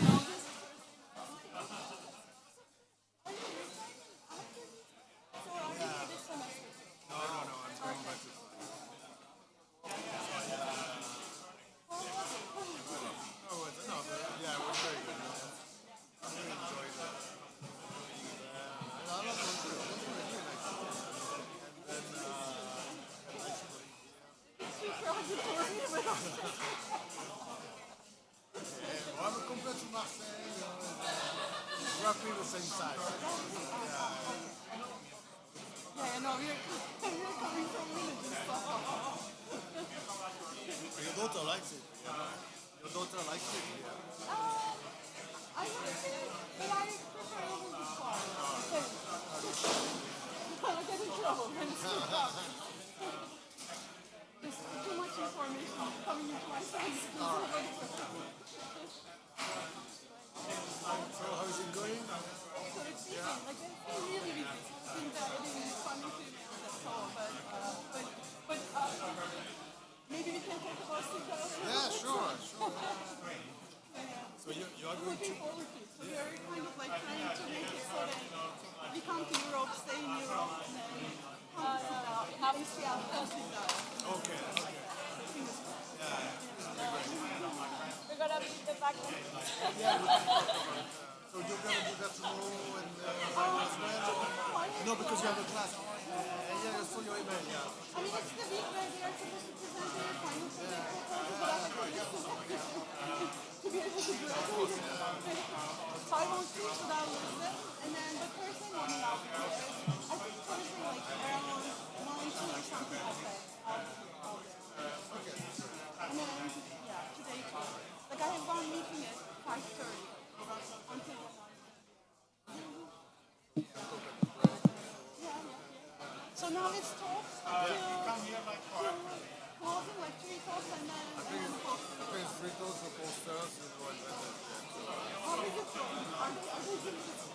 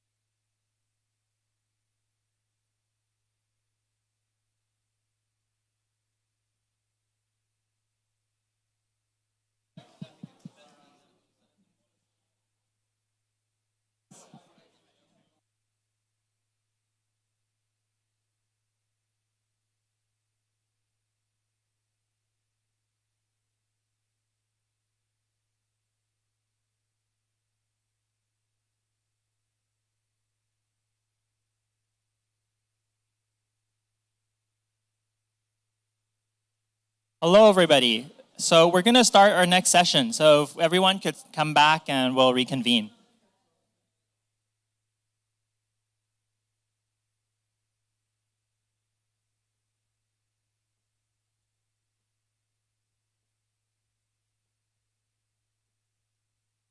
All right, welcome back. I hope everyone had a good lunch. So we've had an amazing day of talks so far, and we're going to continue that streak. So in this session, we're going to have 3 amazing speakers. The first speaker is Professor Siva Reddy. So Siva is an assistant professor at McGill University and at Mila. He's also a Canada CFAR AI chair at Mila. And on top of that, he's a part-time research scientist at ServiceNow. You probably already know Siva. He's very well known for his prior work on question answering and semantic parsing. And more recently, he has been looking at issues in trustworthiness, faithfulness, and safety issues in NLP, for which he's already making substantial impact. His talk today will be on inductive biases for NLP systems. So I'll let him take it away from here.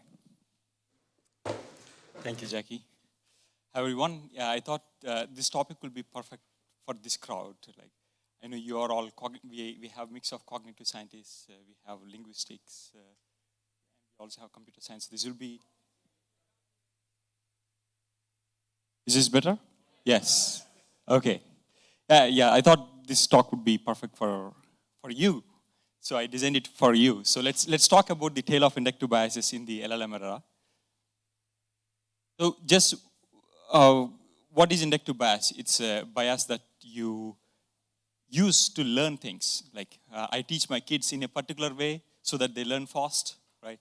Or it might be something inherent in your brain. There is a particular structure that makes learning easier. So this is, as we know, inductive bias. The main question today we will figure out is, LLMs don't need our inductive biases. Like, they can learn everything. Or do they? So this is what we are going to talk about. This is what we'll figure it out together. All right.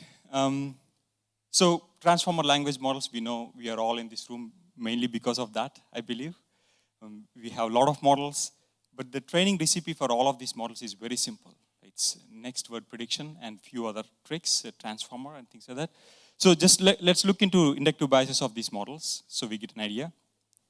So what are the inductive biases of transformer language? The biggest and most foremost thing is the next word prediction, right? So if you take this model, macOS is developed by Mask. You want to maximize the probability of predicting Apple here. So this is the cross entropy loss that you would use.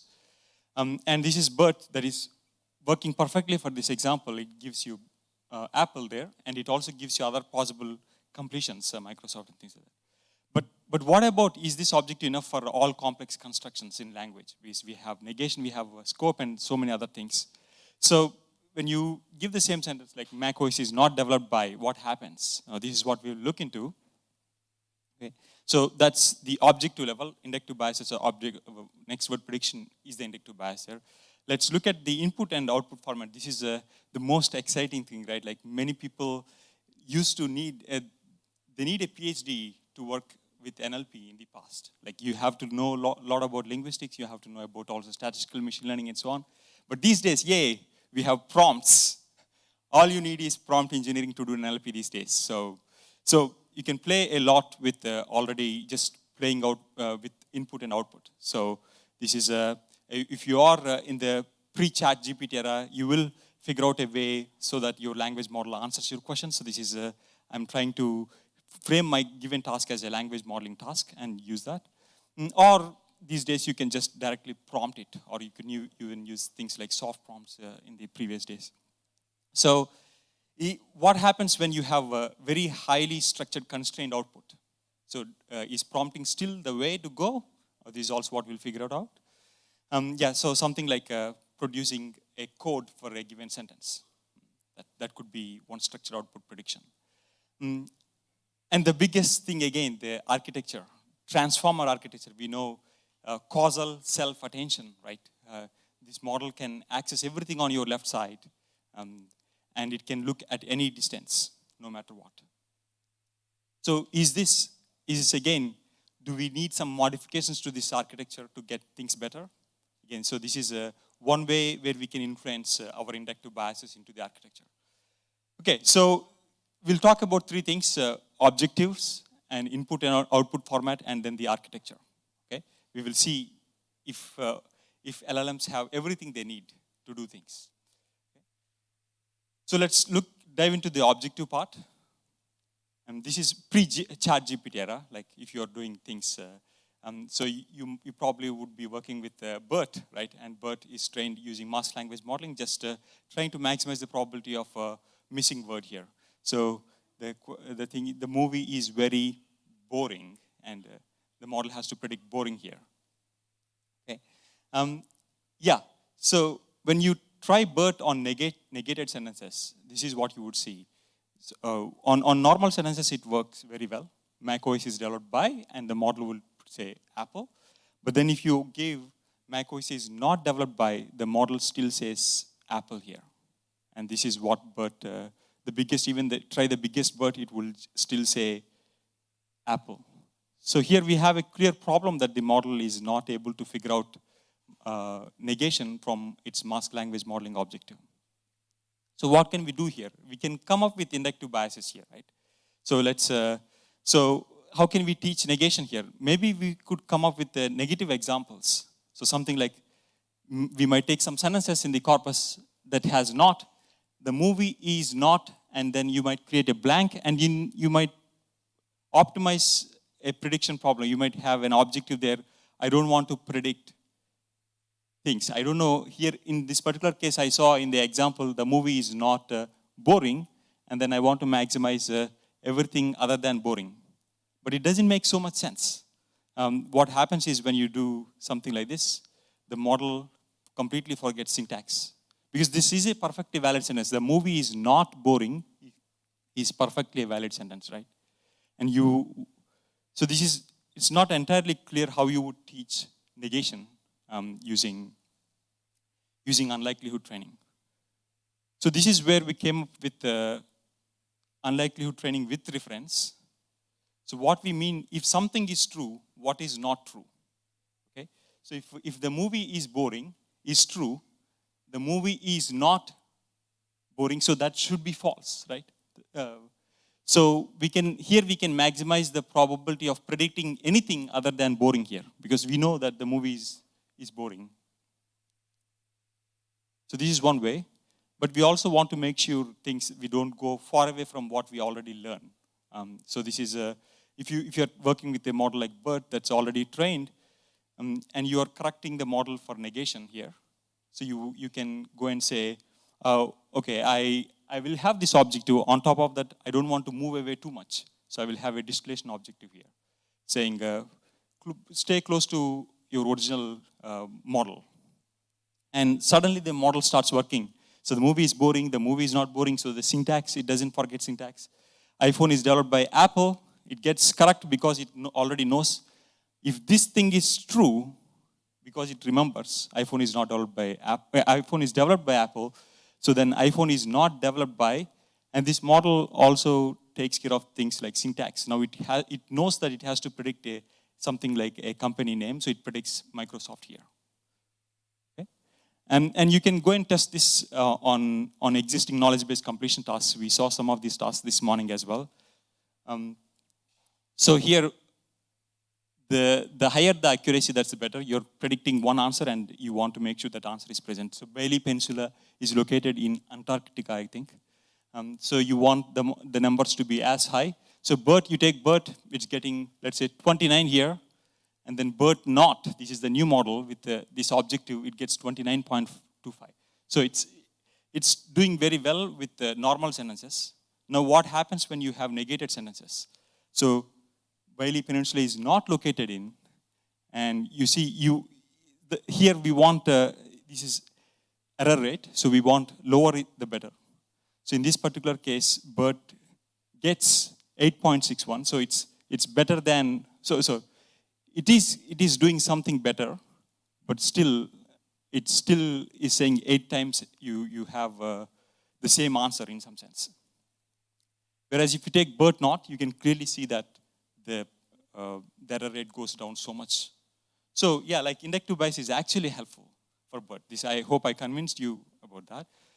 And you can see some examples. If you take, this is a very interesting example. Charles Nodier did not die he did not die, so BERT would say he did not die in Paris, but he also died in Paris. So it doesn't change in its prediction. Whereas BERT not would say he did not die in vain, he did not die in error, he did not die in something else. So it predicts everything other than Paris. And this is what we want, this particular case. Okay, coming to post-ChatGPT era, like this is such a simple problem for ChatGPT. Like I tried so many examples with negation, it has no hard time at all whatsoever. It would give you perfect answers. But what about more complex constructions? And those complex constructions are things like ambiguity, scopal ambiguity. This is one of the really hard problems that we know in linguistics. So if you take all conference attendees ate a Big Mac, here it has two readings. Everybody ate a different burger. This is true in this case. Or they could have eaten a giant burger together. Just one burger, everybody jumping on it. Okay, but these two meanings are possible, but people prefer the first meaning here. And similarly, if you take all conference attendees attended a networking event, and for example here, we will likely attend only one event and not like each person is not going to attend a different event, right? So this is the inverse reading here. So we have preferences for each of these readings. And now what about large language models? Like these are very hard usually. So do LLMs exhibit similar preferences as humans? Do they prefer one over the other? And importantly, do they know that both these meanings are possible? Okay, so these are some things that we know. So again, popular, like we can make use of prompting here. So this is meta-linguistic prompting. It's something you give a linguistic problem here. And now we want to figure out which interpretation it prefers. Every farmer owns a donkey.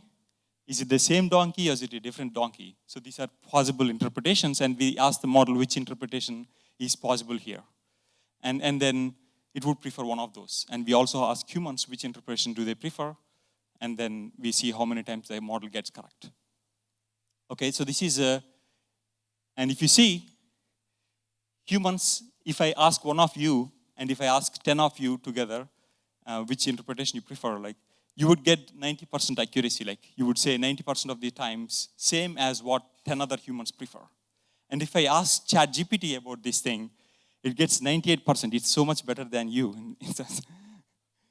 So and we also control for many other things. Is this because some sentences are not feasible at all and so on. So the control, we also have cases where we see drop in performance without the scoped sentence.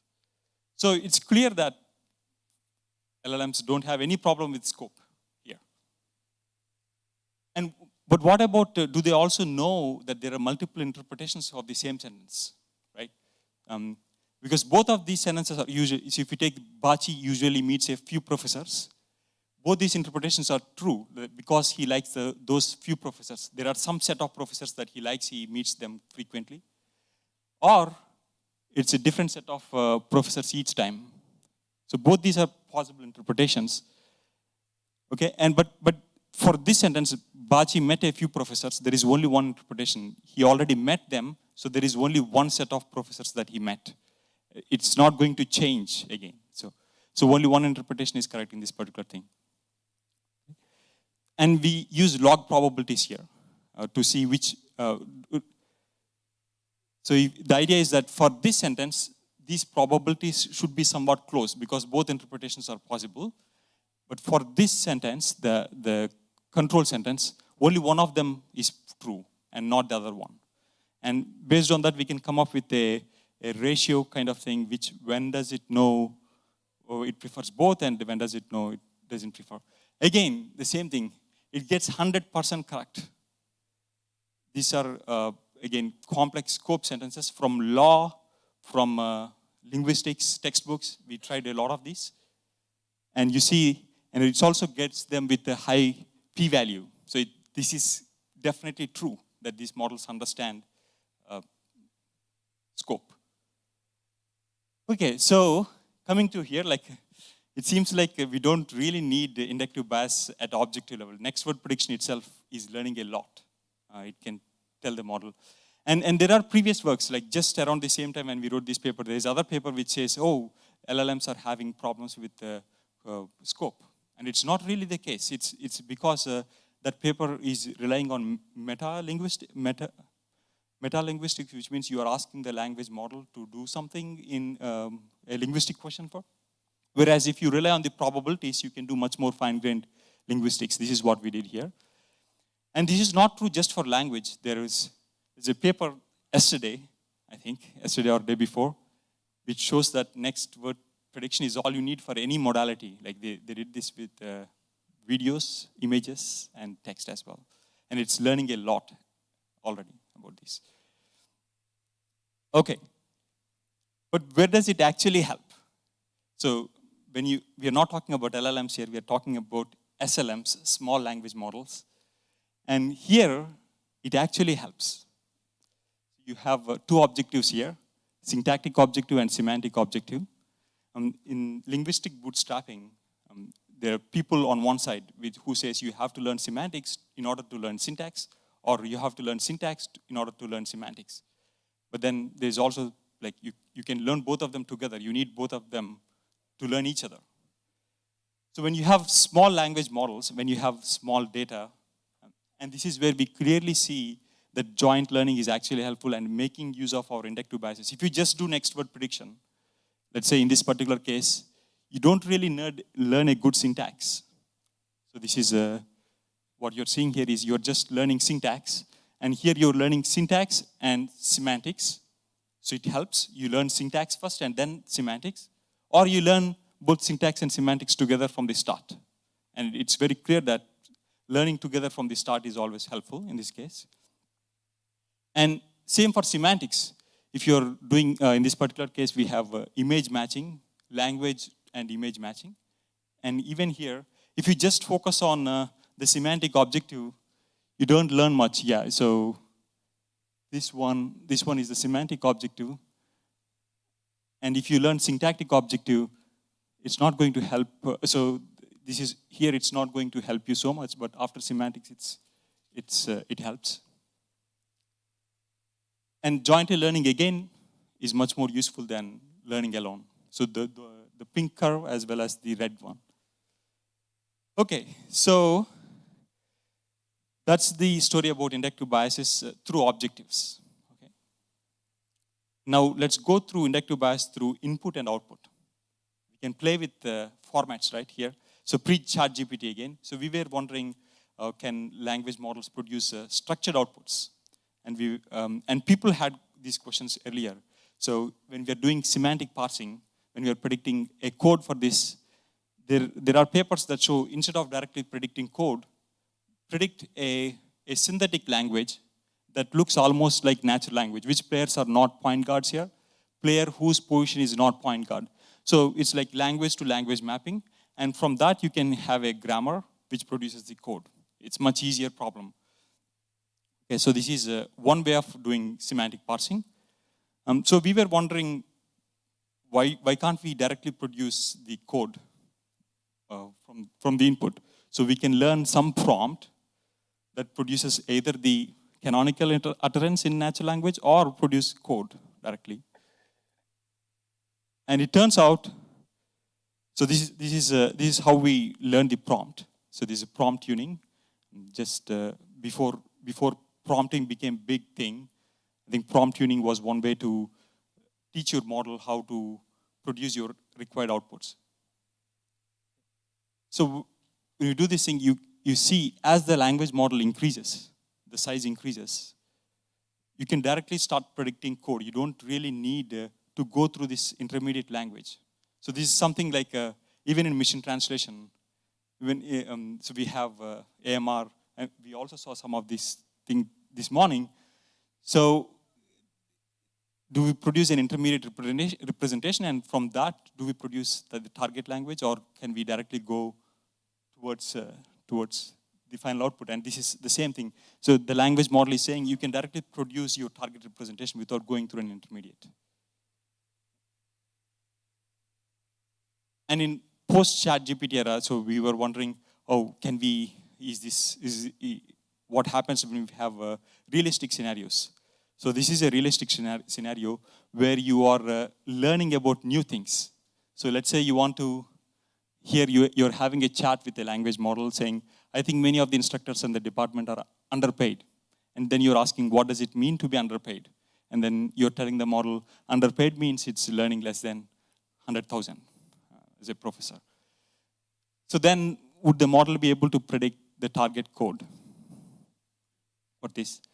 So the straightforward way to do this would be to define what the new concept that you're looking for. Like in this particular case, I'm teaching the concept of tenure, and I'm explaining what tenure means in natural language description. Or I can teach this model using in-context examples. So here I have a word like runner-up, and I'm telling the model this is how runner-up, this is what runner-up means. Okay? And it turns out the bigger the language model, you can already get very close to in-context learning performance. So just by describing or just by using the word as it is, you can already get very good performance as compared to few shot.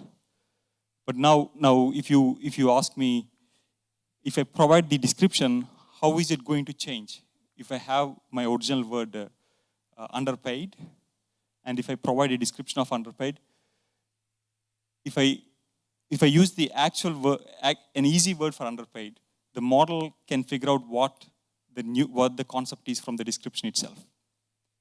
And there's not much difference between providing description or providing a few short examples. This is what I want to show here.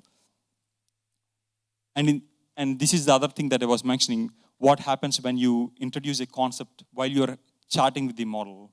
So this is the most realistic scenario. And even here, the performance, you see, like, if the description was getting you 91%, when you use the dialogue model, you will be able to get 84%. So it seems like the model can already understand information from the dialogue itself. Okay? So coming to input and output, so what I'm trying to say here is that prompting can take us to a great extent, and which is what we are seeing a lot these days. And they are currently language models seem to be able to handle complex structures without much difficulty and with very little training in some sense. Okay? But there are also papers that show that if you are careful with the pre-training data or fine-tuning data, if you have high-quality examples, those seem to help a lot. So and even to also defy scaling loss, some of these. Okay, so we covered both objective and input-output. Now I will go through the architecture. So what about, are there more places where we can use our inductive biases? And actually it turns out removing all those inductive biases that we already have in Transformer actually helps.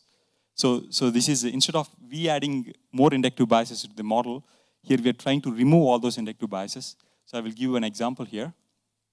So this is an example for, like, we know that causal masking enables you to build better language models. You're trying to predict what word comes next. But at test time, you already have your input. You don't have to predict anything. Which means you don't have to rely on the causal mask anymore. You can use the full context. So every word can look at every other word, right? And turns out if you start looking at every word, even the left words are going to look at the right words, your embeddings are going to improve much more. So here, let me give you an example. So life is short, eat dessert. Here, in order to compute the meaning of life, what the current language models, they do is they would just look at life and not anything to the right of life. Or if you take the meaning of short here, short can look at life is short, but it cannot look at eat and dessert because that's in the future. And dessert can look at everything. But at test time, you don't really need this limitation. You can just go and enable bidirectionality. So this is what we did. So we took existing implementations of language models. There's a causal mask. We just removed this mask so that the model makes use of the full attention matrix that it has. And once you do that, so this is a massive text embedding benchmark. And let's say you're getting here, in this particular case, about 45 before removing the causal mask. And once you remove the causal mask, you're getting here around 52 or something like that. If you just focus on one way of getting embeddings from a language model. And you can do further training. You can just do some kind of mask language modeling training to improve the embeddings even further. And it turns out, yes, so you can get even few more points. So here, in this particular case, this inductive bias of just looking to your left, we don't really need that. We can just remove that. So this is one example of that. And the other example where we can get rid of our inductive bias, again, like, is positional encodings. So in the literature, we have positional encodings to capture information about positions. But decoder language models, they don't really need position information because they can learn the position information if needed. It's a causal language model. If it really needs position information, it can actually go and learn that positional information. And you don't really see these differences when you're working at in distribution. So what we did is we are working at out of distribution, where the model actually sees, let's say, lengths of 100, sequences of 100 during training, and then we want to test it on sequences of maybe 200 or 300 length at test time. So this is a very simple task. Like we take transformer language model from scratch, train it to do copying, reversing. So these are primitive tasks. We also ask the language model to learn some mathematical and algorithmic tasks here. Okay, so as you understand, the setting is we test the model in out of distribution setting. Okay, so if you go and see what position encodings that are popular, rotary is the most widely used. Almost every language model uses rotary these days. And there are other variants like alibi. And what we are saying is, let's get rid of all these position encoding information, and let's just use a decoder without any position information. It turns out, again, for primitive tasks you see here, like copying and reversing and things like that, using no position information is much more helpful. And when you have position information, the model is learning some biases that are undesirable, like it's learning shortcuts. Whereas when you remove that, now it's actually learning to do the problem rather than learning the shortcuts in that sense. And the same here as well, like if you take the tasks like addition and so on, even here we see the same pattern. So there are some other models that get, but NLP is getting closest to anything that's best out there. Okay, so again, at architecture level, what we see is that it actually turns out we might want to remove our inductive biases that are already present.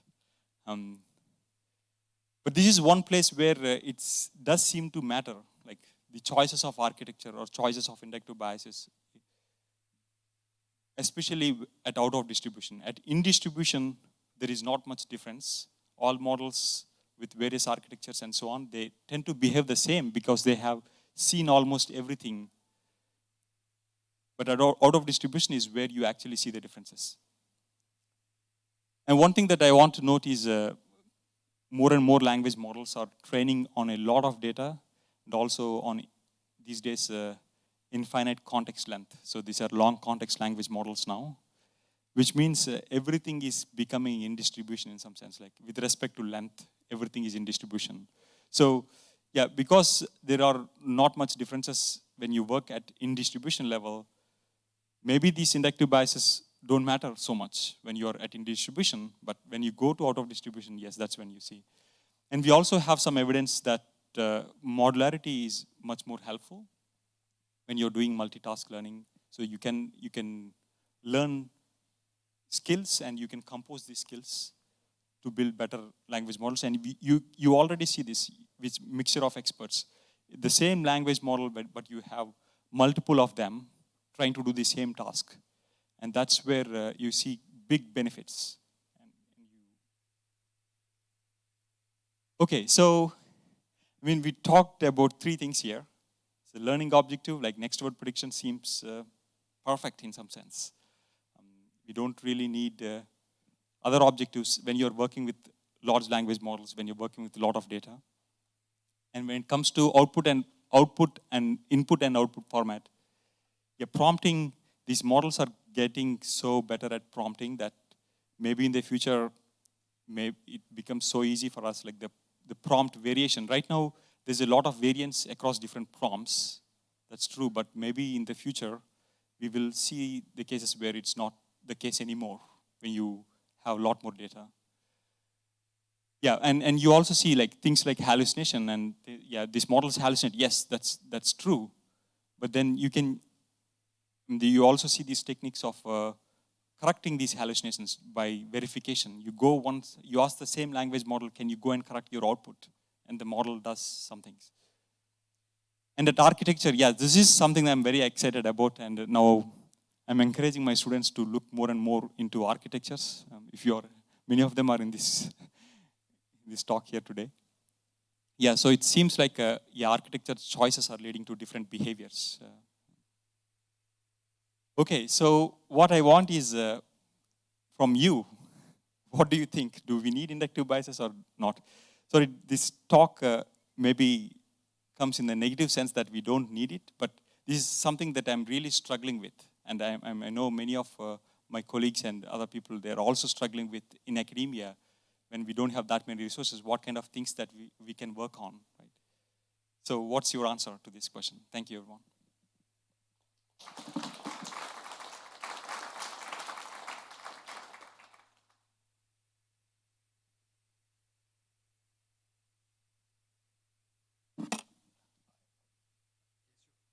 So please use the microphones to ask questions.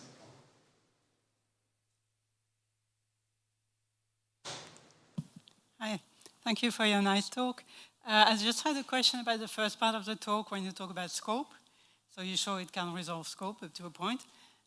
There was a paper by Dan Hart in 2023 that showed that GPT-3.5 does not handle ellipses, verbal ellipses. Mm-hmm. So I was wondering, you looked at scope, but did you look at other, what you call complex linguistic phenomena? And in particular, did you look at ellipses? A great question. So that's one thing we missed, ellipses. So I know the constructions that what you're referring to, but we did not take a look into them. But I think that would be interesting to look at with more recent models. And it was 2023, they used GPT-3.5, and they really showed that it wasn't good at resolving ellipses. So is it about predicting a logical form, or is it? No. It's just about there was a yes/no question. There was an ellipsis and then a yes/no question. Mm-hmm. Is the text saying this or that, or what is the text saying? Is the text saying X? And then it was yes or no, and it was not working. Thank you. I'll take a look. So I think you should. Yeah, it'd be interesting.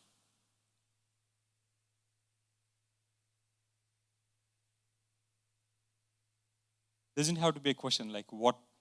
It can be anything. That was a super interesting talk, so I'm sure there are questions. People are just shy. Maybe I will have a question. So I guess to me, something like negation, from the perspective of the meaning representation, it's an operation over truth values, right? At least in a very traditional sense in literal semantics. And I noticed that the tests you run are more on the linguistic level and the effects they might have in terms of linguistic behaviors downstream or in the next sentence or something. I guess I was wondering, how can we tell whether we've comprehensively covered all the issues that you can imagine with negation? Because on the semantic side is defined, semantically, but then in the test, we're kind of forced to use the language form to probe that model behavior. Yeah, so the thing that we tried was mainly factuality in some sense. Like we're not even talking about next sentence prediction and so on in that sense. we were so much interested in it because BERT was failing at it, and the other language models were not failing it. So we were trying to just fix that issue. But at a bigger context, maybe other factors come into play. Like Jackie, I know you work a lot on pragmatics and things like that. So this is one place, maybe they are still struggling, but the way I see, when I see these generations, they make sense to me. Like when you ask a story about something, they produce such coherent long stories, which has so many other phenomena. So maybe there is more need to do much more targeted evaluations, but I won't be surprised if these are not so hard for the model. Hey, thank you for the talk, Siva. To your question you posed us at the end, I wonder sort of what your thoughts are around the fact that there seems to be a turn away from making models bigger slowly happening in the field, and what the role of inductive biases is as we start to think about effective learning mechanisms and data set creation in more restrained contexts or smaller models. Thank you for that question. So the work that I presented is actually Eva's work on small language models or baby language models. Yeah, so this is one place where you really need inductive biases, and I'm quite excited about it. I just wish reviewers don't ask us for ChatGPT comparisons. But yeah, that's one place where if we want to make use of data effectively at human scale, so it seems we have to rely on inductive biases. So what are those biases? It can be at these levels that I talked, objective, architecture, even input output, but I'm not exactly sure like how, but the syntax and semantics, that's the kind of thing that you tried. Yes, thank you for the talk. On the question, the last question that you asked, do LLMs need our inductive biases? I'm leaning towards LLMs don't, SLMs do. But at the same time, I would like to have your opinion on distillation versus inductive biases for SLMs, because most of the small language models they get recently, like the Llama 3B, 1B, are usually now just distillations from the bigger model. Mm-hmm. They don't necessarily modify the architecture or make any different decisions architecturally. So do you have an opinion on that point? That's a great point, yeah. So as you know, like the distillation models, the smaller distilled models, they're trying to mimic the teacher model. And in this particular case, the amount of compute a smaller model would have will be much less. So when you are trying to work out a problem, there are many layers, and these intermediate layers are responsible for chain of thought kind of thing, or maybe they're doing something like each layer. But when you compress such a powerful model into a smaller model, at least in the current setups that we see, I believe they have to sacrifice somewhere. So distillation is great, but I don't think that's the way to go further. It would suffer, the model would suffer. Yeah, intuitively I agree. If there's no one else, may I ask a second question?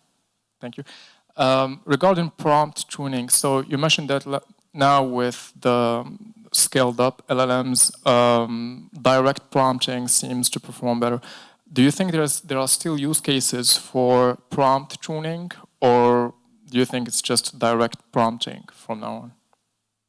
There's more scope for, yeah, like prompt tuning is still helpful if you have access to white box models. So the reason is when you have a prompt, it can be many tokens.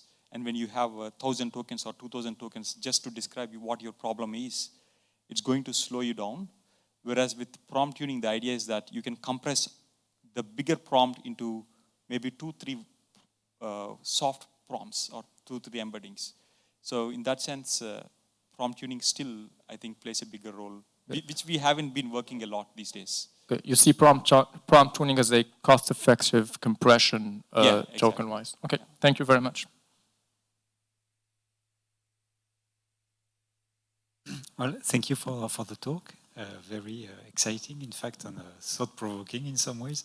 I was curious about the NOPE claim. So what I've seen is that people tend to think that with causal model you don't need positional embeddings because implicitly you learn them. Yeah. So you did experiments to show that in fact you can dispense with them. But have you looked at whether you can still precisely identify the word order or token order, like with probing or stuff like that, to show that in fact the positions were still learned? Mm-hmm. Because I mean, just having like an external sign of that they're not needed is not the same as claiming that they have been learned. Yeah. So thank you for that question. Yes. So we showed in the paper that theoretically the models can actually learn position information. The main reason is, imagine like you have 3 words left to you. So the computations that you're going to do, self-attention computations, when you have 3 words left to you, will be different from the self-attention computation that you will do when there are 5 words before you. So just based on that, the model can already figure out, oh, I'm the 3rd word, I'm the 5th word. And so they can learn absolute position information. And from there on, they can also learn relative position information. Once you know absolute position information, you can learn relative. So we did not actually probe whether these models learn position information, but we have theoretical proofs that they can learn. And because of these results, that at extrapolation, they work very well when you go to beyond what they have seen. So it looks to me that they are actually learning, but maybe we could probe for that. Thank you. Great, thank you so much. So thank you, Siva, for a wonderful talk. Let's give him another round of applause. So our next speaker is Benoit Sagot. So while he sets up, I will introduce him.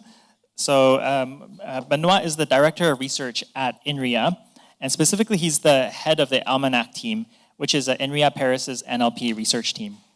He's also the holder of a chair in the Prairie Institute. His research focus has been, of course, on neural language models, and he has, in particular, done quite a bit of work and is very well known for his work on French language models. He was the senior author on the, to me, very creatively named Camembert, which you might remember from a few years ago, French language LLM. And he also works in text simplification, text generation, among other topics. Yes, so we're very lucky to have you here today, Benoit, and thank you very much for accepting the invitation. Oh, I can use that. Thank you very much for the very nice introduction. So we've been hearing a lot about large language models and ChatGPT, and now I'd like to tell you a bit more about small language models and some investigations we have been conducting with one of my PhD students, Nathan Godet, whom I supervise jointly with Eric de la Clergerie. And so this is a steampunk version of him writing his thesis, which is actually probably what's going on exactly as we speak. As all of you know, the recent advances in NLP have been due to a number of factors. One of them is, of course, the arrival of the transformer architecture. Another one is the increase in the size of the models, although, as was just mentioned, it is not completely clear that this increase is still ongoing, at least not at the same pace as it used to do. It resulted in an increase in the computational cost of training and also of using these models with an increased environmental impact. And also, the advances are due to the use of an increasingly large amount of training data. And this raises a number of interesting questions, some of which we have been investigating over the last years in my team, such as the role of corpus diversity, corpus quality, and also the relation between training corpora and fairness, especially in terms of representativity biases. Now, this multidimensional increase in everything has resulted in the emergence of scaling laws, as I'm sure of all of you are aware. So basically, a scaling law is an attempt at answering the question that is written here. Given a compute budget, what is the best balance between model size and corpus size? And we all remember the OpenAI's 2020 scaling law, whereby basically what you need is larger models.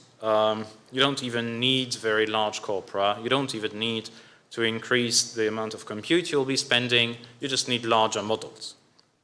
Now, there was a glitch, and the Chinchilla team came up with the corresponding scaling laws, whereby you actually need to increase everything in parallel with an approximative, like the order of magnitude would be apparently 20 tokens per parameter in your model.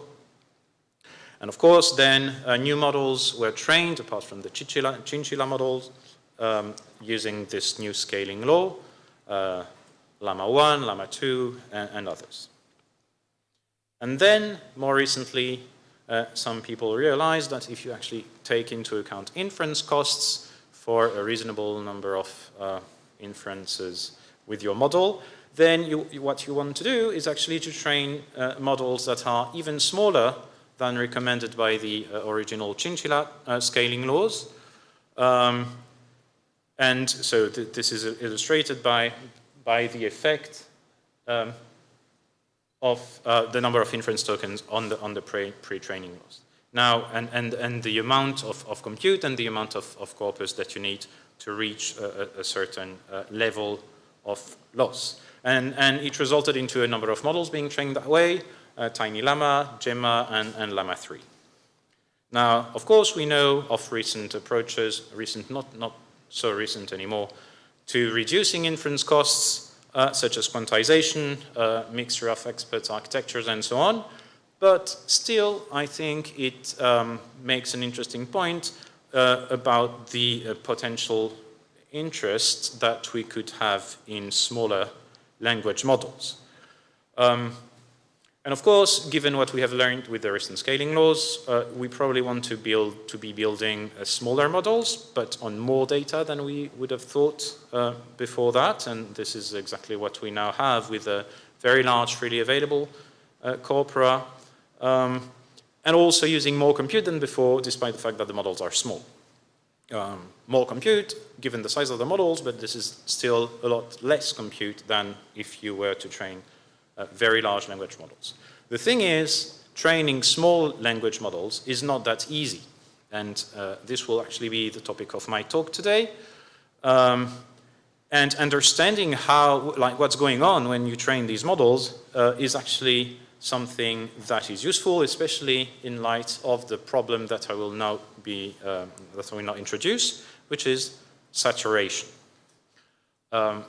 So this part of the talk would be, and most of the talk actually, will make use of the Pythia models. As you know, Pythia is basically a series of 10 generative models, of course transform decoders.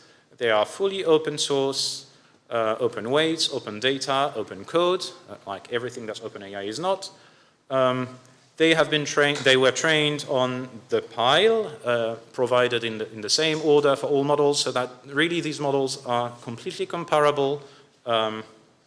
Only the number of layers, the dimensionality of the representations, and the number of heads changes from one model to the other.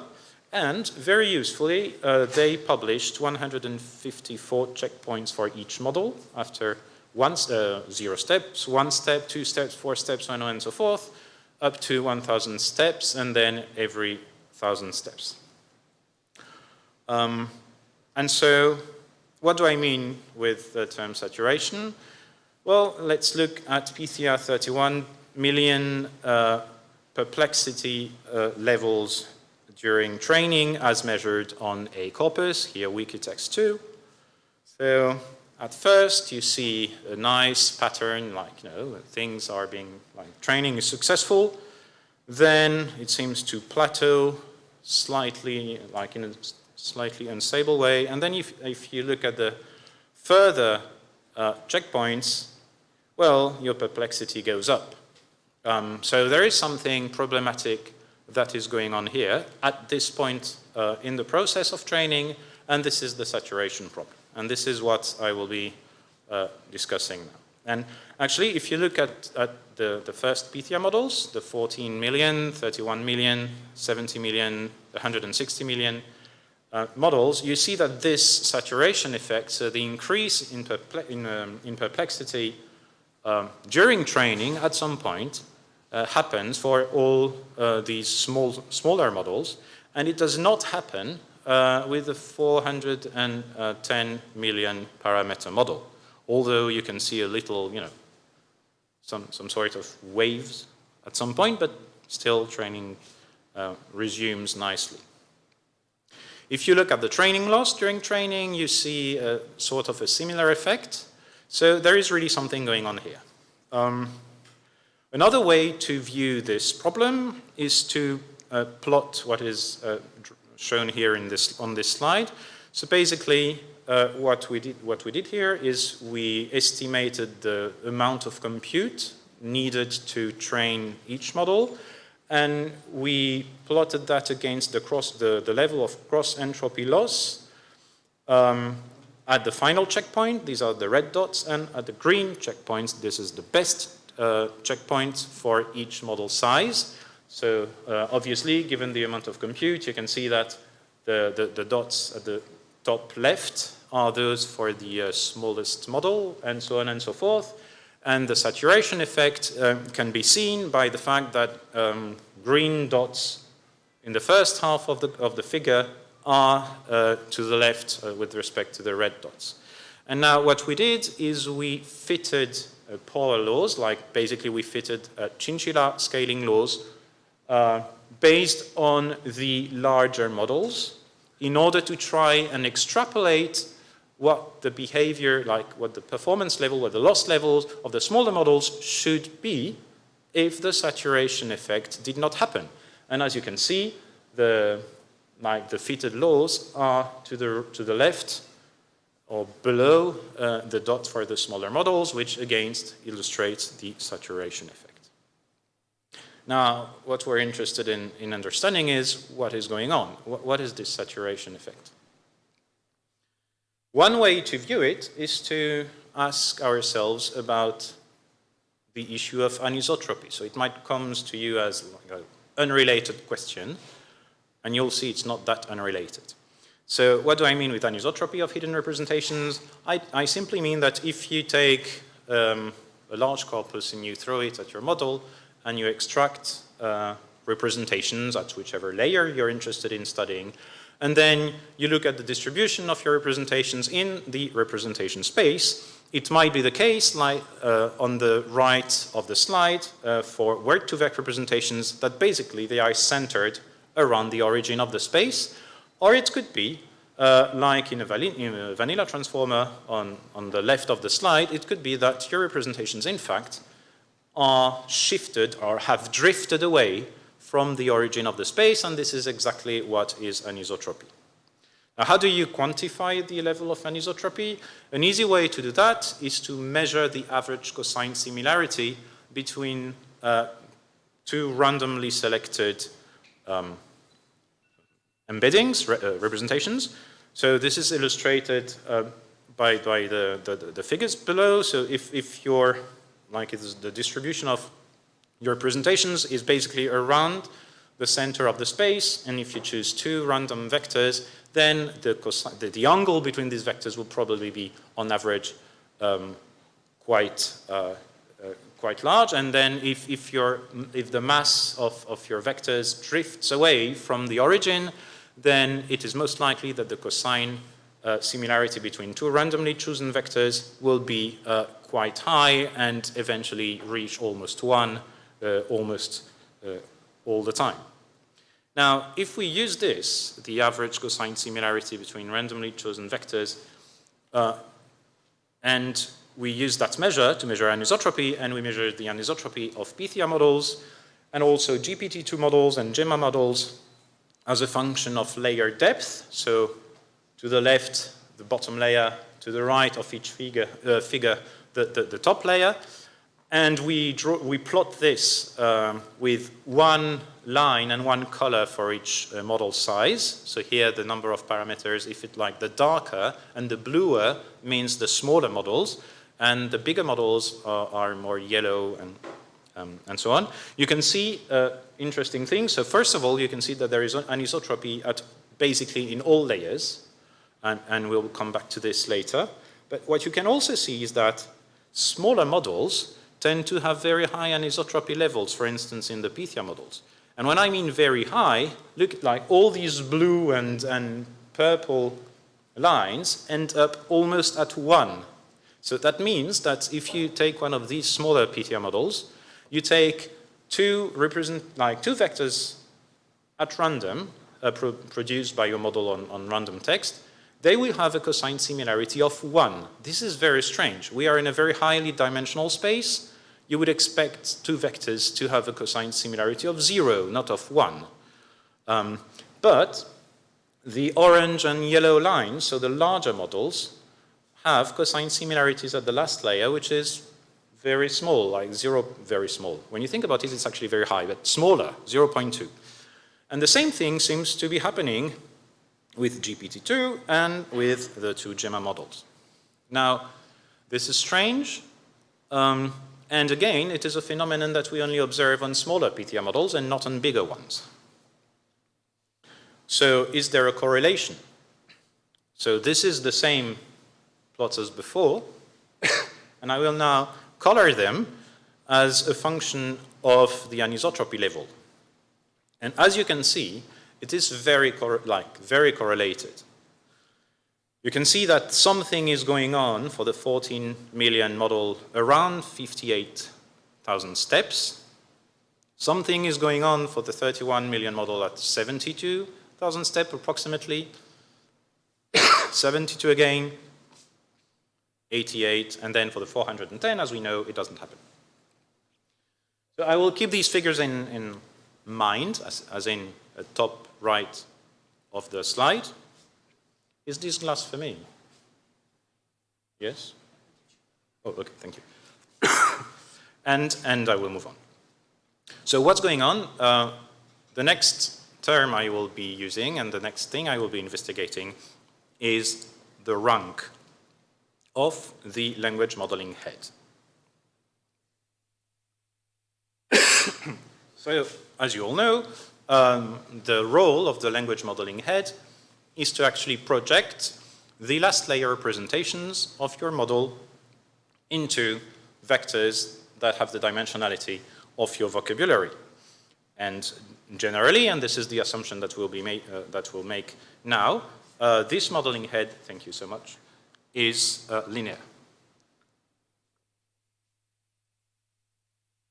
And I will be correlating a third phenomenon, which is the rank of the modeling head.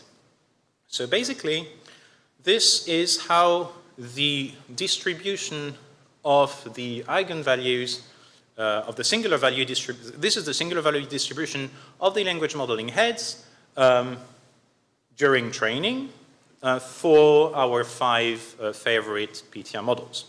And so here, what is plotted is the ratio of each singular value with respect to the first one, to the bigger one.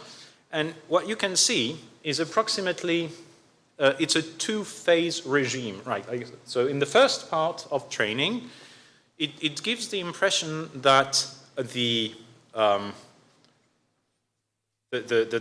all dimensions of the space are being used more and more by the language modeling head, so the color are getting lighter and lighter, as if the information that the language modeling head is trying to learn uses more and more of the available dimensions. And then at some point, suddenly there is a big collapse, and that big collapse means that basically the language modeling head is not exactly of rank 1, but basically there is one dimension which is completely favored, and all other dimensions are almost 0. See, and that phenomenon, and you remember these figures from before, happens approximately at exactly the same moment as before. And you see there is no such a two-regime type of thing for the 410 million model. Ooh, I even had, and I had forgotten that I had nice animation for you to see that these figures are again, the same ones. 72K, 88K approximately. Another way to see that is to have a look at the evolution of the singular entropy metric. So basically what we did here is we plotted the Kullback-Leibler divergence between a normalized singular value distribution that I showed before and a uniform distribution. So basically the higher, the stranger. And you see again that exactly, this is just another view at the same information basically. So what can we conclude about that? So firstly, the saturation of the singular values distribution that we observed for smaller models is really correlated, like it happens at the same moment as the increase in anisotropy and as the performance saturation. And this raises question about the dimensionality of the language modeling head. As I said, it seems to collapse to almost rank 1. And so we need to understand a little bit more about the impact of the rank of this language modeling head. And so what we did is we carried out experiments where we actually set the maximum rank of the language modeling head to a certain value R. And to do that, we trained not a single matrix as the language modeling head, but we decomposed the matrix W, the language modeling head, into A times B, thereby creating a bottleneck, a rank bottleneck in the language modeling head. And what we observed is that, if you increase, or if you see these figures, if you read them from right to left, if you decrease the rank that you allow your language modeling head to have, you will get a lower accuracy. And so this is a log scale at the bottom. And basically what you see is that the curves are kind of plateauing at some point. The order of magnitude of what's going on here is that approximately around several thousand, around a rank of several thousands, things seem to become a little bit better. But if the rank is too small, it just doesn't work. So this leads to the question. So basically, what is the rank that we need to model language, whatever that means? We did in the paper, I don't have time to talk about that, but in the paper we carried out a number of experiments to try and assess what the rank could be that you need in the language modeling head to actually correctly, to get correct performances. And it seems to be, again, around several thousands or maybe 10,000, although this is just an order of magnitude. But more interestingly, we managed to formally correlate the performance level, the error levels that you can expect with the rank. Another question that could be asked is, so once the collapse has happened and once the representations are almost one-dimensional, what is stored is this in this single dimension? And we suspect it is directly related to frequency, actually, and that frequency is the information to which the whole training collapses once, in fact, the available rank in the language modeling head becomes insufficient for training to actually keep going and keep improving the whole model. Now, of course, this leads to a number of follow-up questions. As I mentioned earlier on, anisotropy is not only found on the last layer, it is actually found on all layers.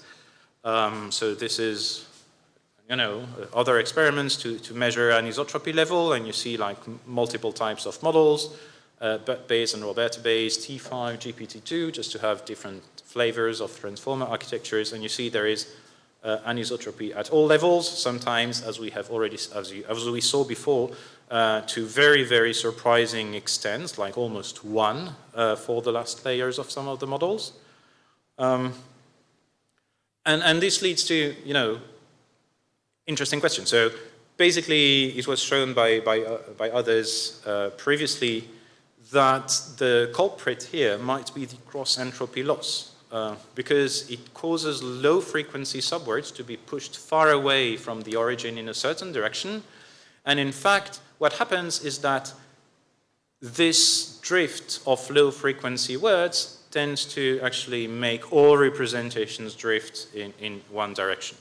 And this is illustrated in this figure, where you can see input representations after, it's like PCA, 2 first dimensions, of the input representations in BERT, and they are colored according to frequency. And as you can see, there is a correlation between how much everything has drifted and like low frequency words, as I said, or tokens or subwords, have been pushed away from the origin more than more frequent words. And the fact that frequency is involved means that we could think of the Zipfian distributions of tokens as the cause of this problem. If this were the case, we would expect character level models to not suffer or not as much from this issue, this anisotropy issue, and we could also expect models trained on other modalities to be less affected or not affected at all by anisotropy. And what we found is that it is not the case. So character level models, when they are transformer-based, are anisotropic as well. And in fact, models for other modalities, we tried image and speech, are also very anisotropic. And we ended up realizing, and so we have another paper on that in fact the transformer architecture, and more precisely the self-attention mechanism, is actually responsible for this anisotropy. In fact, if you throw an anisotropic distribution of representations as an input to a transformer layer, what you get as an output to that layer is an even more drifted representation, distribution of representation. So it is an intrinsic property of transformer models to exhibit anisotropy at all levels. And so this leads to another idea that we had and we developed in a third paper, which is how can we get rid of anisotropy and how can we get rid of these issues caused by the softmax and the language modeling head rank-related bottleneck? Well, we can just get rid of the language modeling head. And this is what we called headless language models. So here the idea, the intuition is that instead of training a model to predict the correct subwords using a cross-entropy loss that apparently causes problems, we will just train the model to generate, as an output of the last layer, to generate the best possible representations. What is the best possible representation? Well, it's a representation such that the embedding of a word, of a subword, is as close as possible from the input embedding of said subword, and as far away as possible from the embedding of others. And we train everything at the same time. So we train the whole thing, including the embedding layer at the bottom, at the same time, and we use a contrastive loss to train the model to get the best possible representations. And then once we have a model that generates the best possible representations, we just train, but it costs virtually nothing in terms of compute and it needs only a small corpus. We train the language modeling head separately. And this is what we call, so that's the classical architecture. And this is an illustration of what we call headless models. And so I don't have time to show you all of the figures and results that we have in the paper. We tried masked language models and generative models. We evaluated them using the standard benchmarks, which are obviously not perfect, as was discussed this morning, but still. And as you can see, for instance, here on BERT-based MLMs, so vanilla one and the headless one, you can see that we managed to get basically models that perform better for a certain computing budget and for a certain corpus size. And an additional advantage of headless models is that when you think about it, the impact of vocabulary size on language models trained using the cross-entropy loss is basically in the language modeling head, because this is where the vocabulary size will have an impact. If we do not use, if we train just the models to produce good last layer presentations, well, vocabulary size does not has no effect whatsoever. And this is what we observe on the right side, for instance, so training speed as a function of vocabulary size. Vocabulary size is here, training speed is in milliseconds per token, and as you can see, of course, the vanilla, so the orange line goes up, and the blue one is perfectly flat, as you can see. So there is a little glitch at some point. We do not know what this is. It's probably technical, like it's probably related to some threshold effect in how things are computed. The important thing is that basically it remains stable, and this allowed us to actually show that we can increase the vocabulary size with headless models to around 75,000 tokens very easily, and thereby getting better results that cannot be obtained with vanilla models. Okay, so basically what I have been discussing over the last 28 minutes now is that we managed to identify a general rank-related bottleneck in language models related, located in the language modeling heads. We correlated this bottleneck with performance saturation, with the last layer representation degeneration, so this is anisotropy, this is the collapse of the spectral distribution, and with the anisotropy of this representation, at least in some smaller language models. And then I also mentioned the fact that, in fact, this anisotropy phenomenon is not limited to the last layer, but is a direct consequence of the transformer architecture itself. And we showed that some of these issues can be alleviated, at least to some extent, by training last layer representations to be as good as possible. This is what we call headless models, rather than using a cross-entropy loss on the final outputs. And indeed, like an unexpected advantage is that these models are have a better training size efficiency, training corpus size efficiency. Sorry, I just arrived yesterday and jet lag is hitting me hard at this time of the day. And yeah, so I'd like to conclude with a few, like just two more minutes, a few thoughts on research on language models. I think, and I don't know whether you will agree, that it is interesting to study smaller language models because it is not anymore our job as in academia to train very, very large language models. I'm actually not very interested in very, very large language models. It is a difficult engineering subject. I'm not sure it's a research subject, at least maybe not for academia. I think that what we should be doing is firstly to rethink what it means to evaluate a language models. And I did not write this slide after François' talk, so it's not a concerted thing. We also need to better understand the characteristics, like the impact of the properties of the pre-training corpora.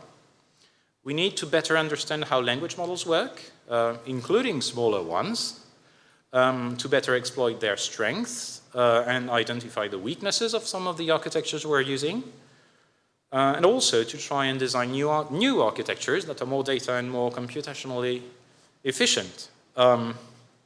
This could have the advantage to make these technologies available to more languages, more domains, to also better take into account the environmental impact of these models, and who knows, maybe at some point we'll manage to do something that we are not able to do today, which is to give these models some sort of planification and reasoning abilities that some of them are able to fake in some ways, but do not have. I'm sure some of you at least know this figure. It was first shown by Philippe Koen in 2017. And I think this is my personal vision of the update. I think that's where we are. I don't think that we'll be training larger and larger models forever. I think there is a lot of hype around our domain, and I think it's to some extent reasonable, and to some extent it's not, and I think things are changing, and I think it should make us think a bit about our domain, our field, and what research is in our field. This is a McKinsey report from a few months ago where, you know, investments in AI are beginning to create value, and the world is magic, and it's great. I'm wondering whether this is the peak of a bubble. We are beginning to see different types of reports saying that, you know, $1,000 billion invested, where is the return on investment? I don't know whether this is the stop of a bubble. I don't know whether the very, very large language models will survive a number of problems. But I think our job is to keep working on reality, not on the hype. And I think smaller language models have a lot of interest for us as researchers. Thank you.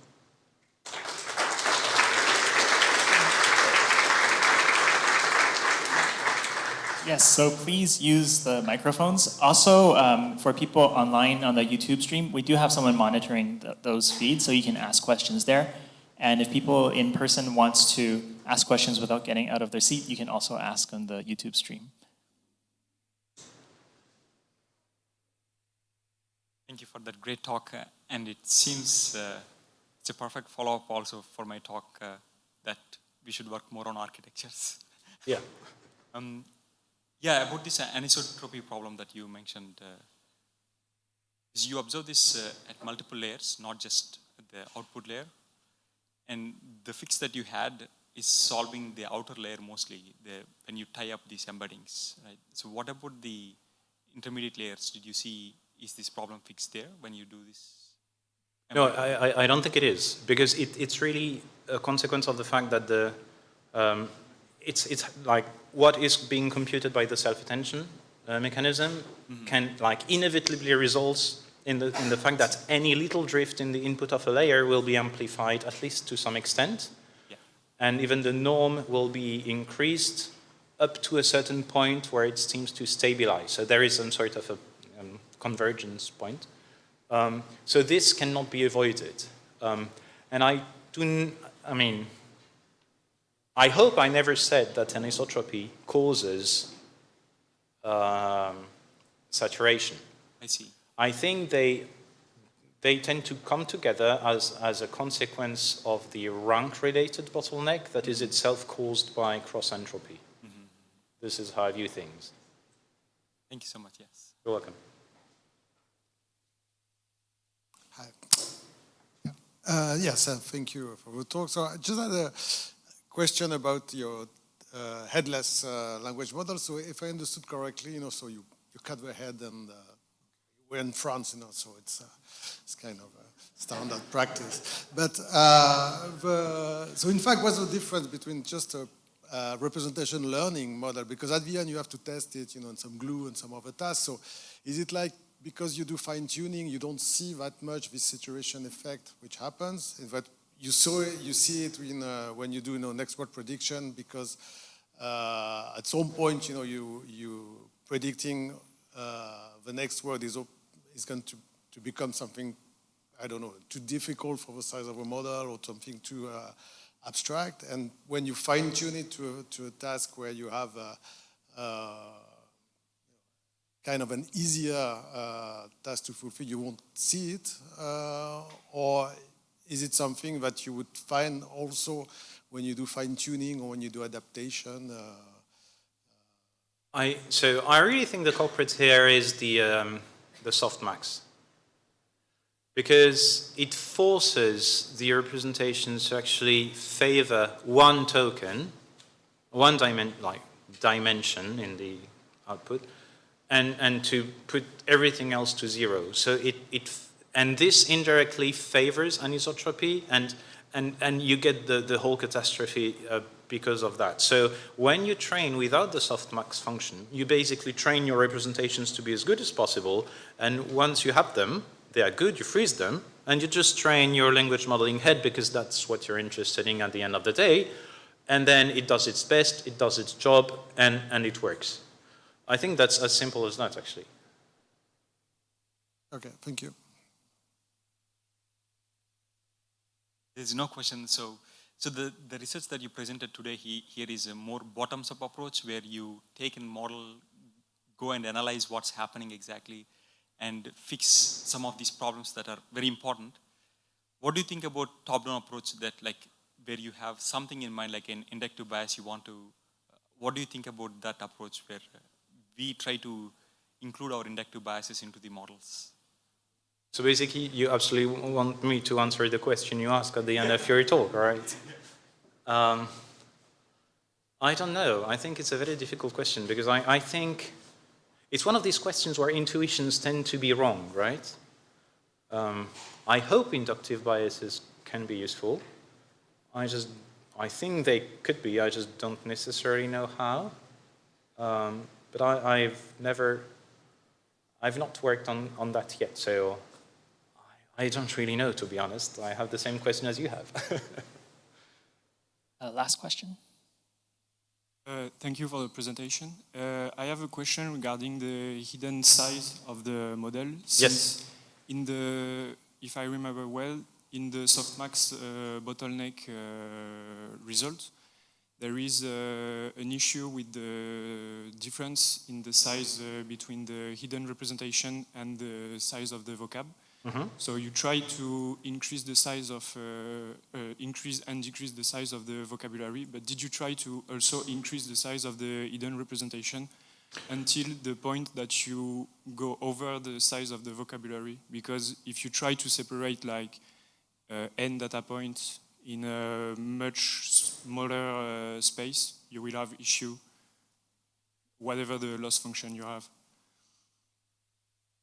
Sorry, I had completely lost my mouse, and then it went back. So, yeah, so I completely agree with you. This work raises interesting questions about how we can improve the quality, the performance levels of the models, given a certain size, a certain number of parameters. Do we want to increase the dimensionality of the vectors, which seems to be what we could conclude from what I said? But everyone knows that, in fact, the best way to improve a model is to add more layers. So this is a little bit contradictory. And to be honest, I do not know to which extent the effect of model size that I showed you are due to the number of parameters, or maybe they are due to actually hidden representations, dimensionality, or maybe even, although I don't think so, the number of heads. But yeah, I do not know the answer to your question. I hope I understood your question right. If I did, then I don't know the answer. But it's an interesting follow-up to this work, that's for sure.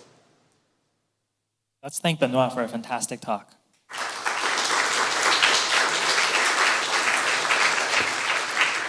So our next speaker is Professor Lili Mo. So Lili is an assistant professor at the University of Alberta. He is an Amy Fellow and a Canada CFAR AI Chair of Amy. So a lot of the theme of his work has been on thinking about structure in language and how that's reflected in NLP models in terms of, for example, our algorithms and architecture. So he has done, for example, earlier work on looking at using CNNs and applying them to tree structures. And he also works a lot on text generation and parsing, an area we've collaborated on in together. So yeah, thanks, Lili, and the floor is yours.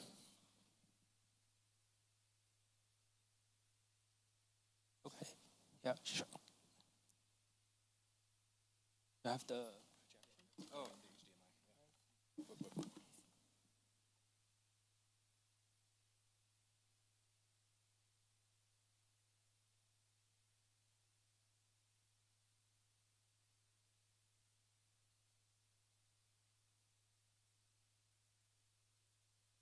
Okay, just give me a second.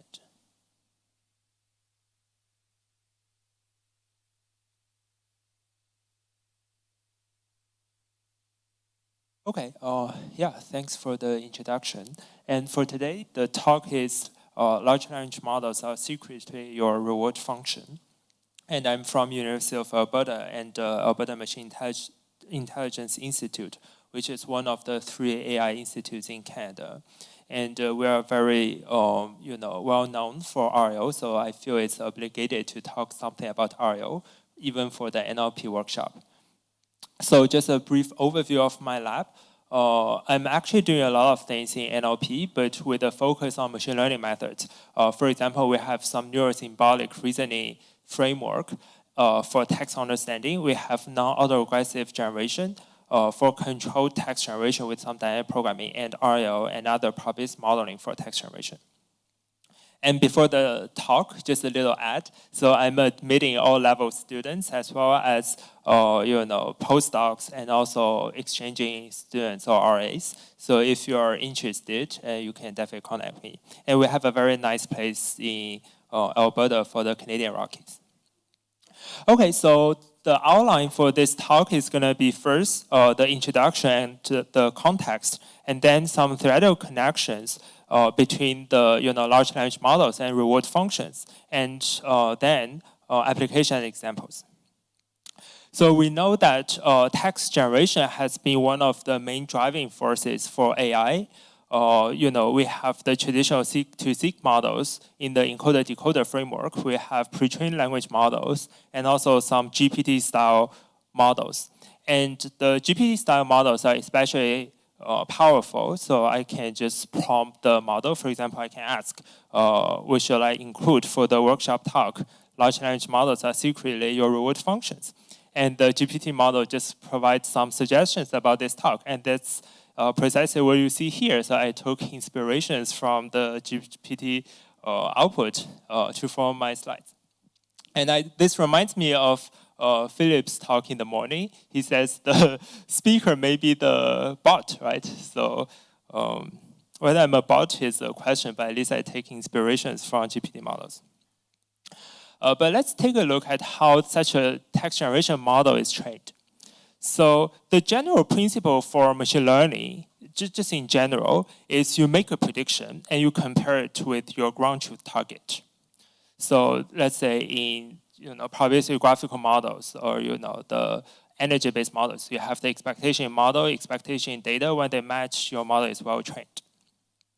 But for a structured prediction, let's say you have a sequence. This kind of training has some problems. For example, if you just predict a sequence and you go all the way down here, let's say this is your ground truth sequence, and you make a prediction all the way down here, and you see that there's a big gap as the time progresses. And then it causes a dilemma that when you train the future steps, it really depends on your early steps because you are training a conditional probability. But the future steps has a larger loss. And you have so many future steps, and it has a greater impact on the early steps. So it becomes a chicken and egg problem, and the learning is not so easy. This is how teacher forcing plays a role. So when we train a sequence model or train a structure model, a typical approach is to do teacher forcing, or maybe ground truth forcing. Basically, it says for the early step, let's just feed in the ground truth prefix. And you are just learning the immediate next step. And maybe you make an error, that's not a problem. You just force it back. And you make the next prediction based on the correct prefix. And you compare it with your ground truth. So this is how we train a sequence generation model. And the advantage for doing that is, in this way, you can simultaneously train all the steps in a meaningful way. So you can train the early steps and future steps in parallel, and the training is much more meaningful. However, the drawback of teacher forcing is that the model is unaware of its own predictions during training, because during the training, the previous steps or the prefix is always given. It's always given by the ground truth, so it's perfect. You just predict one step. And this causes the discrepancy between training and inference, because when the model is deployed, you are predicting the next step based on your own predictions. And such a discrepancy is known as the exposure bias. And we can make an analogy with autonomous driving. So if you have a self-driving car, suppose your training is always teacher first. So the car is a little bit off from the lane center, let's say, which is the target. So you just steer the car a little bit, push it back, and it's moving a little bit off, and you push it back, so on and so forth. But what if you are here, you are off the lane? What happens? So this scenario is never trained in the teacher forcing. So that's why we somehow need a reinforcement learning style learning, which trains the model in a trial and error fashion. So let's say you have a autonomous driving scenario, and your car just go off the lane, and if it crashes with some other car, then you say it's bad. But what if it does a self-recovery maneuver and it comes back? You say it's good. So with this kind of trial and error, you are able to train the model based on its own predictions. And in this way, you can close the exposure bias and alleviate the discrepancy between training and inference. So this is autonomous driving. And for text generation, we can do the same thing. We can do RL for text generation because it's also a sequential generation process.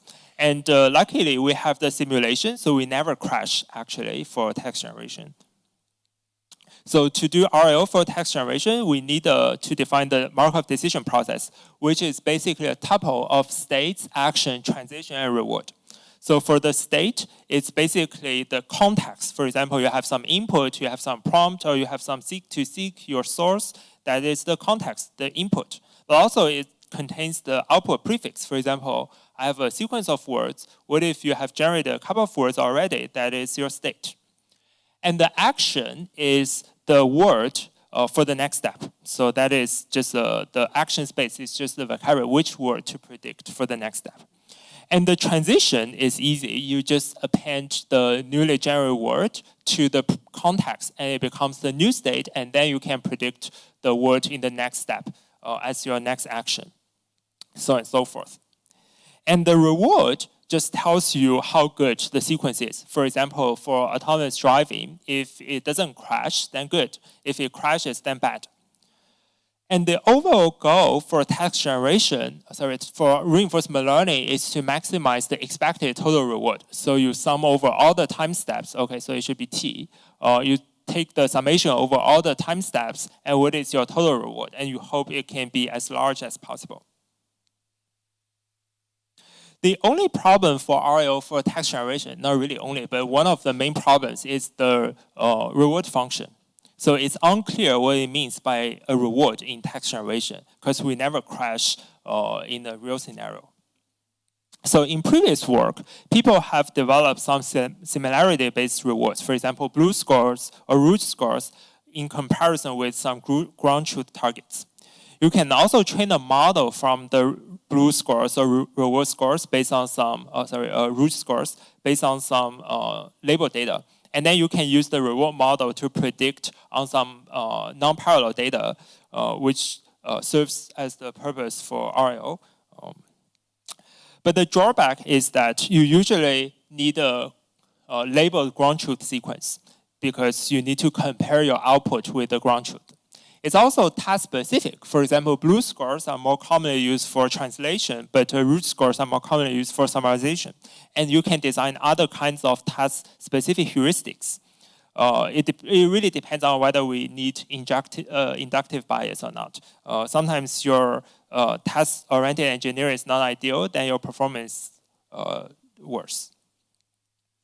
Okay, so recently people do human preference reinforcement learning. So given two trajectories, maybe just two sequences, a human can specify which trajectory is more preferred. And then you can train a reward model based on the human preference. So this is the popular RLHF framework. But the drawback is that your data collection process is a little bit tricky because you know one of the trajectory is good, but how about the negative sample? How can I generate the negative sample? That's a little bit tricky. And also it requires human preference labels. So you really need some, you know, maybe mechanic Turks or maybe some domain expert to annotate the data for you. So this comes to our work. Our idea is whether we can develop some reward induction approach from you know, policies or maybe predictive probabilities, just like large language models. And you have the pre-trained language models. If we can induce some reward, we can use the reward for further RL. And we take inspirations from inverse reinforcement learning for the reward induction. And we can apply the induced reward in different scenarios. For example, semi-supervised learning, or maybe you know, knowledge distillation from large language models. Okay, so this is gonna be the introduction and context. Then inspired by ChatGPT, the second part of the talk is theoretical connections. So how can we actually induce the reward from large language models? So recall that in reinforcement learning, we need a Markov decision process where the state is the context, action is the word to predict, and the transition is just add the newly generated word. And our goal is to learn the induce the reward function. And the assumption of IRL, or inverse reinforcement learning, is that there is some underlying true reward function. We don't know that, but we assume it's existing somehow. So we would like to recover the underlying true reward function. And once you have the reward function, the MDP is given, so the environment is given. We know how to, you know, if you have some trajectories, you know whether it's good or not. So we can define some useful concepts in RL, for example, value functions. It tells you how good a state is. It's the expected you know, reward for a particular state. And the Q value function is how good an action is for a state. So value is about, value function is about state only, but a Q value function is about a state and an action.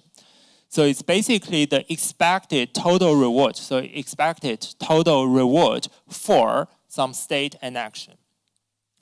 And you know, the MDP is given, and if you're in this state, if you take this action, we know it's either good or bad.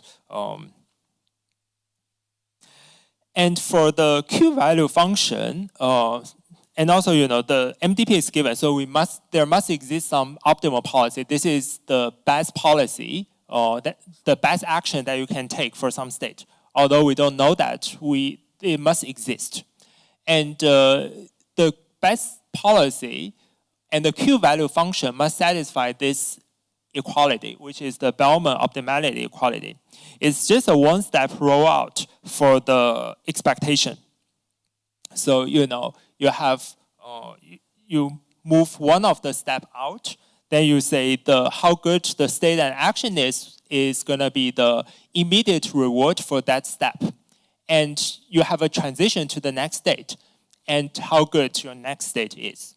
So that is just one step rollout for the you know, definition of the Q value function.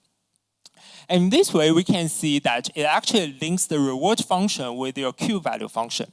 So they have to satisfy this inequality. The next thing for our reward induction is that we can further link our Q value function with your policy. So your policy is your decision, and the Q value function is your value, like how good it is. So it's reasonable to assume that a language model follows the Boltzmann distribution based on Q value function. Basically, it says if this action is good, I'm more likely to take this action. That action is not so good, then the chance is lower, but there's still some chance because the language model or even humans perform in a stochastic way. So, you know, in this way, you can further link the language model's policy with the Q value function. And just a note, it may be a little bit confusing that we have two policies. One is the optimal policy, and the other is the the language model's policy. So here we don't assume the language model follows the optimal policy. The optimal policy is deterministic, but the world happens in a stochastic way. So we assume that the language model follows such a stochastic policy, which is proportional to exponential of your Q-value function, which is further linked with your deterministic optimal policy. So this is a little bit confusing. But this is not very unfamiliar to us. Actually, this formula has precisely the same form as softmax. So the softmax is basically exponential of some logit divided by the sum over exponential of the logit. So now we can directly take my softmax logit as the Q-value function. So now from the policy, we can directly get the Q-value function, which is precisely the logit. And with the previous slide here, you can further get the reward function from your Q-value function. In this way, we can define a reward function in a very natural way and a task-agnostic way. Okay, so our overall reward induction process is just like this. We have a language model policy, and we first induce the Q-value function, which is precisely the logit, the pre-softmax value. Then with the Bellman optimality equation, we can stuff in the f function as the Q-value function. You just change that to f. And then you can shuffle the terms around. You get the reward as your logit minus the max of the logit for the next step. That is our reward induction formula.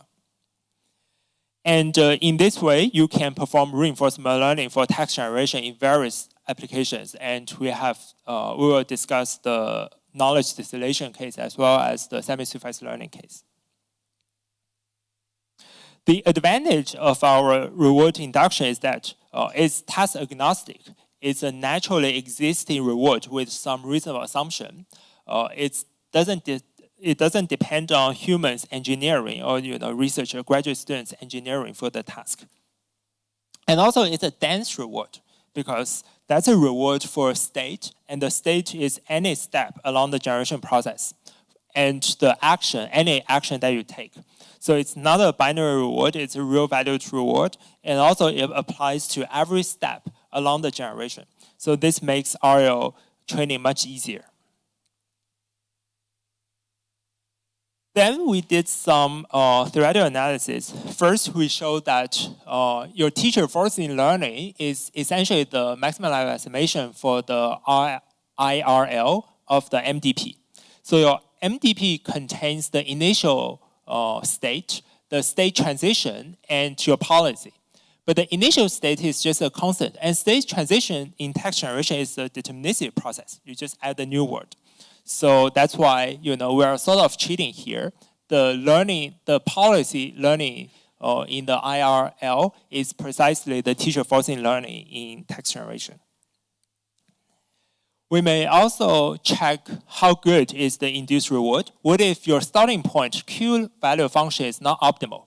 So we show that if Q value function is near optimal, then the reward function is also near optimal. And we may still have some doubts that the logit can be shifted arbitrarily because in softmax, you can add some constant and it doesn't change anything. So with our reward induction approach, you can also show that if you just add some constant, the resulting reward is also the same.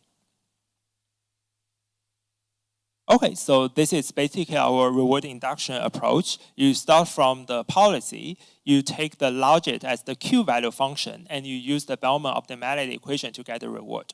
With this reward, you can do all kinds of applications. For example, the first thing we have done in Europe Student 22 is semi-supervised learning. So we assume that we have a small label data, and we have a large unlabeled data DU, and your model can be trained on the small label data first, and then you hope to improve the performance with the large unlabeled data.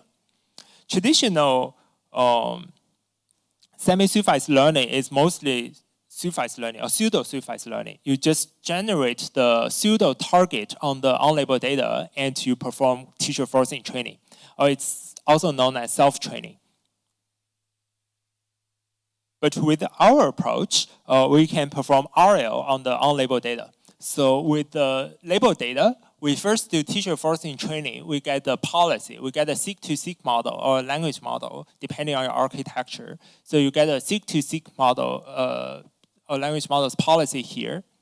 And with the assumption, you can take the, the language model's logit as your Q-value function and use the Bellman optimality equation to induce a reward. So the semi-supervised learning procedure becomes, in the reinforcement learning stage, you just sample a trajectory. You don't do teacher forcing on the unlabeled data. You sample a trajectory. You use the pre-trained language model to generate a series reward, R1, R2, R3, so on and so forth. And you do policy gradient with the reinforced algorithm to boost the performance. And here's our result. We did it on the dialogue generation, old day, like chit-chat, open domain dialogue generation, and also some paraphrase generation task. So we can see these are the baseline models trained on the small supervised data. And with non-parallel, unsupervised data, we see that the self-training style semi-supervised learning improves the performance. It does improve the performance, but the performance is lower than ours. And our baseline also includes a regression for the reward function based on blue scores, but its performance is also lower than ours. We also did an analysis about the sparse and dense reward. So our approach induces the reward for every step. But how about I just defer all the rewards to the last step? So I give a 0 reward for intermediate steps. And then the last step, I say you get a reward that is the sum of all your previous rewards. We can see that in this case, the sparse reward performs worse than the dense reward in the respective model. Either reward regression is worse, and for our induced reward, you can do the deferral for the reward as well, and it's also worse. So it shows that if you have a dense reward, it eases the reinforcement learning process. Okay, so our next application is the large language model distillation. And the basic idea of distillation is that you want to transfer the knowledge of a large language model to a smaller one so that it's more efficient, it's more memory saving. So traditional knowledge distillation is based on either ground truth forcing, so you feed in the prefix of a ground truth sequence and you check the prediction between the student and the teacher. Or you can do teacher forcing, you feed the prefix of the teacher and then you check their difference.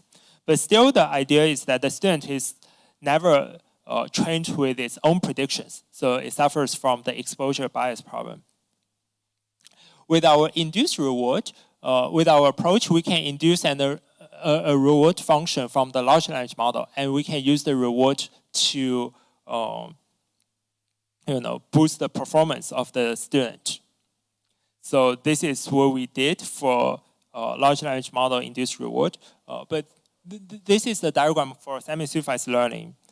And since the language model is pre-trained on massive data and it can be used by directed prompting, so how about I just dump the teacher forcing pre-training on labeled dataset in our previous work? We directed take a large language model and we directed prompt it. For example, for dialogue generation, we can just say, what is the dialogue response of some utterance? Or for summarization, we just say, summarize something. And we immediately get a large language model's policy, and we can do the same thing for the Q-value induction and the reward induction.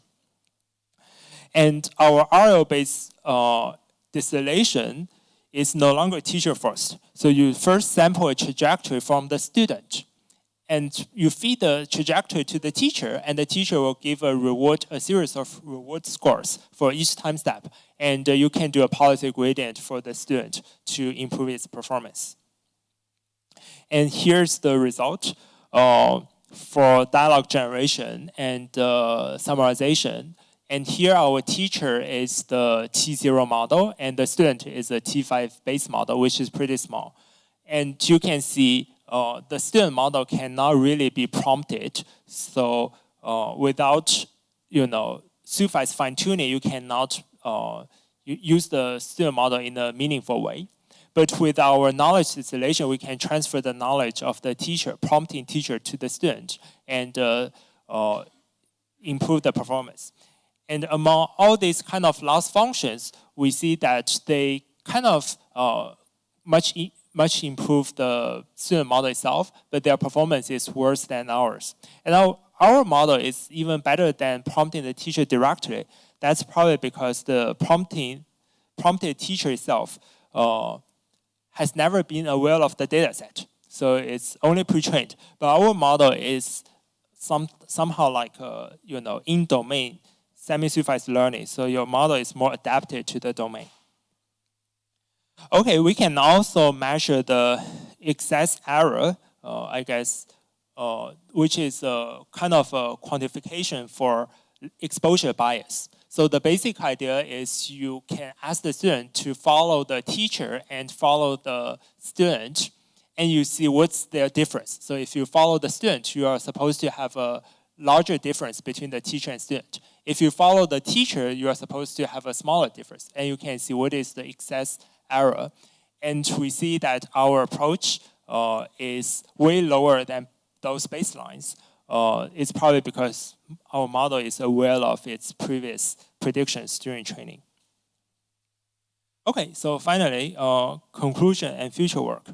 So in this talk, I presented a novel approach for reward induction. You start from the policy, you get the Q-value function based on the logic, and you use the Bellman optimality to get the reward function. And the induced reward can be applied to semi-supervised learning or large language model distillation. So for future work, I would like to point out that RL for text generation is challenging because of many reasons. For example, the reward function is basically non-existing.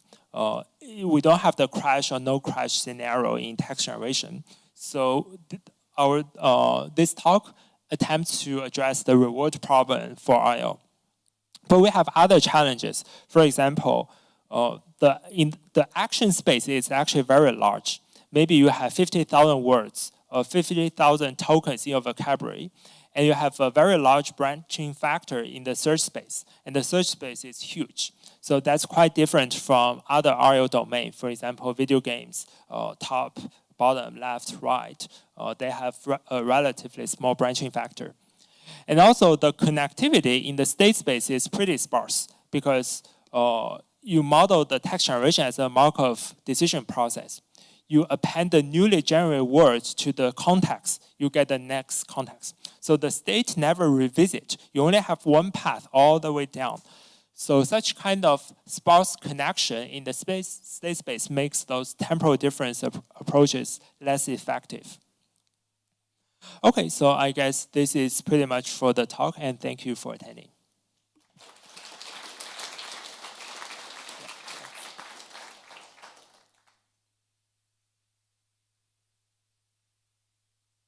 Questions? Actually, I have several questions that I would ask even if I was not moderator. So I think one thing that strikes me is that the output of the IRL, it could be used as a reference-free evaluation metric, right? Or do you expect, like, am I right about that? Or do you expect that to work? Or good question. I definitely don't recommend that to evaluate our work because now you become the judge and athlete at the same time.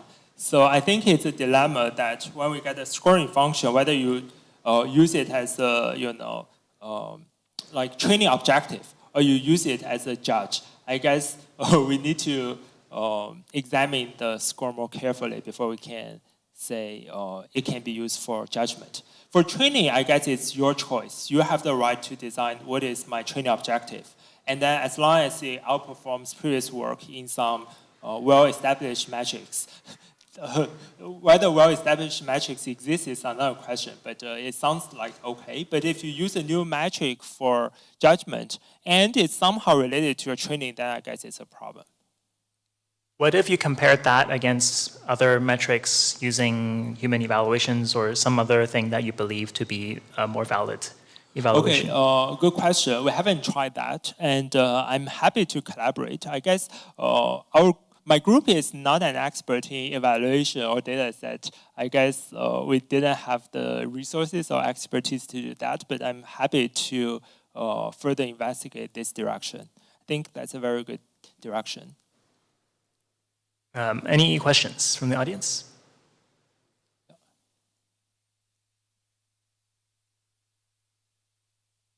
Thank you for the talk. Is there any impact of the policy that you take at the beginning? So you take a language model, but did you try different policies to see if you get different results in the end? Good question. We tried different things in the semi-supervised learning and pre-trained large language model. So in the semi-supervised learning, we just did a seek-to-seek model. It's like a T5 style model. But for the large language model, it's still T5, sorry. It's like a T0 model. We should try more, but let's say ChatGPT is not open sourced. So I guess we haven't tried other models. Thank you.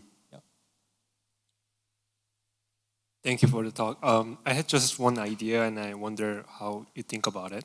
So for the reward function, let's say you have a ground truth answer, embed that sentence with sentence transformer, basically the encoder model, and you're going to get the encoder embedding the vector's point. And then when the model generates that text, you also embed that in the same encoder embedding model. And then you can see that the generation would, goes towards that vector space. So I wonder how you think about it. Yeah, I think that definitely works in some way. It's also similar to, let's say, generative adversarial network. You try to compare your generation with a difference with another model. In your case, it's the embedding model. But it's kind of different from our scenario in that first, the generation doesn't have to be monotonically towards your goal. For example, my generation can deviate a little bit. I shuffle some phrases around, so the embeddings may not be so close all the way down. And then our reward model is a dense model, but if you just check the embedding closeness, it may not be correct for the intermediate steps, although it may be okay for the last step. And also the embedding somehow itself is a heuristic based on, let's say, L2 distance or based on cosine similarity. And some researchers argue that it's not a very good metric in some sense. Yeah, but I think it definitely worth trying, but yeah, I don't know the exact performance at this moment. Thank you. Yeah.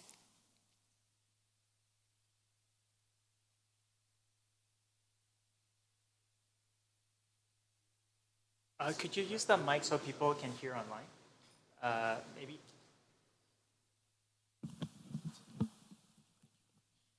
So besides the text generation, did you try something like code generation, since they are also the same NLP problems?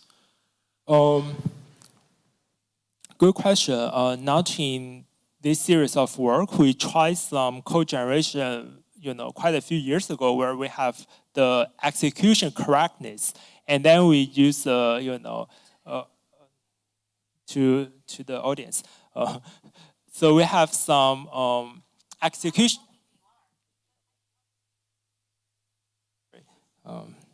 This proves that I'm smarter than AI system right now. But we have tried something using RL towards SQL generation, where we use the execution correctness as the reward function, but not in this case. I guess in that scenario, in code generation, you have the naturally existing reward, whether your code is correct or not, whether it runs or not. But in text generation, it's kind of more vague, the reward. Maybe I'll ask one last question. So I noticed in the definition of your reward induction algorithm, the form looks a lot like a modification of Q-learning. Like there's an optimal Bellman equation and there's a max. I was wondering if there's a family of algorithms you can define analogous to how in standard RL there's Q-learning versus SARSA versus other algorithms. You mean have a parallel structure for RL text generation as other RL applications like video games? They have Q-value functions, the Q-value based method. But for us, we typically use reinforce. Is that your question? I've been thinking of that question for quite a while. Actually, I don't know the answer. And one of my hypotheses is that in our text generation, we don't have the state revisiting procedure. So our MDP is kind of degenerated MDP. You don't have a fully connection or dense connection in the state space. It's just a single path. So in this way, many RL approaches are not very successful in text generation. That's my current understanding, but I may be wrong, and it's definitely worth further investigation. All right, so let's thank Lili for the technically deep and insightful yet clear talk. All right, so that ends this talk session, but the day is not over, so please don't leave.